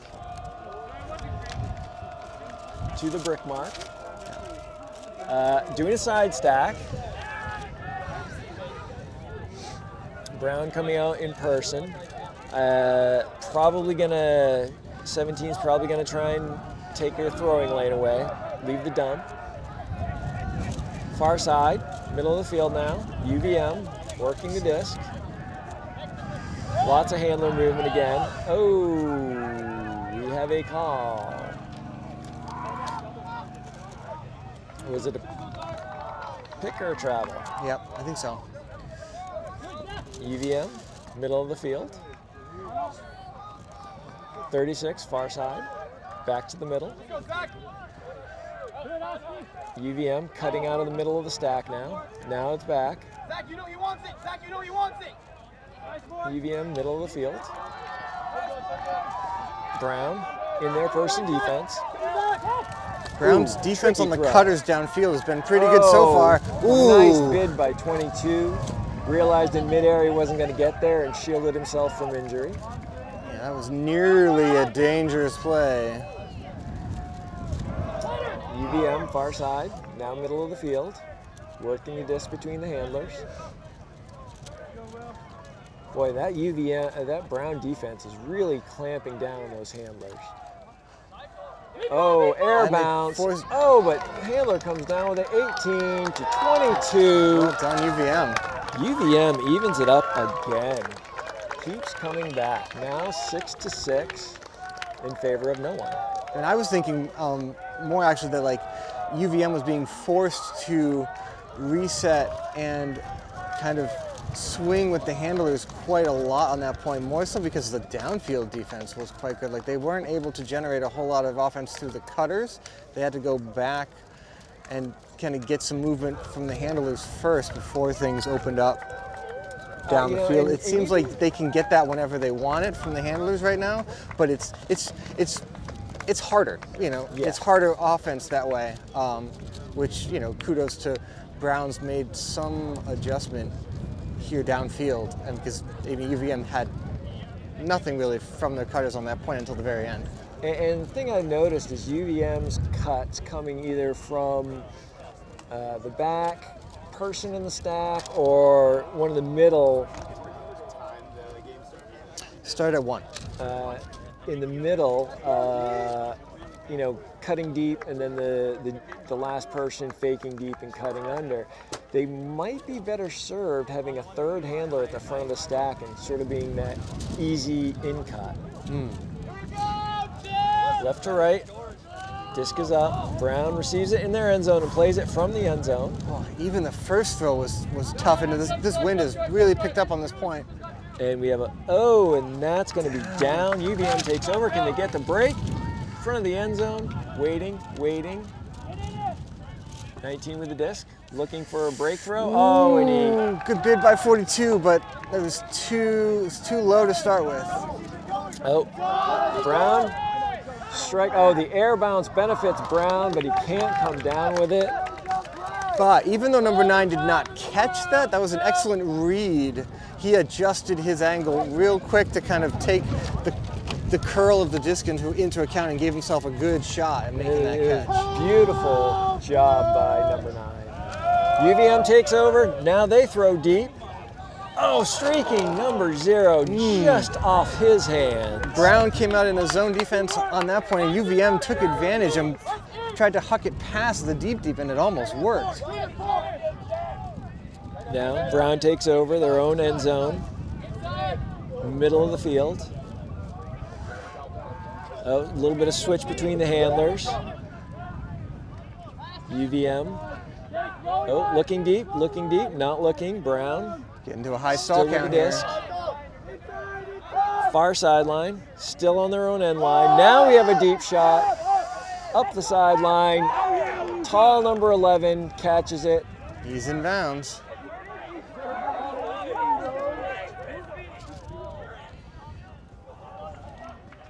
Shut up! He's on your side, boys. He's setting the play off.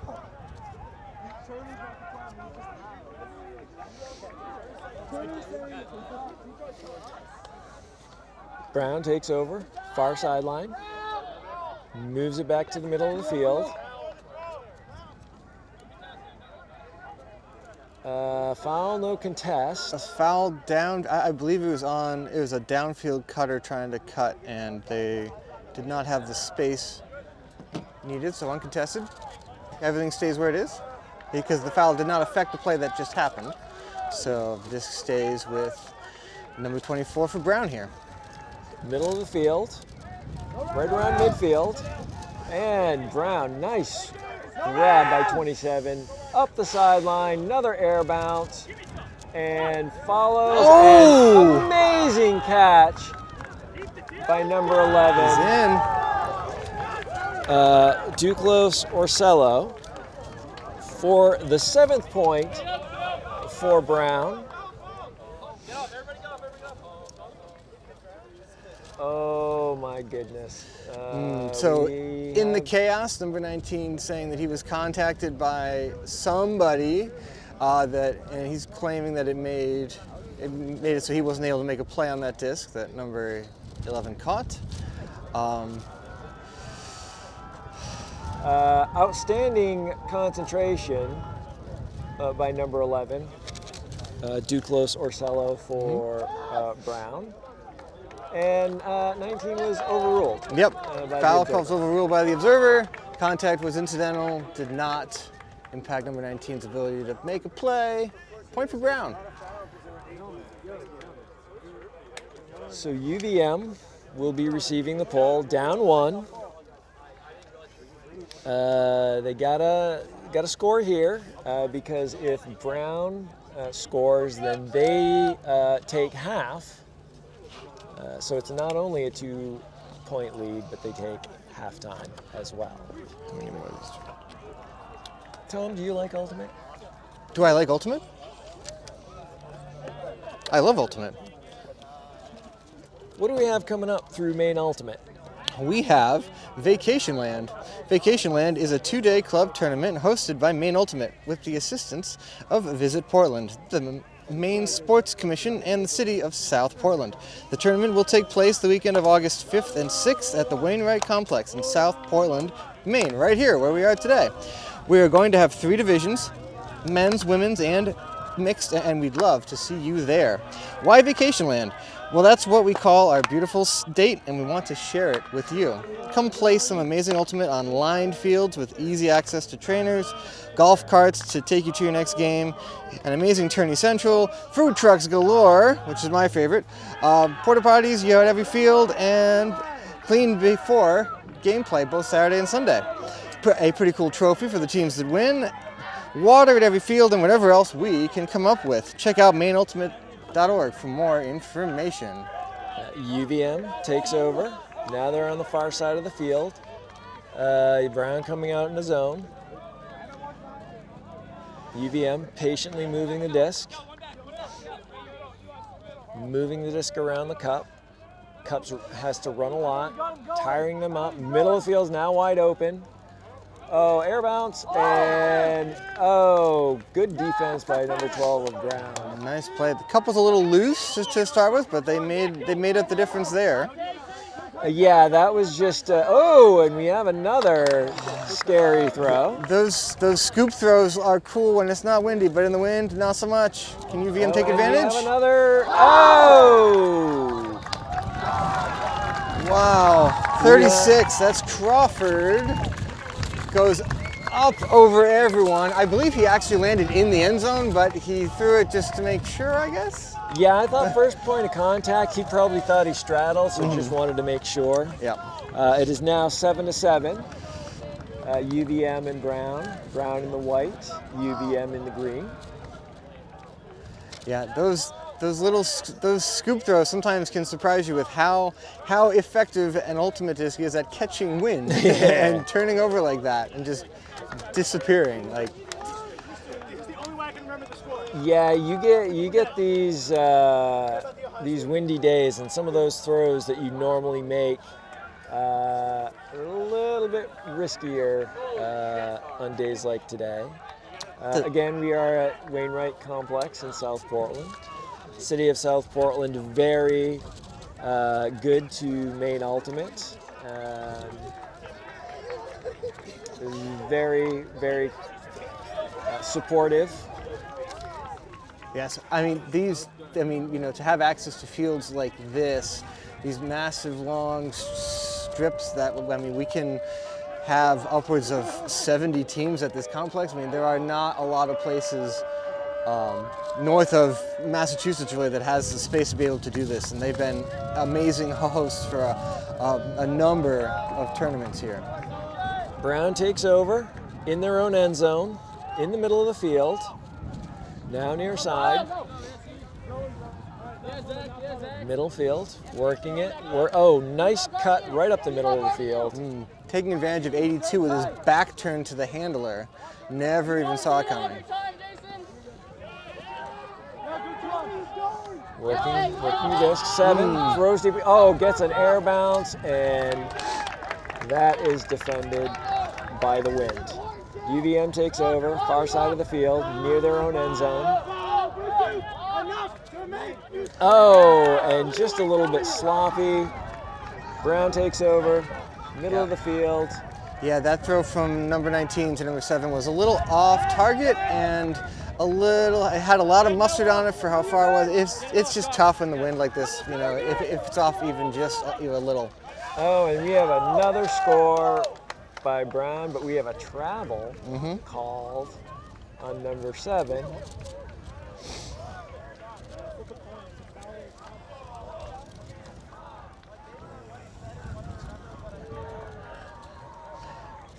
Looked like it was a straight up mark. Not sure what they're going for with UVM here on defense. Yeah, it appears as though number 7 is not disputing that he might have traveled here. So everything was resolved peacefully, and here we go.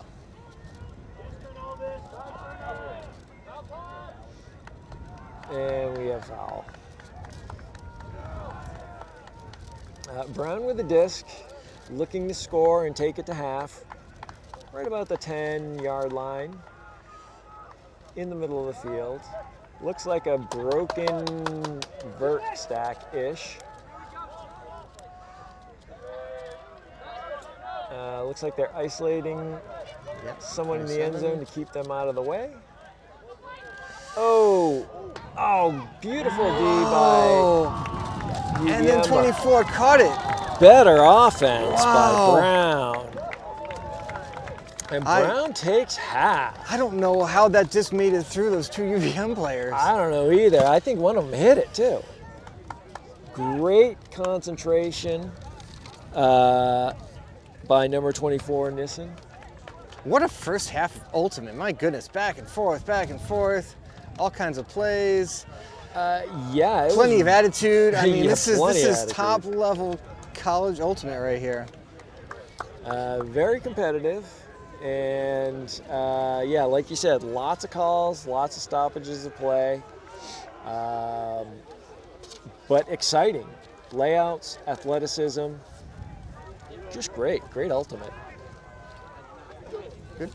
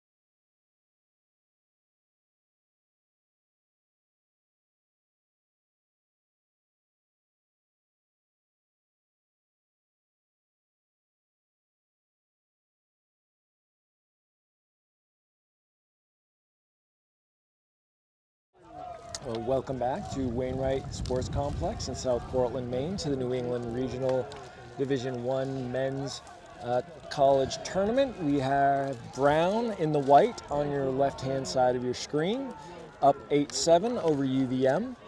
In the green, on the right side, receiving the pull, I am Mike Callahan, and my broadcast partner for this afternoon is Tom Myers. Tom, exciting first half of play. Oh yeah, the first half was excellent. Let's see what kind of adjustments they've made. I think the half came at the perfect time as far as tempers getting a little flared up, the energy was getting a little amped, and now we've had 10 minutes to kind of recollect and regroup, and here we go. And Brown pulls, left to right on your screen. UVM takes over the disc in their end zone, moves it to the middle of the field.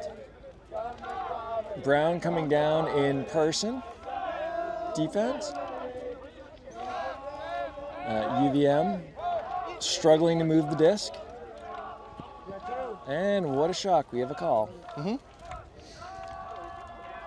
So the Brown defender's calling a push-off on 33, saying that he kind of gave him a shove in the wrong direction to create the open space that he took.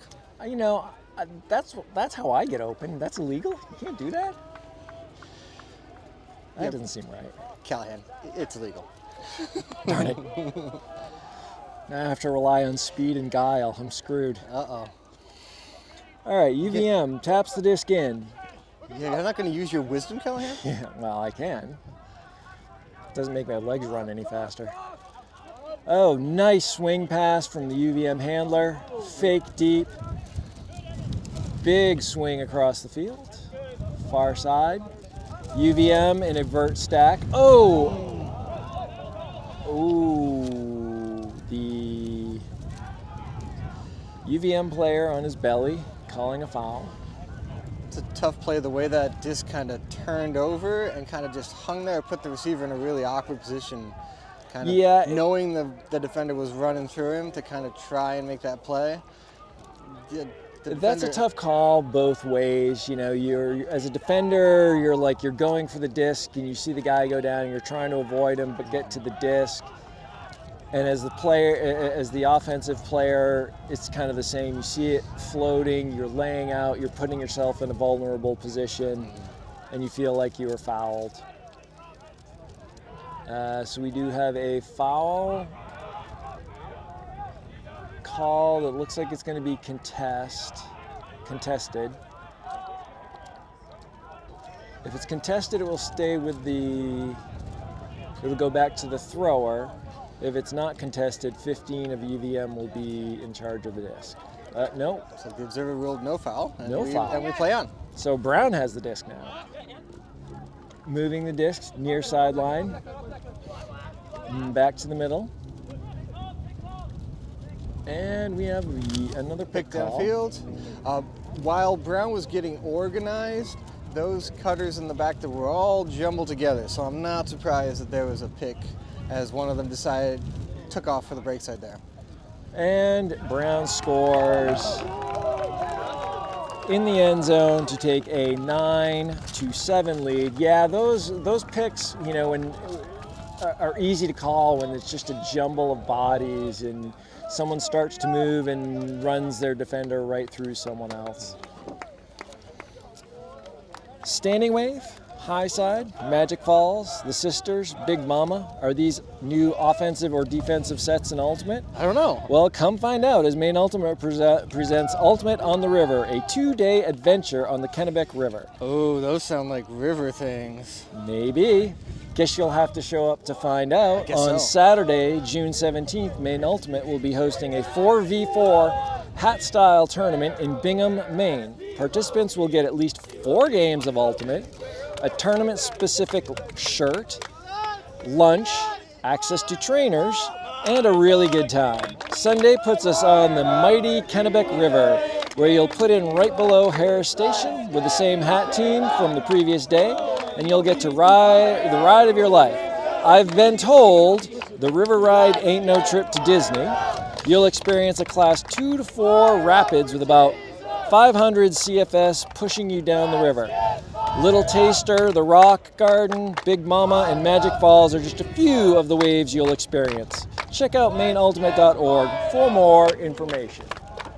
Ooh, tricky pull in the wind, and UVM takes over at midfield on offense. Yep, the wind picked up at just the wrong moment for Brown's pull on that one.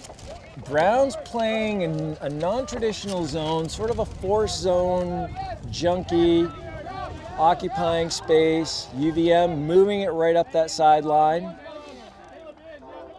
Looking to get back to the middle. Because they know if they get back to the middle of the field, it'll be wide open. Oh, and they do with a little scuba.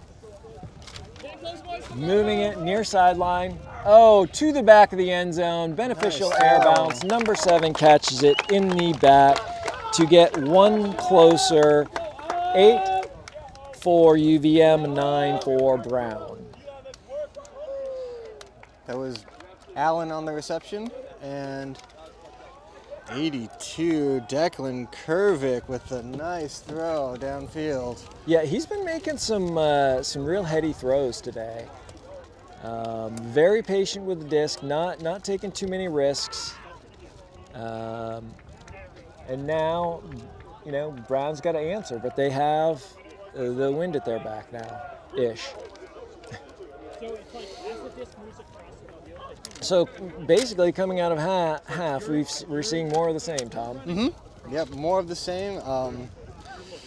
Yeah, I mean, this is kind of beginning exactly the way that the beginning of the game did, with just hold, confident throws from both teams, and yeah, the defense is not, it's not so much bad defense as it is good offense.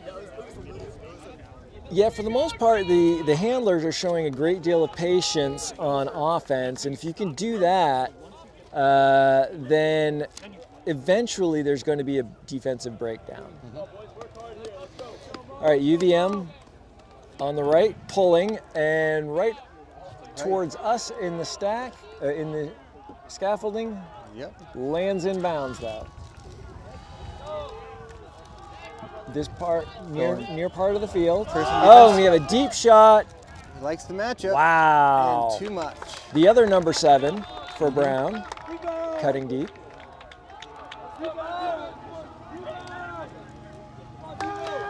I think given the defense by UVM on that one was not, he wasn't necessarily out of position. The thrower looked like he was trying to almost throw his receiver open by putting it over his shoulder into the back corner there. That's I think number 7 thought he could disguise himself by wearing a hat this half. I think so. It's definitely a surprising choice that early in the stall count, but it's something that they must have called off. Wow, we already have a for the call. pull. That's amazing. Before the disc has even been put in play? UVM in play. Far cone in the end zone, near the end zone, and we have another call.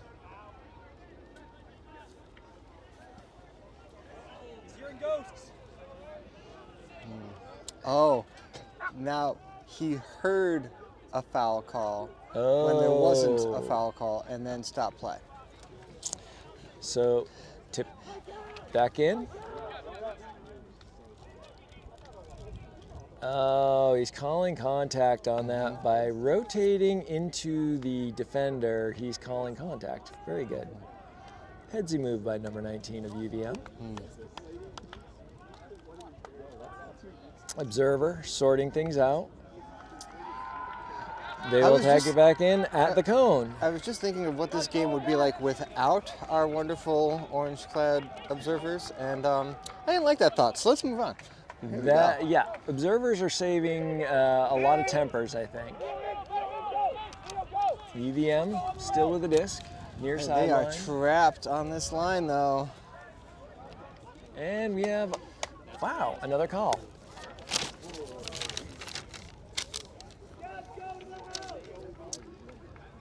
Brown still on defense in their zone. Looks like a 4-person trap cup zone. Yeah. I think given that 7 is a popper, I think number 9, yeah, he's bailing out. He's the middle He's the mid, number 9 is, and so he was caught real close to the disc, so he bailed out for that one to kind of get back into position. Swing across the field, still in their own end zone.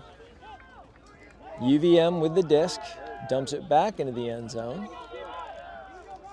Lots of fakes further back in the end zone. I'm getting some major deja vu back to the college high tide tournament days, watching UVM navigate this from the back line of their own end zone. That'll be a story for a timeout or the next point. Lots of great patience though. Not in a rush to get it out, just moving the disc, getting that cup worn out and out of position. Now the near sideline.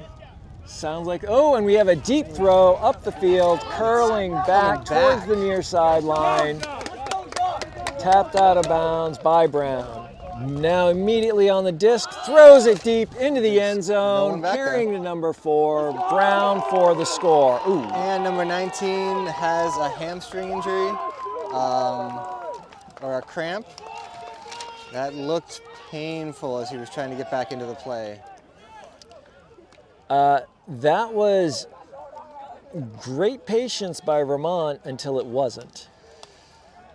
And then they made that risky throw up the field into that wind, and Brown just scooped and capitalized immediately by getting it off the sideline and then throwing it deep. And Brown, after getting that turnover, took advantage immediately and was off to the races. Like that throw to the middle of the field, there were two Brown players and 4 UVM players back by the disc. And so there were just too many numbers for UVM to deal with. And my lunch just flew off the scaffolding. So the Birds will have it, or the Gophers of Wainwright Complex. So yeah, it's a little windy out here. So my quick deja vu moment from college time, I actually got to play at Orono against UVM's coach right now, the current coach, and a similar thing happened at high tide, where UVM's handlers were just very patiently working it against our zone in their own end zone for what seemed like 10 minutes, and they eventually scored the point, but they just were content to just swing it forever until our cup was dead tired. Anyway, and that's, that worked on theirs too, because Brown Cup, and we have a disc up, arcing back towards the sideline and in the middle of the end zone, caught once again by 36 of UVM. Again. Excellent read, as that just kept on just sailing and turning, and he just ran with it. Well done. Boy, Brown just can't stomp him out. Very nice job by UVM coming back and getting it to 9 for UVM and 10 for Brown. It seems like, well, almost at will, Crawford on UVM can get space, like deep space, like he can get open down the field pretty much whenever he wants. And that is something that UVM has continued to take advantage of, and I would expect them to keep looking for him in that space down the field. But he's got such speed that, you have to respect the in cut.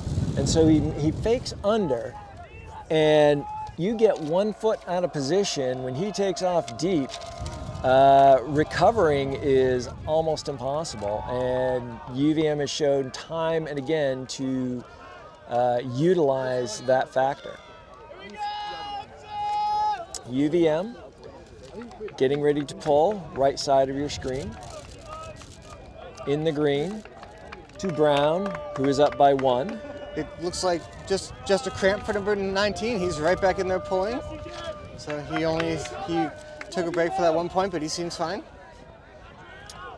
Brown with the disc, fake deep, now as the under, coming up with a hex or a horizontal stack.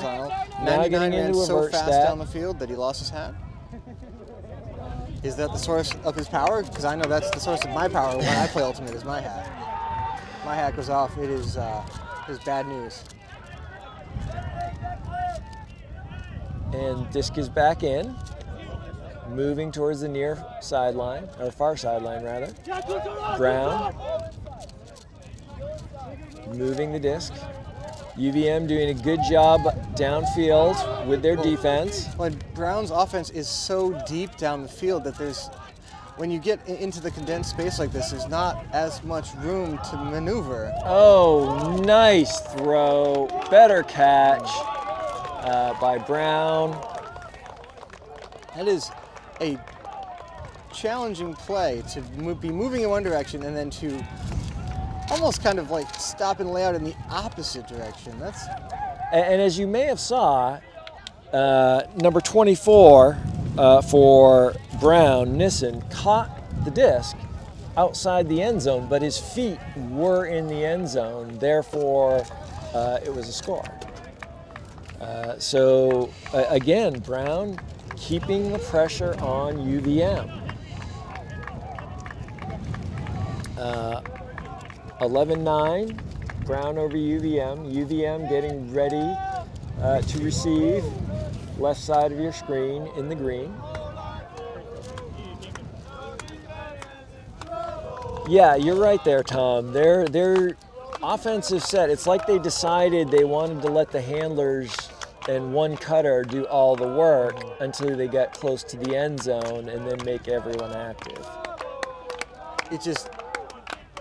It can become more challenging as you get closer to the end zone when you have cutters in kind of a horizontal, kind of like basically like all around, the sidelines, and the defenders are, underneath them, kind of taking up more space. Like you as an offense, you rapidly run out of room, and then you end up with a throw like that is behind number 24 because the defenders are rushing at him from out of the end zone. But it works. So Brown pulling, right side of your screen in the white. Middle of the field, UVM will take over around the 30. UVM coming, or Brown coming out in person. Brown's sideline with a interesting take on row your boat there. Oh, a nice throw to number 33. Far side of the field. Oh, tricky little high release break on there. force. And couple of high release break force throws for UVM to get to 10 with Brown at 11. So Brown still has a 1-point lead and they are receiving.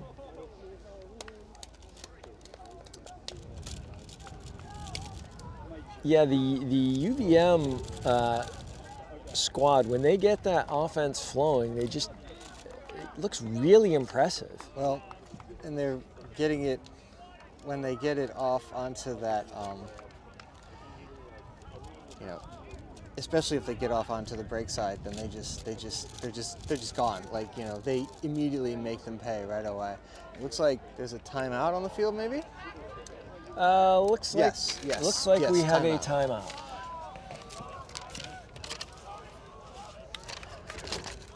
Another event that we have upcoming here at the Wainwright Field Complex is the Lobster Pot.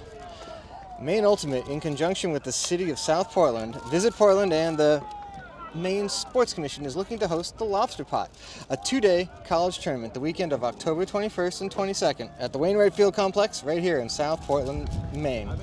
There are 2 days of really good ultimate, lined fields, tourney food, trainers, discounted hotels in the area, multiple food trucks on site, a cool tourney central with a players lounge where you can watch the awesome live stream, and games for you to play. There are merchandise tents and obviously, like I just said, live streamed games. Check out maineultimate.org for more information. And the wind is freshening. So who are your MVPs thus far, Tom, for each team? Definitely on the offensive end for Brown, it has to be 24. It has to be Nissen. I mean, he is someone that they are looking for every point. Like in isolation, he's making plays, he's getting open, he's being aggressive with his decision making, but he is a driving force on that offense. And for UVM, I am going back and forth between number 82 Declan and number 36 Crawford, who keeps making plays down the field. It's just Declan is someone that they have been using in the middle of the field to kind of get things moving, and it usually ends up in the hands of Crawford at the end. But so I've been going back and forth with the two of them for offense on UVM. So UVM getting ready to pull down a point to Brown as the wind strengthens here at Wainwright. Beautiful pull in that wind. Given the wind, that's well done. Get it to the middle of the field. Oh, nice little tricky throw. Oh, good reaction by Brown to catch it over number 0 of Vermont. UVM with pretty much a straight up mark. 33, almost had that. Big layout shoulder by 33. layout. High release, 224. Missing again.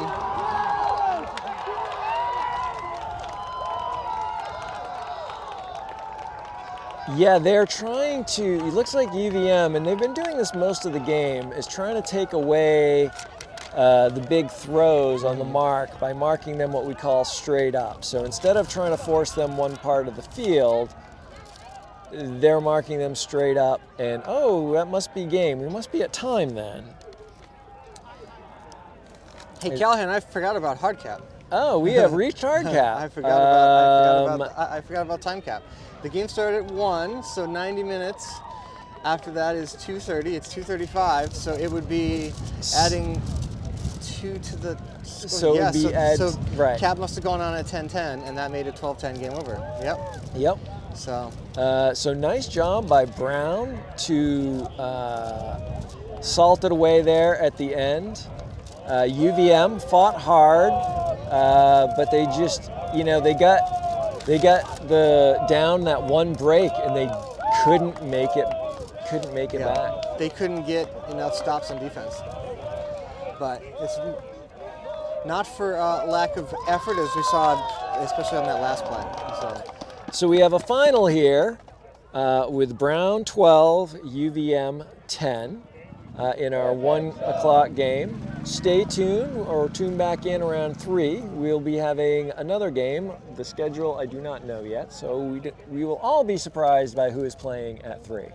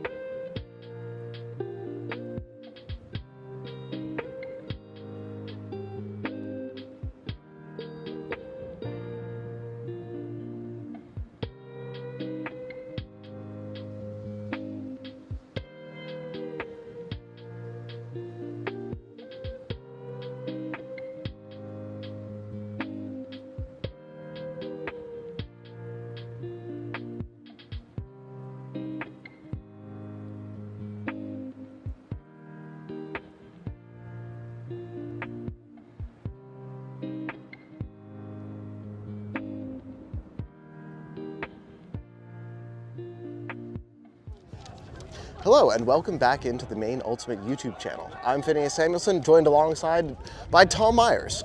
Tom, how are we doing today? Doing well. It is a fantastic day for some Ultimate Frisbee. It is indeed, and for this final game on the stream, we have McGill University against Tufts University. McGill will be in white, going from left to right across your screen. Tufts will be in their darks, going from right to left. And if you're just joining us for the first action of the day, it is windy out here today. The wind is going mostly left to right on your screen. It's a little bit across the field as well. So it is made for some challenging and entertaining ultimates. McGill won the flip, and so they will receive upwind. I think that's going to be crucial for today. McGill will take over here on the near sideline, and it looks like Tufts will come out in person. No, they opt to go for a zone. It looks a little bit on a zone kind of a look here. Although what's interesting, Tom, so they're opting to come out with a more advanced zone to have a 2-person cup and not your traditional 3 or 4-person cup. Correct. So that'll be something to look for here, and it looks like they've transitioned back to person, forcing away from us towards that away sideline. Absolutely, and McGill looking to reset off this line if they can get it. Really nice patience there from the middle to get it up onto that sideline, and Tufts doing a really good job to angle themselves backwards and ensure there's no dump throw. McGill sees them and punches it in for the score, though. Punches in right there. They did. I mean, there was a couple of high stall count stressful throws, but McGill was able to work it down the field, and they are up 1-0.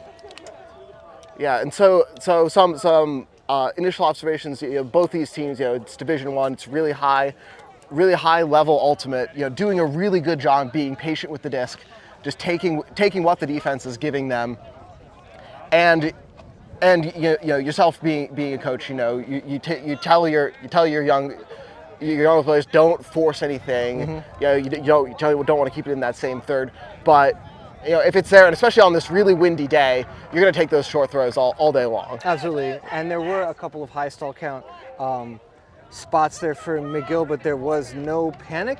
They gave their dumps time to get open. When they didn't, they were able to find another choice down the field. Very, very patient offense from McGill, and I expect to see more of the same from Tufts here in a little bit. And I think one of the keys to this game that we didn't mention at the top, but now here in this short break, it's going to be getting that upwind break. That if you're pulling downhill all game up a couple scores, it's going to be really hard to come back from that. And so absolutely. And so McGill will pull from right to left across your screen. The Tufts will be on offense for the first time. And the pull is up, and the wind will catch it, and Tufts will take over from there on third. They'll move. Looks like McGill's in person defense. That appears to be the case. Tufts with a bit of a horizontal stack look to begin the point on offense. Dump back to a handler, works it towards the midfield. We'll bring it around down towards us. Good reception there. They will look to force up here on the near sideline. No contested foul is called. Absolutely, yeah. Just something that happened from the contact, and a nice bid by the McGill player, but sometimes that happens. And your observation crew today is going to be Jesse Schwartz and Dylan. Yeah. The observers were very, very helpful in our previous game. And I'm glad that they're here today. They add some vital assistance as Tufts works it around the field and into the end zone. No, and they did a really excellent job of swinging it back and forth across the face of McGill's defense, and then whenever they found that break side throw, they took it and they were able to put it in to tie the score up here at 1-1. Absolutely, yeah. Both offenses looking largely unfazed. Yeah, but no, to your credit, on the stream, on the stream last game, you could see tempers starting to flare up a little bit, and the observers doing a really good job. And so our apologies. It's Dylan Bradford. Dylan Bradford. Oh. Yeah, no, they Dylan and his counterpart Dan Butler did a really good job to diffuse the tensions. And that's been a hallmark of Ultimate in the past couple of years as it starts to get a little more competitive. That in theory it's supposed to be a self-officiating sport and someplace where you don't need referees, where you don't need observers, but having that second set of eyes and that second opinion has done wonders to diffuse potentially fraught situations. Is huge, these are high-level athletes, and it is very hard to officiate the game. Pulls up and it will land out of bounds. Instead, McGill will opt to take it from the far sideline, and we have a free runner, and he will bid unsuccessfully. Oof, there's a breakdown defensively by Tufts there. They are lucky that did not end up a point for McGill. Someone. And now huge opportunity here for Tufts. If they can just be chilly, work it up the field, they'll be up a break, pulling downwind. Yeah, although McGill will look to keep it down here. Nice tight person defense, forcing that flick side throw away from us. A bit of a side stack to start from Tufts, and now they're kind of bunching up in the middle of the field. Really nice job to get around the mark, to break it and put it down here below us. As 99 for Tufts will look to put it upfield, caught there by 73, and he will look to put it up that far sideline. It will hang up, but no worries as he climbs the ladder and gets it. Number 99 took a couple steps too many to stop the momentum. Yep. But they will work it back towards the middle of the field. 21 will give it up to 73. And he will look to force it up, and it will hang up just. And there's a call on the field, a foul call. I think what he's arguing is that he had the airspace to that disc, and it was encroached upon by the McGill player, and we'll get observer Jesse Schwartz in, who claims no foul. And so McGill will take over on offense. Yeah, take over. They'll walk it up to the pylon and take it from there. It's tricky when the disc is floating like that, and both players are trying to reach for it without hitting each other sometimes. Yeah, and they will look to just put it right down 13 and 73, battling for it, and McGill will take over from. I'm sorry, my apologies. Tufts will take over from their own end zone. Interesting strategy there by McGill. Just put it deep and then try and play defense. I think they're trying to keep the wind in their favor on this point and wanting to not have to play offense the full length of the field. But what I'm starting to observe here is that Tufts is doing a really good job getting really deep on their marks and going around the break side. But McGill doing a really good job recovering and getting a defensive stop. Yeah, that was an excellent active mark there, and maybe a little too ambitious by the tough handler to try and make that throw around such a good mark. And now McGill is set up on the goal line, and it looks like they'll stack in the middle, looking perhaps to get an isolation play. They get one and a score. Absolutely. So that is, we've still no breaks yet. Yeah, Tufts with an opportunity there could not convert, and McGill holds serve. And it is 2-1 here in favor of McGill here on the Maine Ultimate YouTube channel. Yeah, it does seem so far that McGill is content to attack down the field aggressively with long hucks and then play defense, particularly when they're going from left to right. No, and it's especially tough when aided by the wind. Such as it's been today, getting those nice short deep throws up the wind, anything above shoulder height is gonna get eaten. He's gonna get eaten up. And even if McGill's deep shots, particularly going from left to right, even if they don't connect, they still force Tufts to play defense in a different fashion that will make the underneath throws in the shorter game a little more effective as the game goes on. But what I've liked from Tufts' offense is they've done a really good job to get those break. They've been able to break force as double zeros will take over here for Tufts. McGill's in a zone. It's a traditional 3-person cup, so 3 across the middle and 1 deep. A little bit of an upside down throw, looking to get it up and over the top of that cup. Scoopers are so fun. Love scoopers, except in the wind. It's never a bad idea to throw a scooper, as Tufts will look to get a second upside down throw, and Tufts doing a really good job. And we heard a fire call, which is a traditional signal to go from that zone offense to go find a person and then play person defense. Yes. Oh, unfortunate throw there. A little too high, got caught up in the wind. McGill can go to work now. Really good job there by Tufts to recover. And number 2 will take it over in the center of the field. He has all day to put it up. Oh, there's a height advantage here, but not a little too much for Tufts. Just out of the reach of number 16. But not a bad idea. No. I like the look. Yes.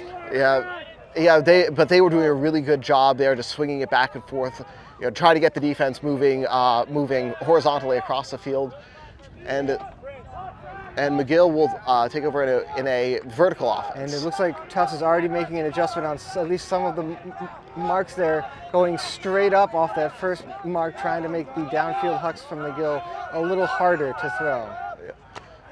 Oh, nice effort there by number 2 for Tufts. So close. But nothing doing, and McGill will swing it back towards the center of the field. We'll look off the continuation swing. Good cut from the front of the stack. And they will look to work it up the sideline. Hari, number 3 for McGill, will hold on, dump it, and they will swing it back towards the middle of the field. That's number 42 for McGill. They will give it down the near sideline. We'll fake the throw upfield, and they will dump it. McGill's finding some effective space in the underneath areas right now. Yep. And you see some of the dangers that this wind is having. That what could have otherwise been a nice simple, so just got eaten up by the wind. Really nice layout defense there from Tufts. If at first you do not succeed, try again. Number 2 gets it the second time and launch the disc into one of our irrigation ditches that run the length of the field. Excellent D by Tufts. And so Tufts will take over from the far sideline.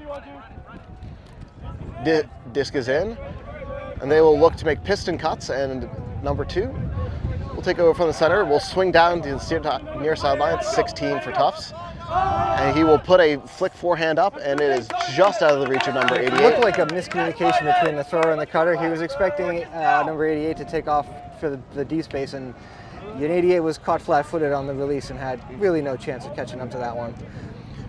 And so McGill will take over here on offense.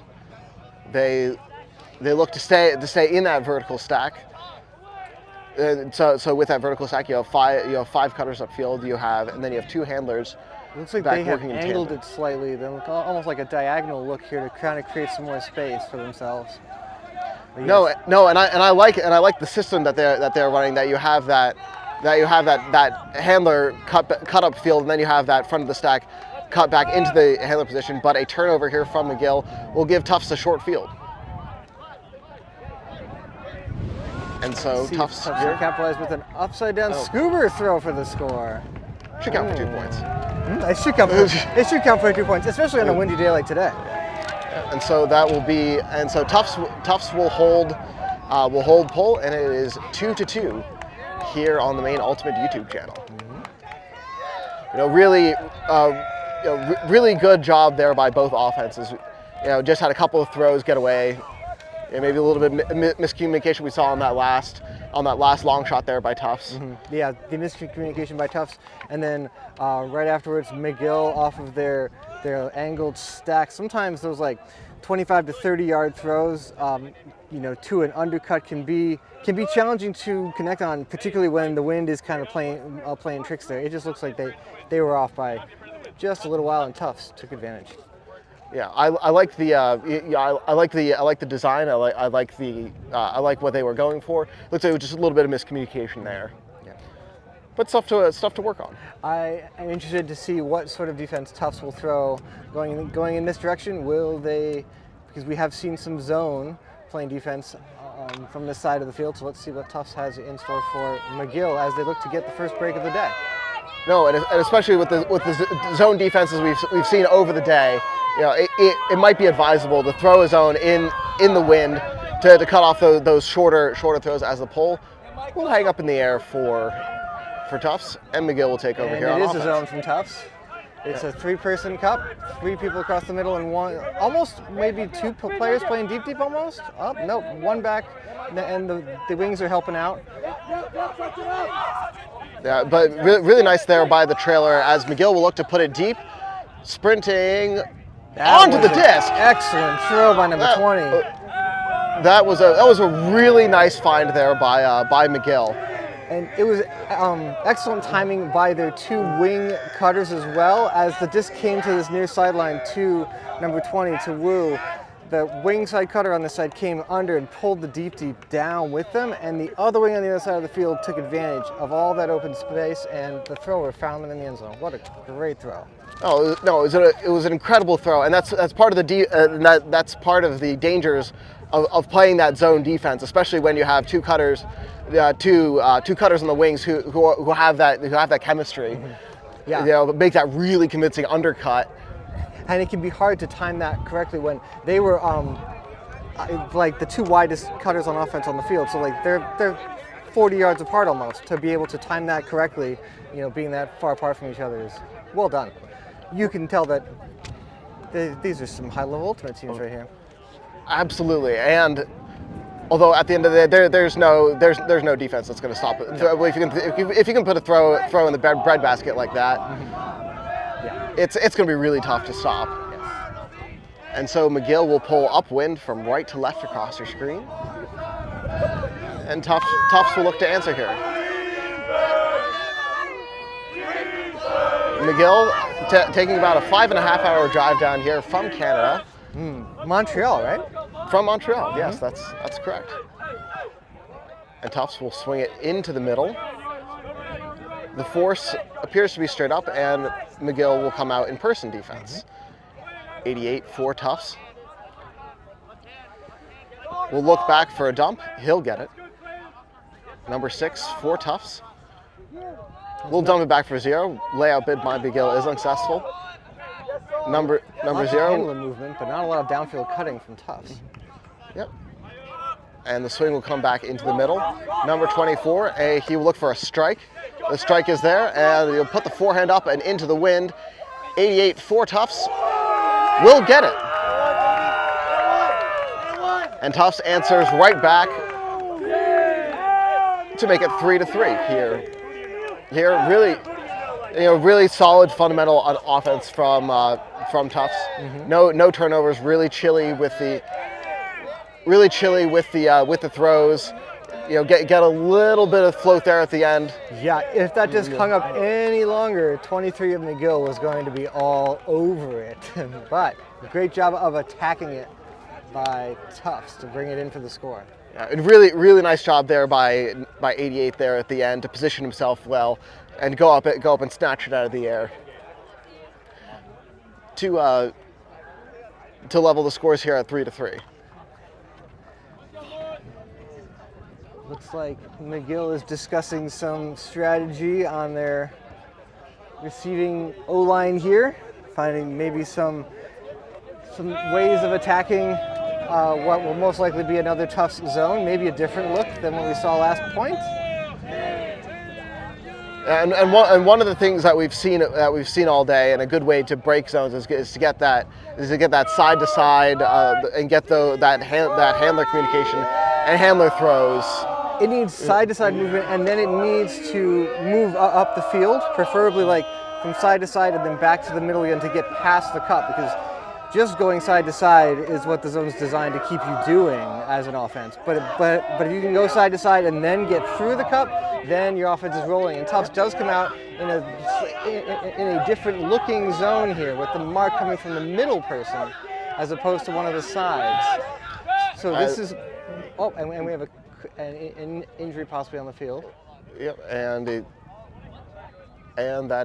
will be and we will have an injury timeout. Injury timeout, and so each team is allowed to make one substitution if they would like.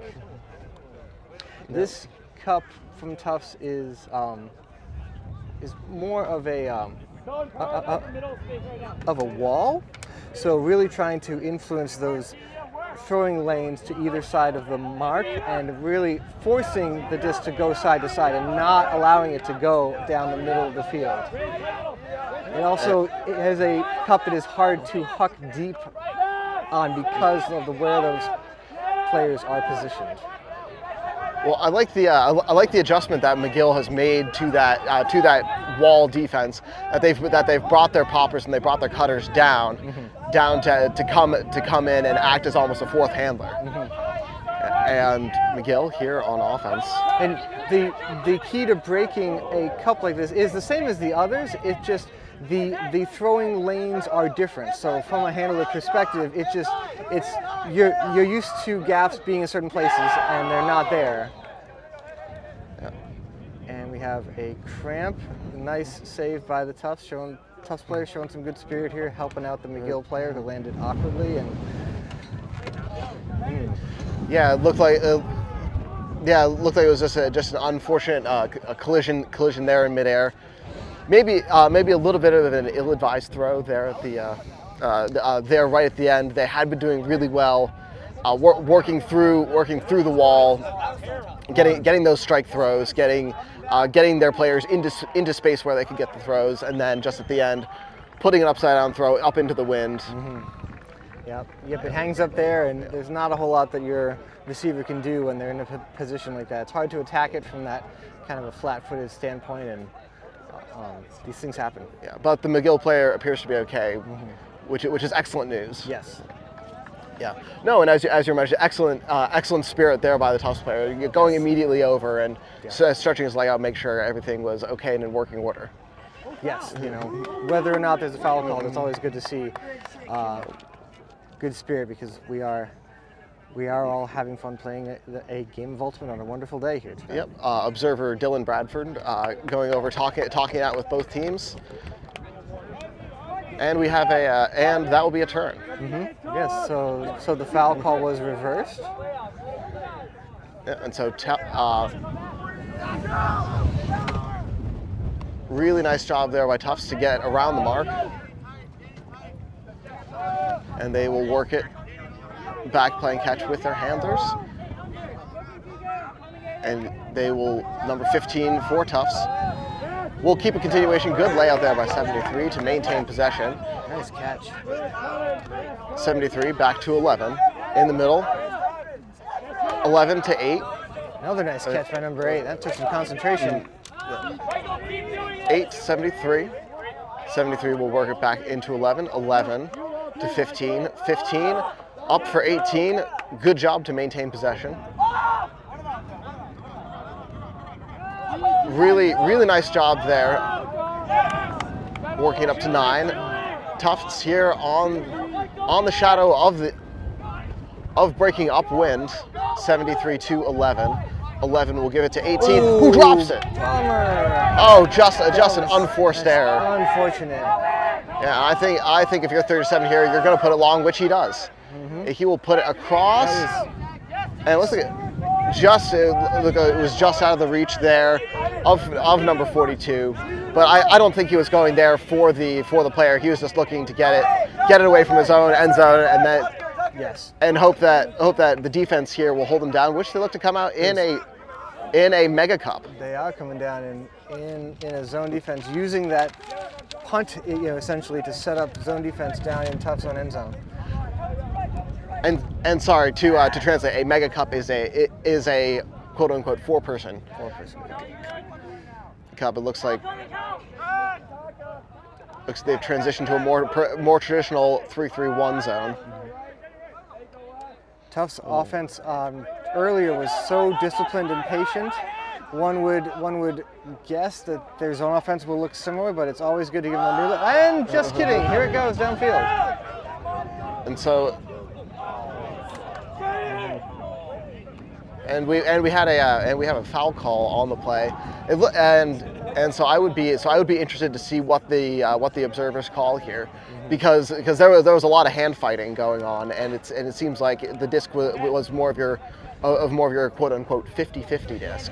That and again, because of not to continue to blame the wind here, but the disc was curling over the Tufts receiver number 18's head, and he was caught under the disc a little bit and was trying to maintain his position, and number 13 inevitably kind of went through him a little bit, and apparently, yes, the observer agreed that McGill did foul number 18.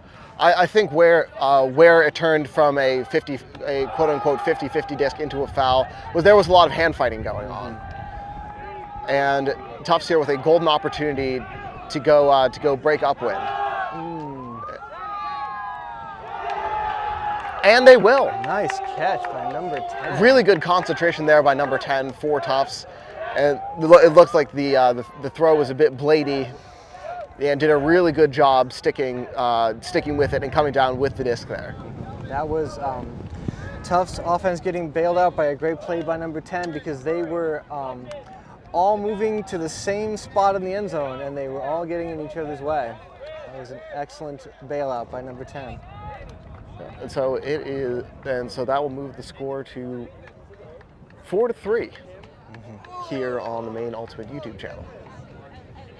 Now, really nice patience there at the end by Tufts to swing it back and forth, and looking for that open throw out the back of the end zone. Ideally, I think they would like to see that disc get moved off that corner where the throw ended up coming from, and move to the middle of the field and kind of really reset everything. It seemed like they were fixated on getting a throw to the front cone and didn't just kind of reset their end zone offense.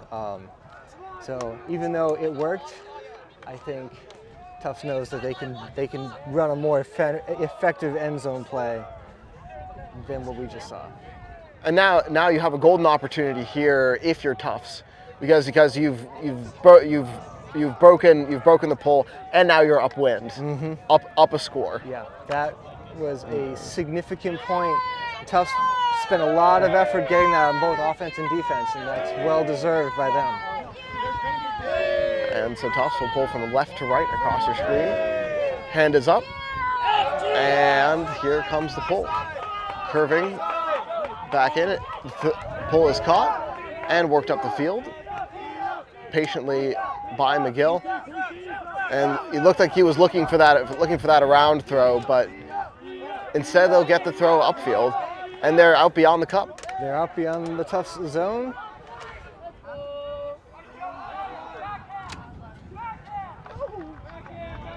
And really nice patience there by McGill. We have a stoppage in play. It looked like there was a pick called. Yeah, some incidental contact downfield. Yeah.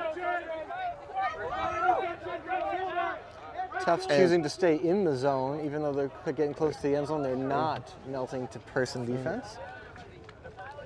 Yeah. I think it's an interesting call by Tufts.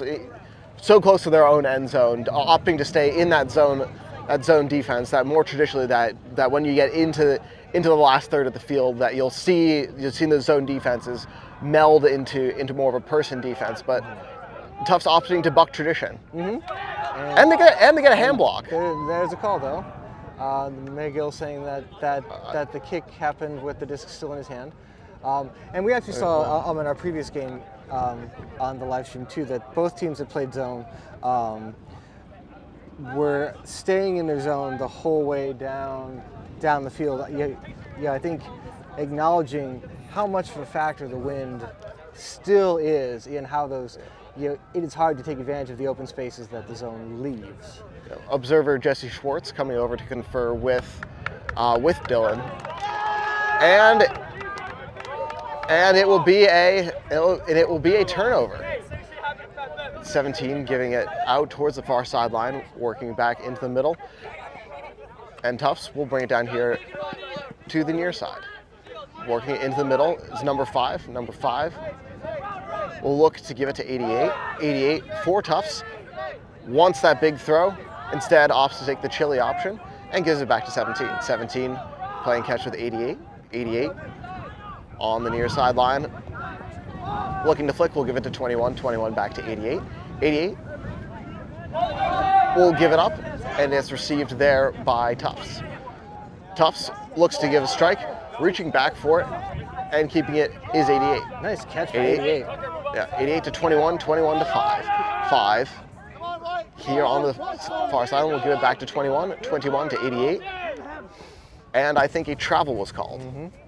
So far, though, just like on the previous points when McGill has played person defense, Tufts is showing excellent patience. They're only really giving one cutter a chance downfield, and then they are immediately dumping and swinging with the handlers and resetting themselves and trying the other side of the field. No, and they're doing a really good job with that fast-paced offense. That you go, you give it, you take 1 or 2 steps, and then you give it to someone who's cutting across the face, and they will swing it back into the middle. Really excellent layout defense there by McGill. That the way things are shaping up, you thought Tufts was going to march right down the field, but really nice job by McGill to get that layout defense. As you can see, 42 for McGill. McGill giving it in, and they get a break. There it is. After a game of no breaks, last game we get back-to-back ones here. Yeah. And they will level the scores here at 4-4. Really nice job there by number 8 for McGill to break up Tufts' offense and to get that score right back. Absolutely, and that's they took advantage. They got that layout D, and then they initiated their transition offense right away before Tufts could really get set. And you could see there were multiple open options down the field. Tufts really had no opportunity to get back and stop that once McGill. No, and that's a really good point. Point that you see sometimes, that you get that big stuff, and then you want to take a minute and just revel in it and say, great, I was awesome on defense. But then by the time you're done celebrating, that's given the other team the opportunity to come back and set up on defense. And McGill was really quick, well done there by McGill to level the score here at 4-4. And they will pull from left to right across your screen. High soaring pull is knocked down there by 88. 2 will give it up to 6, and Tufts will take over back here on offense. Number 2 will give it back to 6. 6 looks like a 2-person cup from McGill. I think you're right. And working it up the middle of the field is Tufts. It looks to be a sort of hybrid 2-person cup that you have one person trailing and trying to cut off that swing pass. And there's almost 2 players playing defense downfield for McGill. You can see the 2 deepest are playing more on sidelines. And less 1 person in the middle of the field. Crossfield hammer is caught by 33. And we have another injury. 69 was grabbing his hamstring right there as he tried to slow down after that hammer throw. That's McEwen for McGill, and Tufts will dump it back into the middle of the field, looking to give it to 88. 88 will swing it down here to the near sideline. It's number 6. 6 back to 88. 88 swing it back towards the far sideline. 16 to 6. 6 will give to 2 layout. They will main position, as you can hear. Fire has been called, and McGill will transition to a person defense. That was a really seamless transition to person defense right there. Well done by McGill.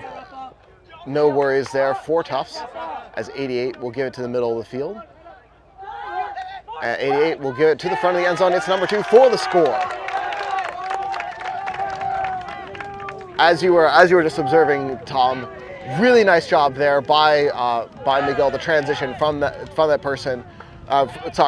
zone to that person defense. They did it almost seamlessly.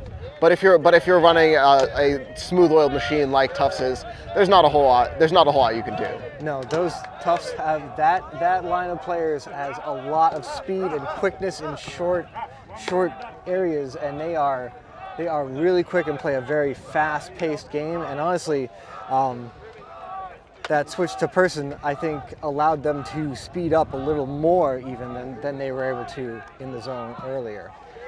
True, and I thought Tufts on that point did a really nice job of mixing in their vertical and horizontal cuts. Mm-hmm. That they were able to get those side to side swings, and then when they got the disc into the middle of the field, being able to push it up. And they were rewarded by taking the lead here at 5-4.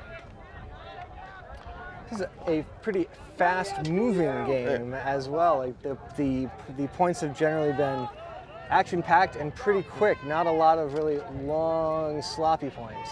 And 21 here for Tufts will pull, and it floats, and lands inbounds.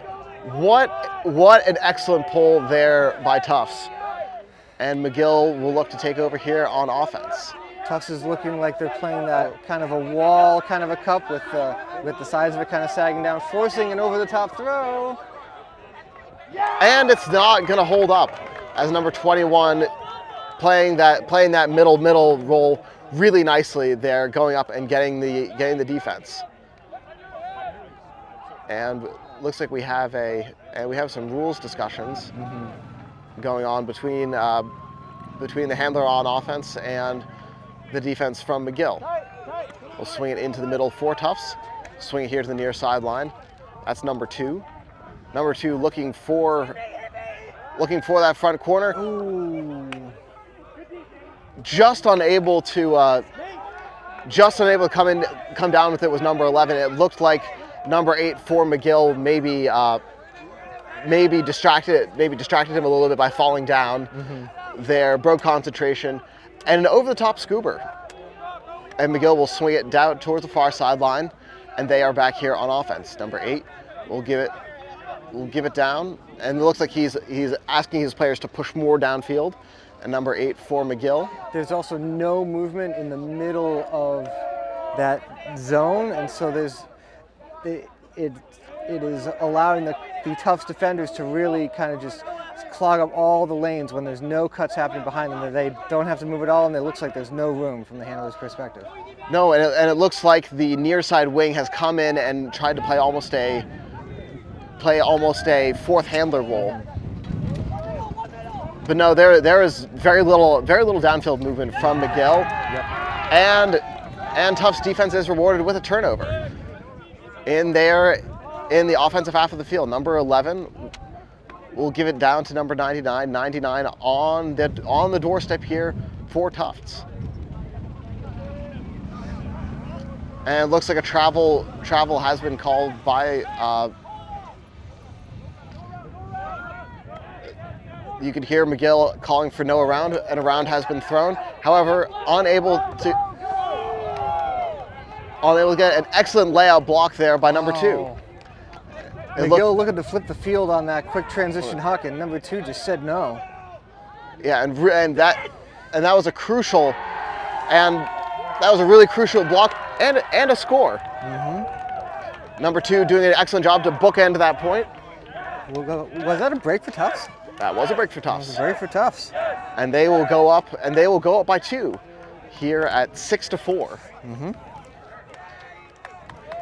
Yeah, I like the thought process there from McGill. I think he could have waited an extra 2 to 3 seconds. He just needed one fake. He just needed, because the Tufts defender was so anxious for that hand block that that's where a fake comes into play, and he didn't throw one, and he paid the price. But yes, waiting also would have been ideal. but to your point, no, I think a fake would have worked excellently there because he timed his layout perfectly.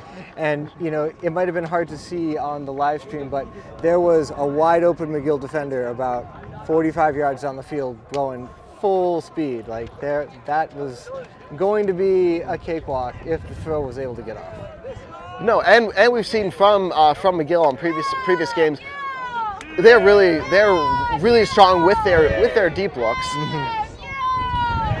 But Tufts now here with a tall task. Now that the wind is picked up, Tufts pulling from right to left across their screen. The throw is up. Wind knocks it down around midfield. It's about as good as you can expect with wind like this. It's really gusting now, and Tufts sticking with this wall cup look. Number 20 for McGill will give it to the near sideline. Lasers it in. Ooh. Just unable to come down with it. There was McGill. That was just pure velocity on that one. That is hard to catch a piece of plastic when it's coming in that hard. At the same time, I like the throw. It's slow and fast. It's just unable to be. Absolutely. I mean, I love the idea too. It just wasn't able to come up with it. Now we're having a discussion of whether the disc hit the ground before 21 of Tufts caught the disc. And observer Jesse Schwartz on the far sideline looks to talk it over with the teams. 13 pleading his case, 21 pleading his case, saying that he was able to maintain possession. And the observer has ruled that the disc is up, and it is a good catch. Yeah. 21 to number 1 for Tufts. McGill looking to keep it down. And number 11 for Tufts will give it to the near side and for 21. 21 will throw a fake upfield, look to push it up. Up number 11. Number 11 back to 21. 21 looks to put it up. And it'll come eaten up there by number 42. Eaten up there by the wind and 42. Ew. And it looks like a travel might have been called. And I think that was the case.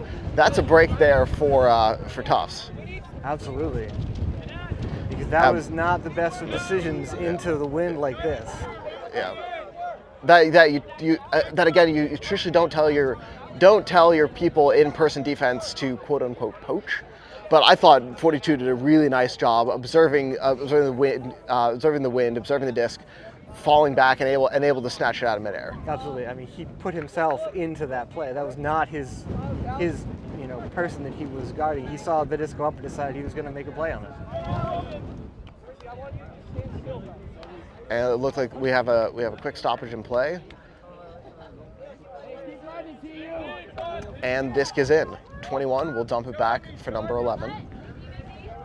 McGill forcing away from us. That'll be towards the far sideline. 15 for Tufts. We'll give it down to 21. 21 will give it to 8. 8 will give it into the middle to number 9. 9 back to 21. 21 will give it up. It will float. Caught there by 1. 1 looking to put it up. It will float up and caught there by number 8 for the score. Number 8 goes up and gets it. And that is another upwind break for Tufts. Tufts is firmly in control right now. No, and they did an excellent job there by making sure they corrected their mistakes, making sure to just keep everything under where the wind could get to it. That last throw was a little more risky than it maybe have seemed, like coming in on that, looking for the inside-out throw in a very small window. He turned his cutter completely around, and then to have the athleticism to have that happen to you and then still be able to high point it like he did. Well done by Tufts. And it looks like McGill will take a timeout here. And so with the score here at 7-4 here on the Maine Ultimate YouTube channel, we will take a quick ad break. Did you know Revision Energy was co-founded by Ultimate World Champion Fortunat Muller? Revision Energy loves supporting Ultimate Frisbee because it's a friendly, inclusive sport. We think good vibes matter in today's crazy world, and that's why Revision Energy is a 100% employee-owned solar company and certified B Corp. Revision Energy's mission is to make life better by building our just and equitable electric future. So please be in touch to learn how we can help you save money and reduce your carbon footprint. And that's why I use Revision Energy for all of my solar needs. I would love to put solar panels on our house. That would be amazing. Yeah, so I ended up putting solar panels on my on the top of my truck, and so that's where most of my electrical needs come from, and it has been fabulous, especially on days like today. Absolutely. Where the sun is out shining, and we thank Revision Energy for their sponsorship. And back here on the field. Here at the Wainwright Sports Complex in South Portland, Maine, the score is 7-4 in favor of Tufts. After a couple of breaks, a couple of lucky plays that broke their way, and as you were observing right before the break, really in command of this one. Mm-hmm. McGill taking that time out there to kind of take a deep breath and really kind of calm down the offense in particular, because the breaks that Tufts have been getting has been as much of Tufts' defense being solid as it is McGill just committing turnovers. And so really valuing the disc on this possession is going to be important for McGill to just show Tufts what their offense can do, walk it down the field, and get themselves back into this game. Hands are up for McGill. Tufts is ready on the left side of your screen. The throw is up. That is an excellent pull there from Tufts. And the throw is caught. Put into the middle of the field by McGill. That pull also ended up coming down directly in the sun for that McGill player. That was not as easy to catch as it seemed. Yep, number 42 for McGill. And it looks like Tufts is opting to stay with that hybrid wall/cup defense. Mm-hmm. They have widened it a little bit, so the two wings, the two side cups, like number 17 here, is not as wide right now, but he was in the middle of the field. He was wider than he was to begin with. And the other cup on the other side is definitely wider to try and make it harder for McGill to get up the field. 37 for McGill. We'll give it back to 99. 99 will swing it back into the middle of the field. And we'll give it back to number 37. 37 for McGill, opting to fake that big forehand. Instead, we'll opt to keep it short and give it to 39. 39 to 42. 42 here for McGill. And it looks like Tufts has opted to go big here. Mm-hmm. And McGill is still struggling with getting any of these poppers to come through this Tufts zone, making the defense move. Right now, Tufts is able to really effectively wall this handler in with no other options except backwards. It looks like we have some movement. We have some movement here in the middle of the field. Number 13 Wu for McGill. And 39 will give it down to 37. And it looks like we finally have some movement in and out of the cup. Mm-hmm. Yeah, although you're right, to your point, we still, even though they're and so now we get to go back over another set of rules. So the handler having the disc through the disc, it was touched by a defending player, which means now anyone is fair game to come down with it. Right. And it just so happened that the handler who originally threw it came back down with it. Yes, and if a defender does not touch it, the handler cannot be the first person to touch the disc. Again, the thrower, the person who threw it. That's why, as a young ultimate player, you're always told to catch your defenses. Mm-hmm. As number 39, we'll have it here for McGill. Look to throw it here to 42. 42 will give it. Excellent find there. That's number 99. Remus for McGill. We'll have. And it looks like we have another injury here for McGill. That is their fourth injury timeout here just in this half. It is, yeah. Now you have to wonder. It's starting to be a little later in the day. Mm-hmm. You really have to look for those hamstrings. You have to look out for those hamstrings. Yes. Even though it's a relatively cool day, it's in about the high 50s, maybe low 60s, but it is still like this is their fourth game of the day. They've played a lot of ultimate. And McGill over here will give it to Peterson. Peterson looking to find some outlet, 18 for Northeastern, doing a really good job. It stays in bounds there is Coldbury. There's a ring of Tufts players around the disc and no McGill players. Yeah, really nice job there by McGill to get it off that near sideline. They will find the break in the middle. It's 13. 13 will give it to 39. 39 looking on the doorstep. Instead, we'll opt to dump it back to 42. 42 for McGill. Tufts has not fully transitioned out of his own defense right now. They're still in it. Yeah, they're looking. They're sticking with that with that wall. Yep. And and it looks like they've forced. I really like what 99 is doing for McGill, trying to just hang out in that area. But again, I would love to see a little bit more movement from them here on offense. As 42 here, we'll give it. That's a good sign. That's the movement. That's what we want to see. Because if the cutters are not moving behind you, the cup defenders don't have to react. They can just follow the handler's eyes and just without any movement coming from behind them. They need to move them. I mean, that's how they got the big throw down the middle of the field too. Is there was some movement, move the middle over and set up that nice long 25-yard pass also to number 99.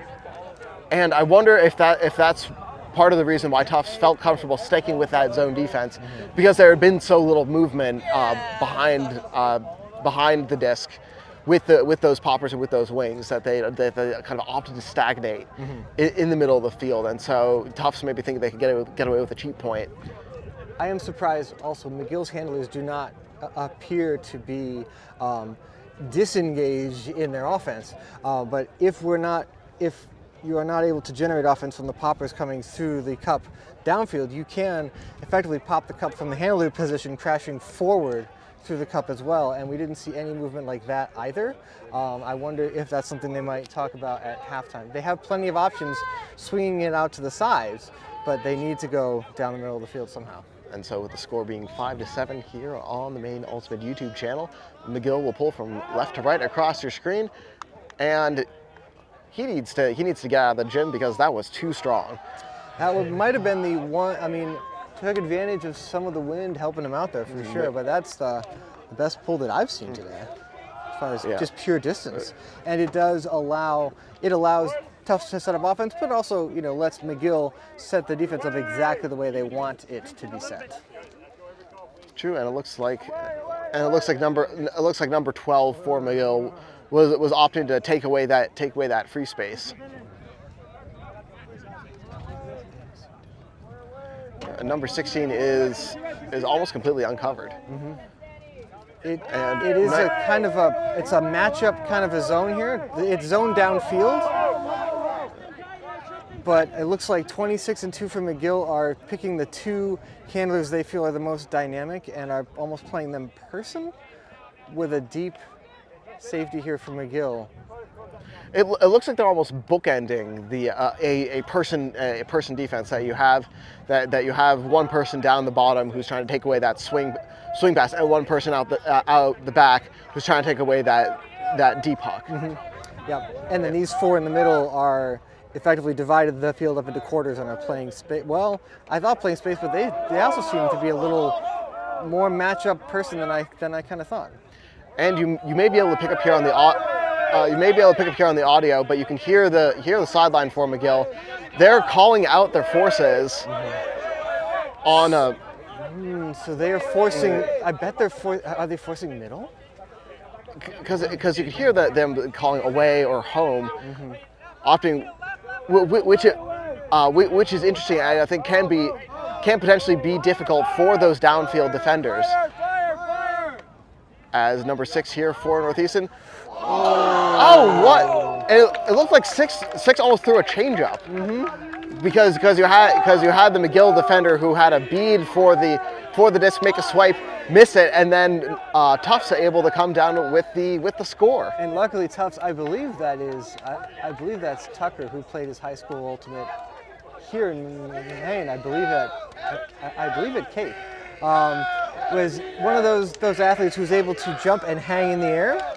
which I was never able to do. Were you able to do that in when I you played? was never able to do that in all my years of playing Ultimate. No, and that was a really excellent job. As we will come to halftime here, it is 8-5 in favor of Tufts University Elephant Men here on the Maine Ultimate YouTube channel.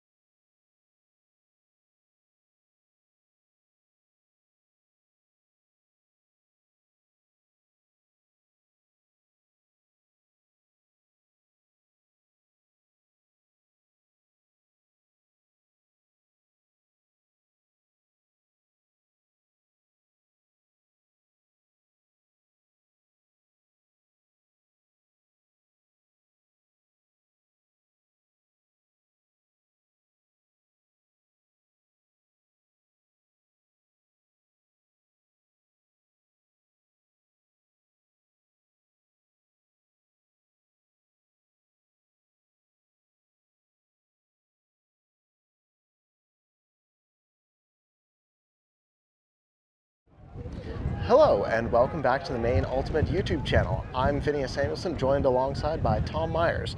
This second half brought to you by Vacationland Ultimate Tournament. Vacationland is a 2-day club tournament hosted by Maine Ultimate with the assistance of Visit Portland, the Maine Sports Commission, and the City of South Portland. The tournament will take place on the weekend of August 5th and 6th at the Wainwright Sports Complex in South Portland, Maine. We are going to have 3 divisions, men's, women's, and mixed, and we'd love to see you there. Why Vacationland? Well, that's what we call our beautiful state, and we want to share it with you. Come play some amazing Ultimate online fields with easy access to trainers, golf carts to take you to your next game, an amazing tourney central, food trucks galore, porta potties at every field, and clean before Saturday and Sunday play. Pretty cool trophy for the winning teams, native water at every field, and whatever else we can come up with. Check out maineultimate.org for more information. And Tom, we saw a raucous first half, play up and down the field, but Tufts with a couple of breaks there right at the very end to go up by 3. Absolutely. I mean, it was overall a pretty well played half. Tufts' offense looks unstoppable at times, and McGill is hoping to get some of that vertical game going to get themselves back into this game. And the pull is up, and it will be short. Number 2 for Tufts will take over here on offense, and he will wisely put it into the middle of the field. McGill looking to come out here in person, and we'll give it a quick turn. Exactly what McGill wanted right there. And I think just what McGill needed if they're going to go back in this game. On the shadow of their own end zone, number 37 will give it back to the trailing handler. We'll give it to 39. 39. We'll fake the forehand, and we'll instead look for 37. 37, just beyond his reach at number 6 for Tufts. We'll look to put it long. Just out of the reach there of the streaking cutter. That's number 24 for Tufts. And number 6 for Tufts there, recognizing that his person was not really moving in the stack and peeled off and took away that upline cut. Good heads-up defense by number 6. Yeah, and McGill taking their time getting set up on offense. Then number 37, guarded here by 16. 26 breaking deep, 23 coming under, and the throw will come to number 23. The fake, and we'll give it back to 37. 37 for McGill will get the reception, but a pick has been called. They were looking for a huck play right off when they put the disc in play there, but number 16 for Tufts is a tall drink of water, and he is a hard mark to throw around. He got real big, real wide, and made that huck not happening. True, and an upfield huck against the wind it is a risky but impressive play. Absolutely. If it all pays off. It is gusting probably as hard as it has all day right now in the face of McGill.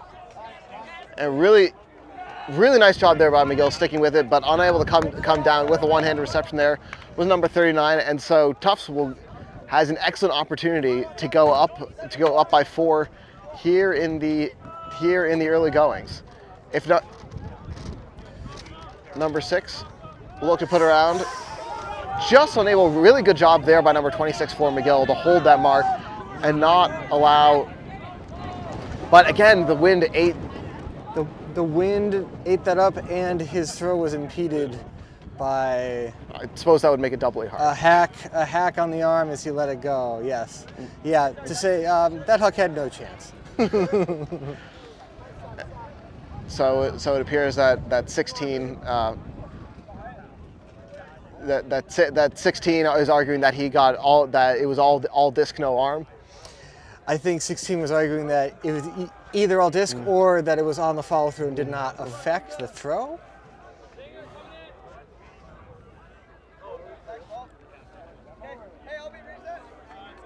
And it appears the observer has ruled no foul.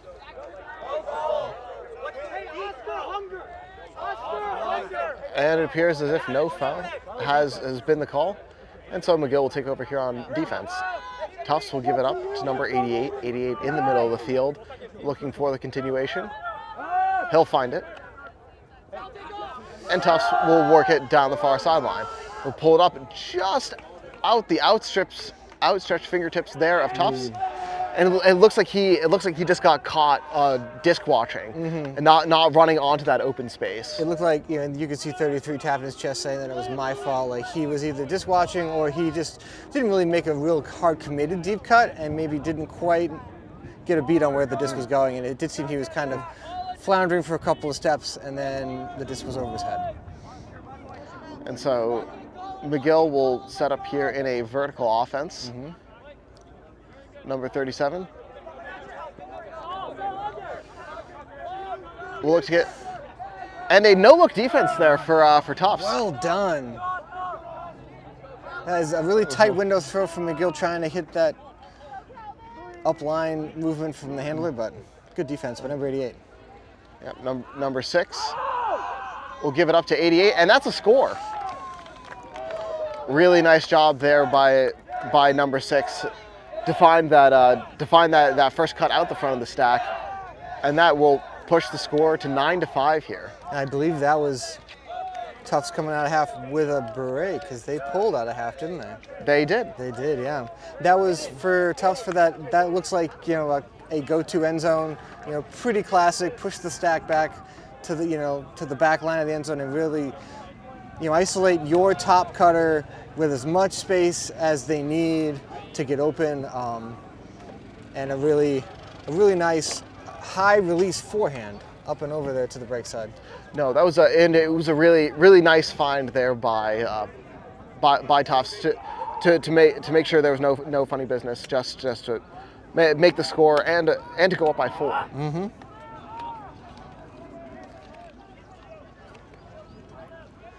McGill is really up against it now. They need some crisp offensive execution, and then they really got to clamp down on defense. But so far, they've been giving themselves no favors by these turnovers so close to their own end zone. We have a hand up from McGill. The pull is up. It will hang high in the air. Is it ever coming down? And what seems like a year later, the pull will come down and McGill will take over here on offense. Pop up and over the top, really nice find there. And I love the look there from 99, just out of the reach of number 8. I think he rushed it just a little bit. Oh. As we hear the soft cap siren go here. I think that's a fan. A Northeastern fan has a bullhorn, and I believe that's what that was. Or no, I think you're correct. Still have a little bit of time here before any sort of cap goes off. As Tufts working on the far sideline, swing it into the middle. Continuation is. Continuation is.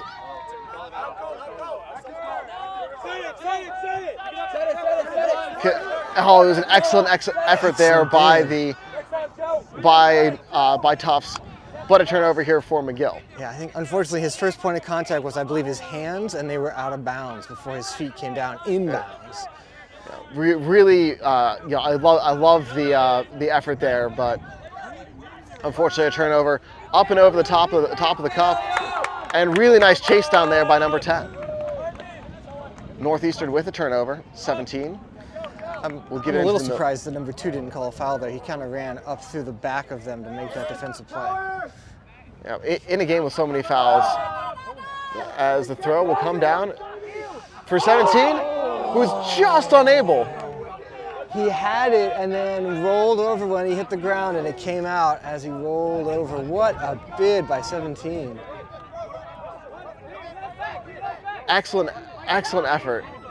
Really nice hand block there by Tufts. You can see McGill again trying to find those really narrow windows, and Tufts doing an excellent job to close them down.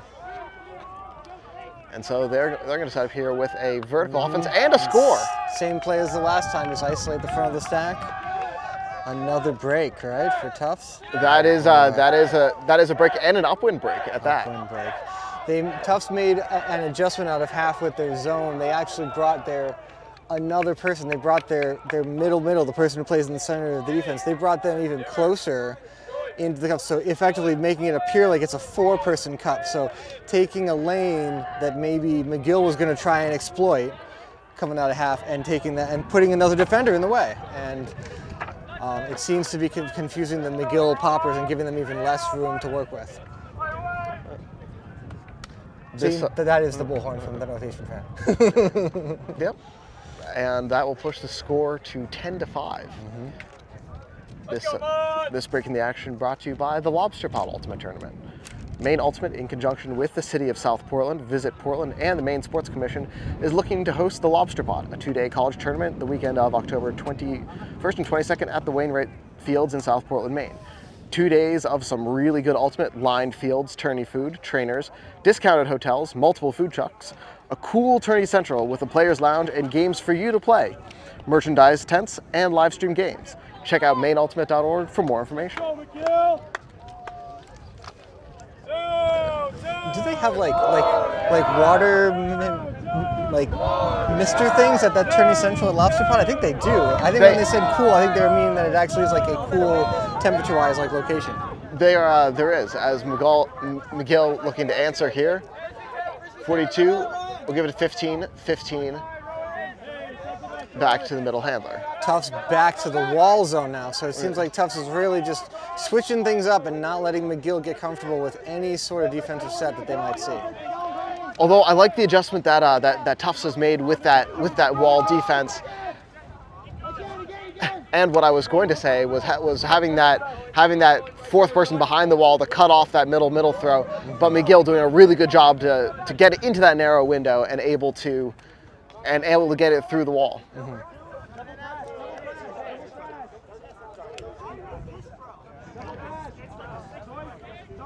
And McGill will swing it here to the near sideline. Number two. Number two will give it to 42. 42 for McGill. 42 will give it to 15. 15, she'll put it into the middle. Fakes the big backhand. And will put it down at, just unfortunate there for McGill and Tufts. We'll take over here on offense. Forces into the near sideline, break right off the mark, 15 to 17, 17 to 73. 73 here for Tufts. Put it up and around and give it to number one. Number one working down the far sideline will opt instead to dial it back to 73. 73 will give it here to number nine. Number nine for Tufts. Bid there by McGill is unsuccessful.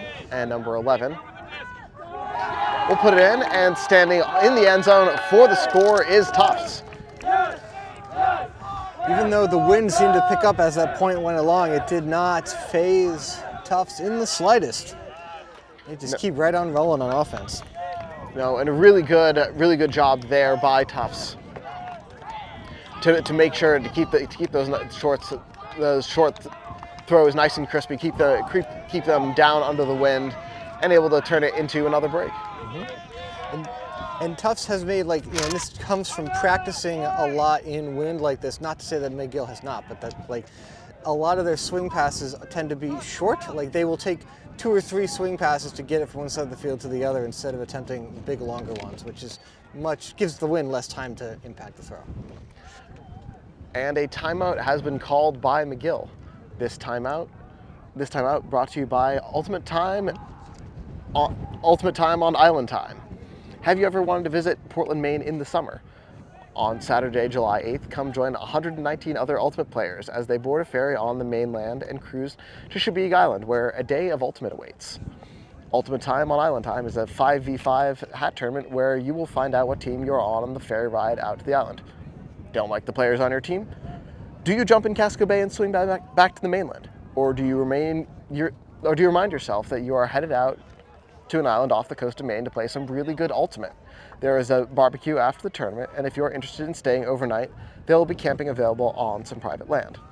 Check out maineultimate.com for more information. Awesome. So that score from Tufts makes it 11-5, and we are coming up on soft cap time in a little bit here. It's 4:18, so our 90-minute timer will go off here at 4:30, and if we have not reached the end of the game by that point, at 4:30 we will add 2 to the higher score, and we will play to that number. So instead of playing to 15, we may be playing to 13 or 14. We'll let you know when that happens, but right now, Tufts continuing. Their D-line is just owning the second half. True, and here they've just gone up by 6 here at 11-5, and no, as you observed, they've really started to put the clamps down. Yeah. Therefore, McGill was making plenty of turnovers in the first half, and that has continued. But I think, here it seems like whatever Tufts' zone defenses they throw seem to be confusing McGill and forcing them into some uncomfortable situations and creating drops and turnovers. And McGill has no answers right now. True, and what an adjustment from Tufts that I've seen that you observed earlier that I really like. They've been showing those really tight windows, but then kind of baiting McGill into taking those. But then when those throws come, they're able to shut them down. Yes. The adjustment that I haven't seen McGill make yet is you need 2 poppers to work as a team, and you need a very unselfish play from both of them. One of them has to basically give themselves up, crash through the cup, and get the cup to react to them, which creates big open spaces in other locations for the next person to fill. We haven't seen that yet. Hopefully we see that before the end of the game here for McGill to get back in this. You think that maybe McGill could take some lessons from the Chicks and have more wide open spaces? Yes. As an unforced error here from McGill will give Tufts another short field. I feel like there was a reference to it that I didn't get.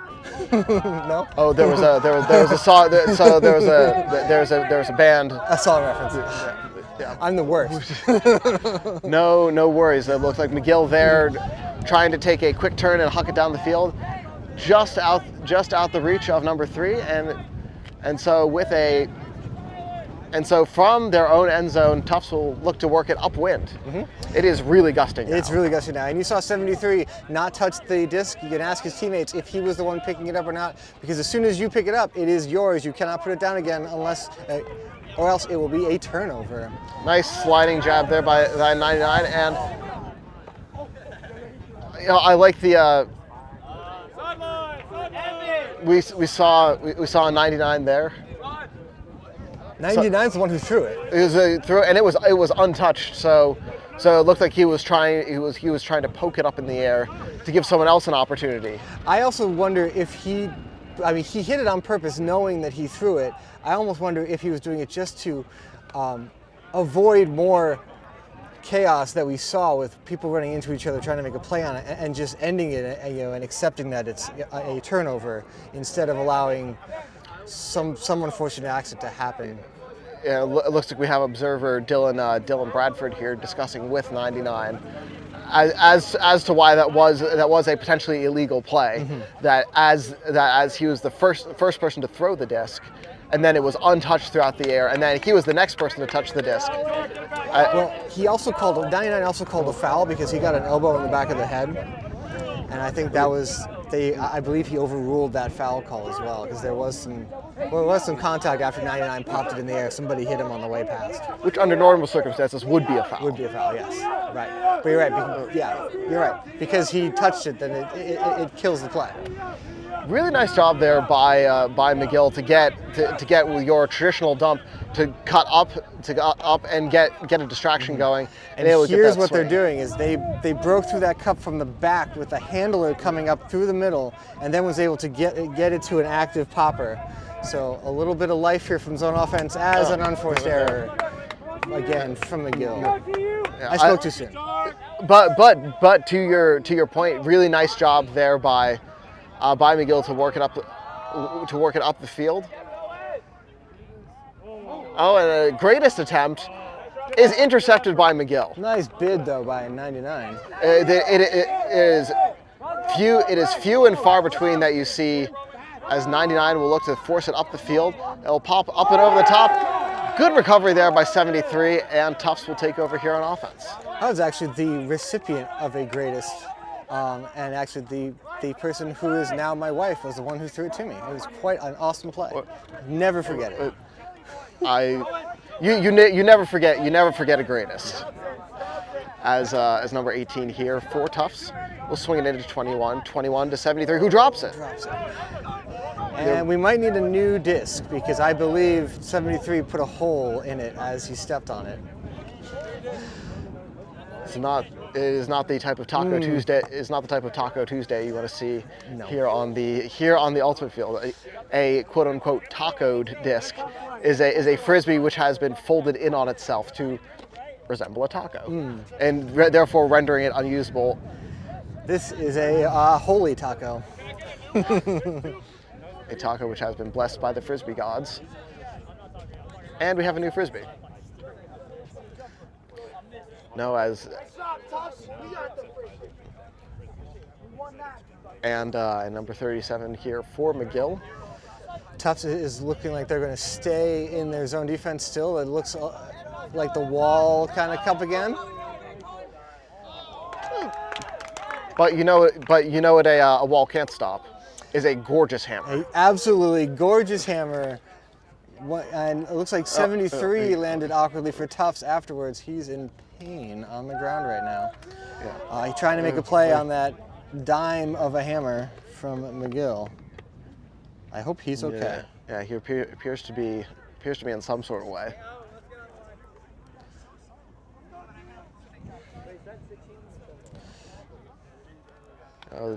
That's been a theme. That was a theme in the first half, and that ugly injury monster coming back here in the second half. That score by McGill makes it 11-6, as we have 5 minutes of time until we get a soft cap horn. So if McGill's going to come back in this one, they're going to need to get on their horse. But 73 really favoring that right leg. Yeah, you're putting hardly any weight whatsoever, so you just hope that it is more of a cramp situation and not any sort of soft tissue injury, as these guys are, despite the score of this game, these teams have, nationals aspirations and most likely will, might be representing this region at nationals in a couple of weeks, and we would definitely want everybody to be safe and healthy for a tournament that must be absolutely amazing. Never have been myself, but I mean, representing your school at nationals must be an unforgettable experience. True, and he appears to be okay, which is excellent news. May need to be checked out by the medical tent here at Tournament Central. And so with the score 11-6, McGill will look to go on a quick run here with hard cap fast approaching. Yeah, McGill's going to have to, they're going to have to explore that vertical space, and really attack with some deep looks here, like off of the pole, preferably before Tufts can set another zone up, because those cup zones are hard to huck against once they are set. So look for McGill to get moving real quick as soon as they. Oh, well, actually, I'm sorry. McGill's pulling. So when McGill plays offense, that's what they will be doing. But McGill just scored that last point, so they will be playing defense. They need to clamp down hard and force an early turnover from Tufts. Yep. They're going to need a Callahan here, or a quick turn and score. A Callahan is where on defense you intercept a pass by the offense in your own end zone, therefore resulting in a full score. Yes.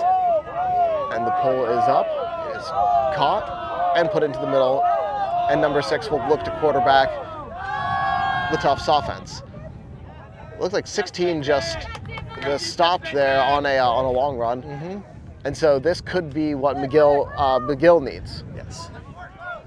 Number 20 for McGill. Looked like he scooted a little bit there, but will set his feet and give it to 3. And he will swing it here to the near sideline and for 2 to 42. Number 42 for McGill University.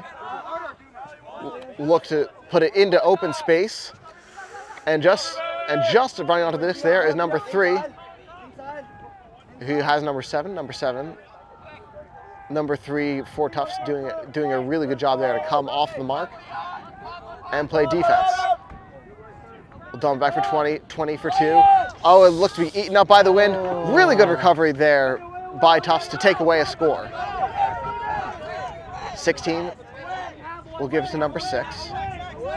Number 6 will give it to 2. 2 with a fake, and he will give it down for number 24, working it down the far sideline. Number 24 to 3, 3 to 88. Up and over the top, he has number 2. Number 2 will come down with a score.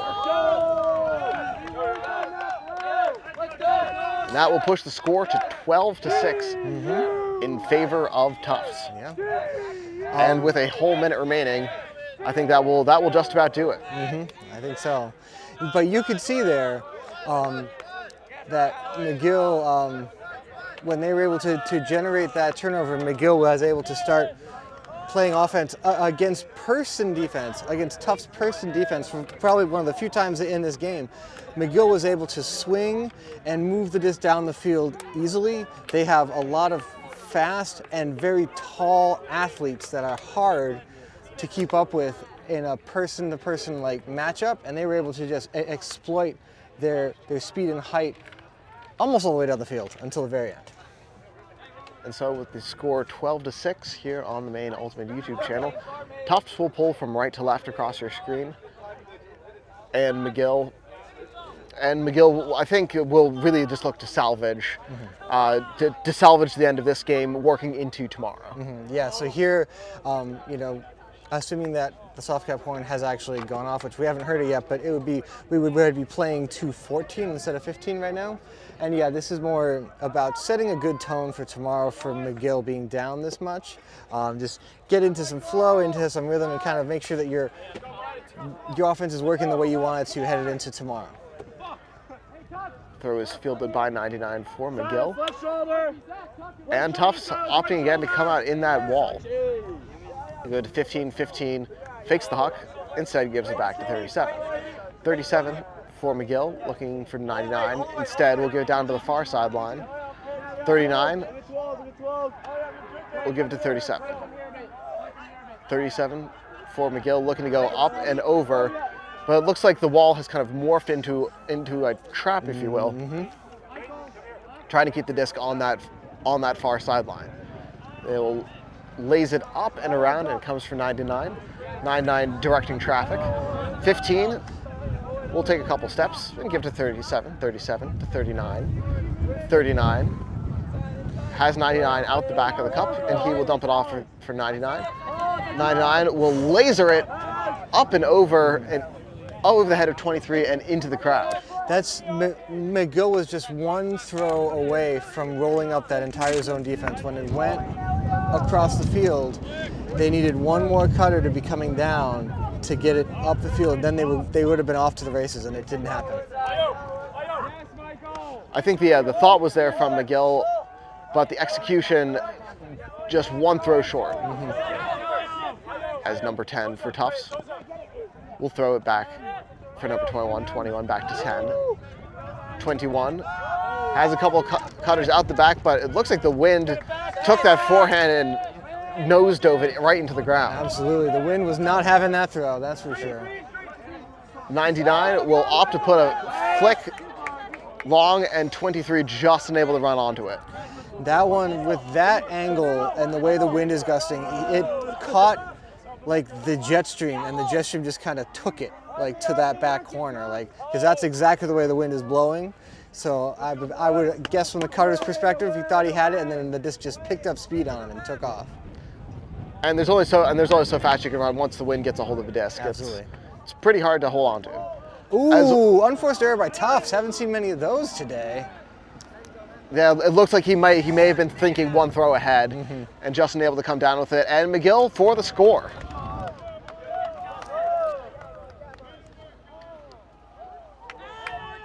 really nice job there by McGill, able to come out and with that short field, just able to get a nice quick front cut and able to turn it into a score. Absolutely, and that makes it now 12-7. And again, we are playing to a score of 14, at least for a little bit longer. Hard cap will go off at 4:45. In which case, if McGill can't close down this advantage quite significantly, the game will effectively end at that point.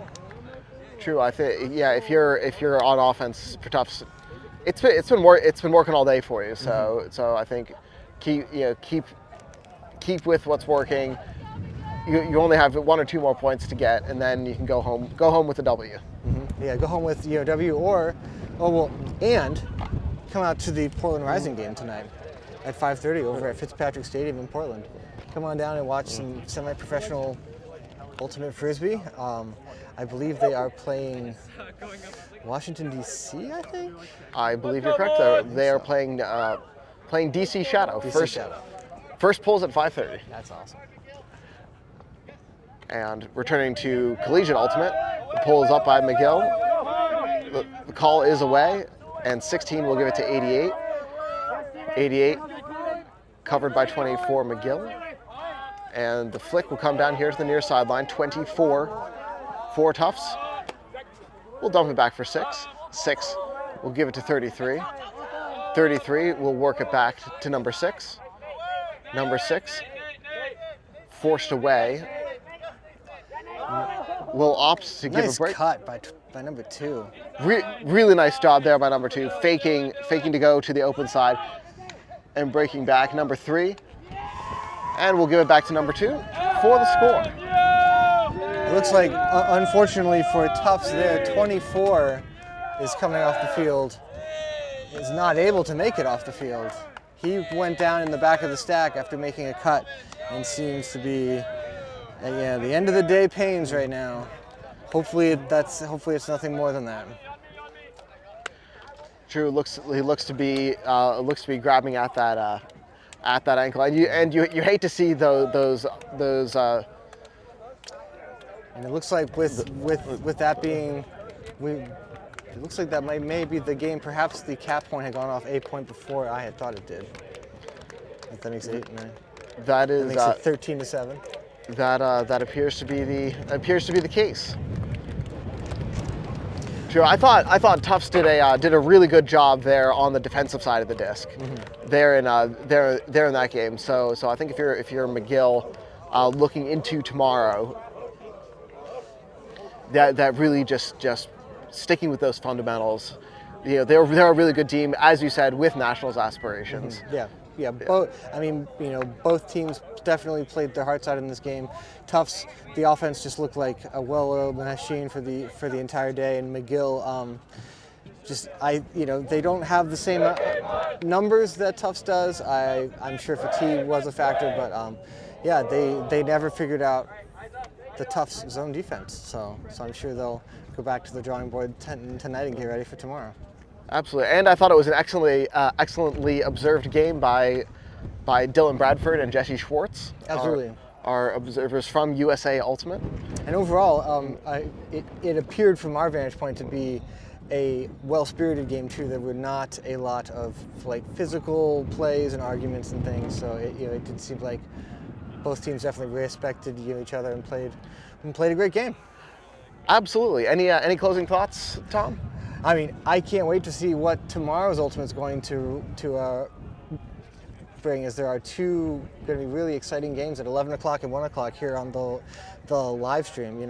The battle for the number 1 seed from this region, and as well as the game to go is going to be a really fun and intense game tomorrow. It's going to be great. Fantastic. So for Tom Myers, for Maxime Rumiel, I'm Phineas Samuelson saying so long and good night. We'll see you at 9 o'clock tomorrow morning.